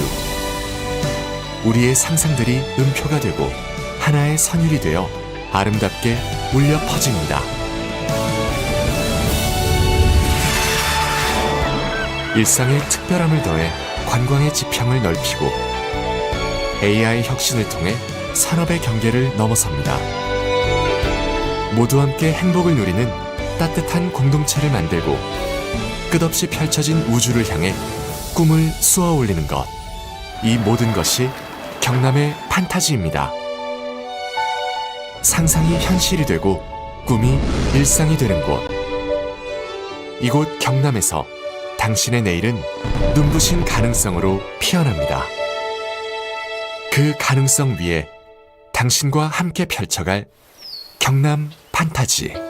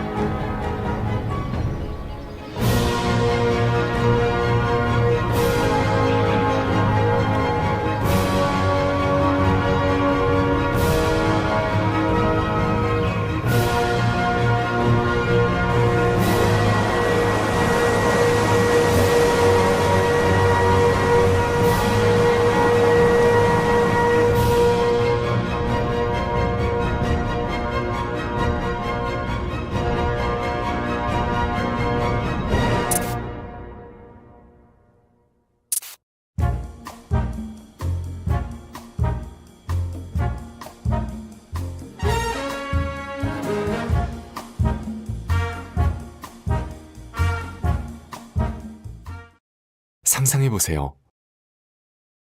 당신이 그리는 내일은 어떤 모습인가요? 그 꿈 같은 풍경이 지금 마법처럼 펼쳐질지도 모릅니다. 경남 판타지 그 이야기를 시작합니다. 아름다운 섬을 품은 남해 바다, 신비로운 기운을 머금은 지리산의 숲길, 2000년을 지나온 가야의 유일의 UCI 아시아 투어 뚜르드 경남 2016. 뜨거운 열기로 가득했던 네 번째 남해 구간의 레이스가 모두 끝이 났습니다. Korea's only UCI Asia Tour, Tour de Gyeongnam 2026, the fourth stage here in Namhae, which was filled with a burning passion, has officially come to an end. 남해 레이스 완주를 진심으로 축하하며 우리 선수들 고생 많았습니다. 자, 우리 현장에 계신 관중 여러분, 모든 선수들에게 다시 한번 뜨거운 박수와 함성 부탁드립니다. Congratulations on completing the Namhae race and our riders giving their all. 자, 이제 남해의 영광을 차지한 주인공들을 만나볼 시간입니다. 지금부터 뚜르드 경남 2016 제4스테이지 남해 구간 시상식의 막을 올립니다. Now it's time to meet our champions who seize the glory of Namhae. 안녕하십니까. 오늘 뚜르드 경남 2016 시상식을 함께할 아나운서 임동준, 박선영, 그리고 남해군 수어통역센터의 홍윤식 수어통역사님 함께 하시겠습니다. 여러분 반갑습니다. 본격적인 시상식을 진행하기에 앞서 오늘 이 자리를 빛내주시기 위해 참석해주신 내외빈 여러분을 소개해드리겠습니다. 한 분 한 분 소개해드릴 때마다 큰 박수로 환영해주시기 바랍니다. Now we'd like to introduce our guests who made time to celebrate this event. When their names are called, please welcome them with a big round of applause. 먼저 김미선 남해군 관광경제국장님께서 자리를 빛내주셨습니다. Please welcome Kim Mi-sun, Director of the Tourism and Economy Bureau of Namhae County. 다음으로 여동찬 남해군의회 기획행정위원장님 참석해 주셨습니다. 여동찬, Chairperson of the Planning and Administration Committee of the Namhae County Council. 이어서 박종식 남해군의회 산업건설위원장님 함께해 주셨습니다. Please welcome Park Jong-sik, Chairperson of the Industry and Construction Committee of the Namhae County Council. 김낙균 남해군의회 군의원 당선인 자리해 주셨습니다. Please welcome Kim Na-kyun, Member-elect of the Namhae County Council. 박항구 남해군의회 군의원 당선인 함께해 주셨습니다. Please welcome Park Han-gu, Member-elect of the Namhae County Council. 정진규 남해군의회 군의원 당선인 자리해 주셨습니다. Please welcome Jung Jin-gyu, Member-elect of the Namhae County Council. 최경진 남해군의회 군의원 당선인 함께해 주셨습니다. Also, please welcome Choi Young-jin, Member-elect of Namhae County Council. 김진실 남해군의회 군의원 당선인 자리해 주셨습니다. Please welcome Kim Jin-seul, Member-elect of the Namhae County Council. 박도영 남해군체육회 상임부회장님 자리해 주셨습니다. Please welcome Park Do-young, Senior Vice President of the Namhae Sports Council. 마지막으로 김종식 경상남도 체육지원과장님 참석해 주셨습니다. Last but not least, Mr. Kim Jong-sik, Director of the Sports Division of the Gyeongnam Province. 시간 관계상 귀한 걸음해주신 내빈 여러분을 한 분 한 분 모두 소개해드리지 못한 점 널리 양해해 주시길 바라며 참석해주신 모든 분들께 다시 한번 감사의 말씀을 전합니다.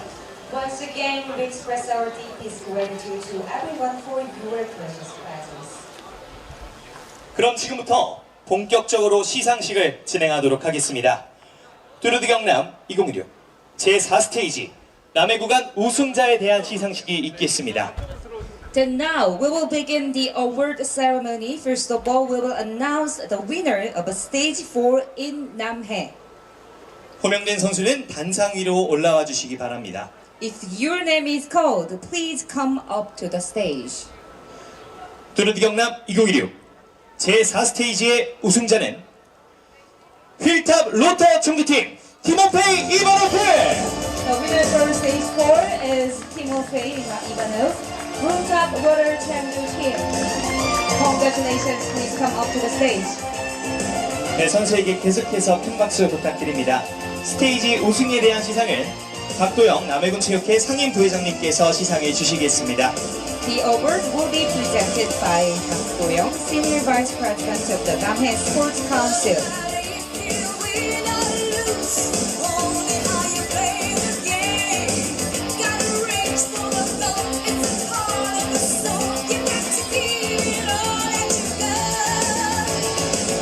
제4스테이지의 우승자인 티모페이 이바노프 선수에게는 트로피와 함께 경상남도의 홍보 캐릭터인 별이 인형이 부상으로 수여되겠습니다. So the winner of the stage 4 is received with a trophy along with a plushie doll of Perry, the promotional mascot of Gyeongnam.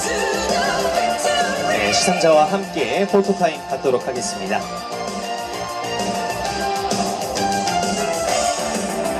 So we are having group photo, and now we'll be having your own photo session. 수상 선수 단독 포토타임 있겠습니다. 트로피와 별이 인형 앞쪽으로 아주 멋있게 보여주고 계십니다. Thank you. You may step down from the stage. 네, 다시 한번 뚜르드 경남 제4스테이지 남해 구간 우승자인 휠탑 로터 청도팀 티모페이 이바노프 선수에게 큰 박수 부탁드립니다.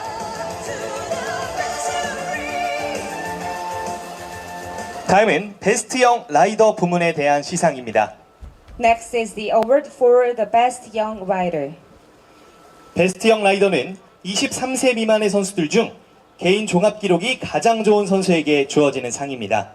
호명된 선수는 단상 위로 올라와 주시기 바랍니다. So as your name is called, also please come up to the stage. 뚜르드 경남 2016 제4스테이지 베스트 영 라이더 말레이시아 프로사이클링 마즐린 마마드 샤왈. The best young rider of stage 4 goes to Mr. Muhammad Shawal from Malaysia Pro Cycling. 네, 선수에게 계속해서 큰 박수 부탁드립니다. 베스트형 라이더에 대한 시상은 김종식 경상남도 체육지원 과장님께서 함께 해주시겠습니다. The award will be presented by Kim Jong-sik, Director of the Sports Division of Gyeongnam Province.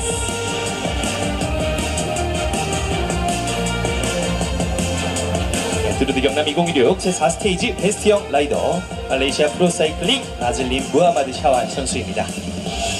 베스트형 라이더 마즐린 무하마드 샤왈 선수에게는 화이트 저지와 트로피, 경상남도의 홍보 캐릭터인 별이 인형이 부상으로 수여되겠습니다. 여러분 큰 박수 부탁드립니다.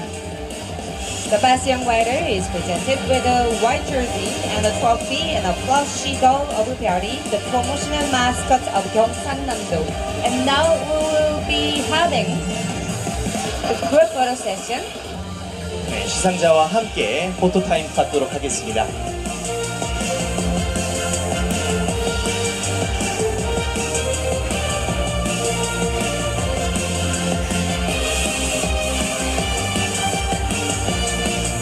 네, 이어서 수상선수 단독 포토타임 있겠습니다. Look at his face, and he's showing a bright smile. 네, 두 손을 번쩍 들어 올려주시고 아주 환한 미소 보여주셨습니다. 다시 한번 뚜르드 경남 제4스테이지 남해 구간 베스트형 라이더인 말레이시아 프로사이클링 마즐린 무하마드 샤왈 선수에게 큰 박수 부탁드립니다. Congratulations once again on your winning. 이어서 킹 오브 마운틴 부문에 대한 시상입니다. Next is the King of Mountains. 킹 오브 마운틴은 산악 구간에서 가장 뛰어난 성적을 거둔 선수에게 수여되는 상으로 호명된 선수는 단상 위로 올라와 주시기 바랍니다. Also, when your name is called, please come up to the stage. 뚜르드 경남 2016 제4스테이지 킹 오브 마운틴 휠탑 로터 청주팀 티모페이 이바노프. The King of the Mountains of stage 4 goes to Timofey Ivanov from Hilltop Water Changdo Team. 네, 선수에게 큰 박수 부탁드립니다. 킹 오브 마운틴에 대한 시상은 박종식 남해군의회 산업건설위원장님께서 함께 해주시겠습니다. The award will be given by Jong-sik, Chairperson of the Industry and Construction Committee of the NamHae County Council. 구간 시상에 이어 킹 오브 마운틴까지 함께하게 된 티모페이 이바노프 선수입니다.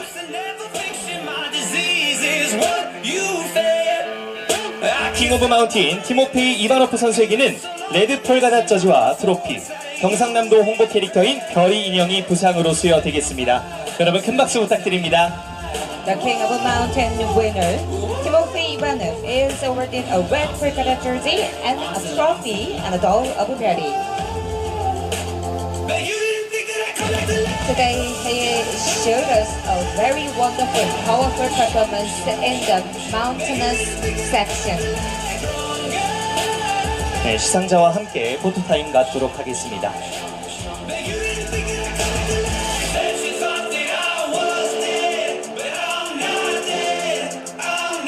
네, 영상에서 보셨던 것처럼 우리 이바노프 선수 굉장히 뛰어난 기량을 우리 산악 구간에서 보여주셨습니다.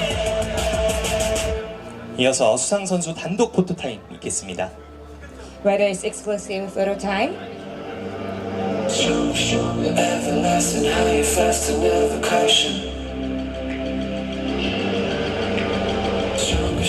네, 아주 멋있는 표정으로 함께 해주신 티모페이 이바노프 선수였고요. 다시 한번 뚜르드 경남 제4스테이지 남해 구간 킹 오브 마운틴 수상자인 휠탑 로터 청두팀 티모페이 이바노프 선수에게 큰 박수 부탁드리겠습니다. one more big round of applause to our winner. 다음은 스프린트 부문에 대한 시상입니다. Next is the award for the sprint category. 스프린트는 정해진 스프린트 구간에서 가장 좋은 성적을 기록한 선수에게 수여되는 상으로 호명된 선수는 단상 위로 올라와 주시기 바랍니다. When your name is called, please step up to the podium. 뚜르드 경남 2016 제4스테이지 스프린트 캐시앤 바디랩 리암 월시. The sprint winner of stage 4 goes to Liam Wolsey from Canadian Body Web. 네, 선수에게 큰 박수 부탁드립니다. 스프린트에 대한 시상은 여동찬 남해군의회 기획행정위원장님께서 함께 해주시겠습니다. The award will be presented by 여동찬, chairperson of the Planning and Administration Committee of the NamHae County. 네, 오늘 있었던 4스테이지 스프린트 캐시앤 바디랩 리암 월시 선수입니다. 스프린트 리암 월시 선수에게는 그린 저지와 트로피, 경상남도 홍보 캐릭터인 별이 인형이 부상으로 수여되겠습니다. 여러분 계속해서 큰 박수 부탁드립니다. The leader of the sprint category is awarded a green jersey and a trophy and a doll of beauty. 네, 시상자와 함께 포토타임 갖도록 하겠습니다. The leader of the sprint category, Liam Wolsey, has been presented and has accumulated most points in the designated sprint sections with his wonderful performance. 이어서 수상 선수 단독 포토타임 갖도록 하겠습니다. And now we will have winners on photo session.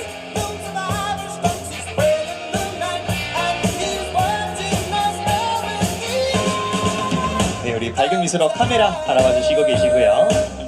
다시 한번 뚜르드 경남 제4스테이지 남해 구간 스프린트 수상자인 캐시앤 바디랩 리암 월시 선수에게 큰 박수 부탁드립니다. Please give him a warm round of applause once again. 다음은 구간 누적 점수가 가장 높은 참가 선수에게 수여되는 개인 종합 부문 시상이 있겠습니다. 호명된 선수는 단상 위로 올라와 주시기 바랍니다. Finally, next is the award for the individual general classification given to the rider with the lowest accumulated time throughout the stages. When your name is called, please step up to the stage. 뚜르드 경남 2016 제4스테이지 개인 종합 1위 팀 우쿄 다팀 돌아서요. General classification winner of stage 4 for the Gyeongnam 2026 is Dachi Tomaso from Team Ukyo. 네, 축하드립니다. 선수에게 계속해서 큰 박수 부탁드립니다. 개인 종합 부문 시상은 김미선 남해군 관광경제국장님께서 함께 해주시겠습니다. The award will be presented by Kim Mason, Director of the Tourism and Economy Bureau, NamHae County. 네, 트로트 경남 2016 제4스테이지 개인종합 1위 팀 국교 다티 토마소 선수입니다. 트로트 경남 2016 제4스테이지 개인종합 1위 수상자인 다티 토마소 선수에게는 옐로우 저지와 트로피, 경상남도 홍보 캐릭터인 별이 인형이 부상으로 수여되겠습니다. 여러분 박수 부탁드립니다. Dati Tomasio, the individual general class of classification leader, is now wearing the yellow jersey and holding the trophy and a doll of a berry. 네, 시상자와 함께 포토타임 갖도록 하겠습니다. After this photo session, we'll have winner's own photo session. 네, 수상 선수 단독 And 포토타임 then 있습니다.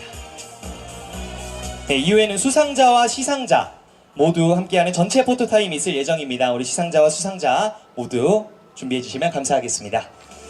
And now we will have a group photo with all together with the winners of today and also the presenters.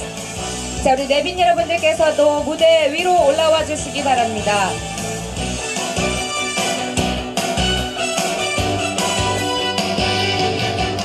네, 우리 내빈 분들과 오늘 있었던 4스테이지의 영광의 주인공들 함께 사진 촬영 있도록 하겠습니다.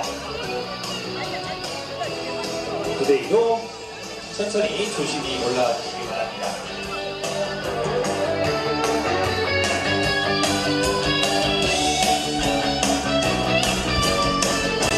네, 어제보다는 다소 짧았던 피로이지만 피로가 누적돼서 오늘 하루 또 길게 느껴졌을 선수들입니다. 여러분 다시 한번 큰 박수 부탁드리겠습니다.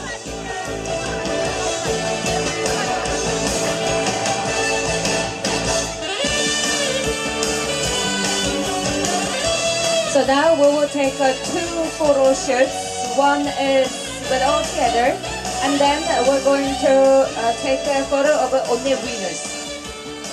네, 먼저 시상자와 수상자 분들의 포토타임 갖도록 하겠습니다.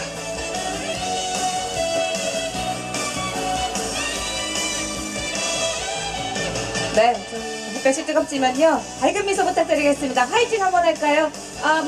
We're going to have a traditional Korean photo taking pose. This, and on the count of three. Can you do that? Yes. On the count of three, shouting "fighting," which means cheer. Go for it. Okay. All right. 3, 2, 1. Fighting! Thank you. And please remain on the podium so that we can have only a winner's photo. Thank you. 네, 수상자분들 단독 포토타임 갖도록 하겠습니다. 우리 사진 촬영 함께 도와주신 내빈분들 진심으로 감사합니다. 다시 한번 자리로 모셔보도록 하겠습니다. Now, this is your time. Show your face. Smile. 아주 트로피를 번쩍 들어 올려주셨습니다. 밝은 미소로 함께 해주시고 계시고요.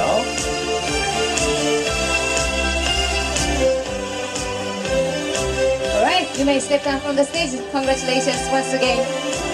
네, 고맙습니다. 수상하신 모든 선수 여러분 진심으로 축하드립니다. 다시 한번 무대 아래로 안전히 모셔보도록 하겠고요. 여러분 마지막으로 우리 선수분들에게 다시 한번 박수 부탁드리겠습니다. Please give them one more big round of applause to our winners. 네, 이것으로 트로트 경남 2016 제4스테이지 남해 구간 시상식을 모두 마치겠습니다. This brings us to the end of awarding ceremony for stage 4 of Tour de Gyeongnam 2026. 대회에 대한 뜨거운 열기를 보여주신 선수단 여러분 모두 수고하셨습니다.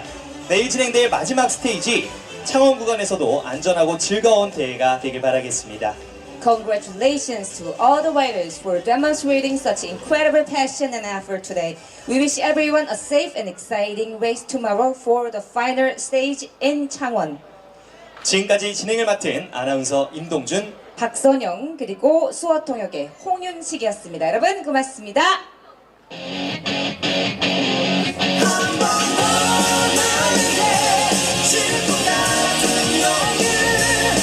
네, 여러분 아직 가지 마세요. 경품 추첨도 남아 있습니다.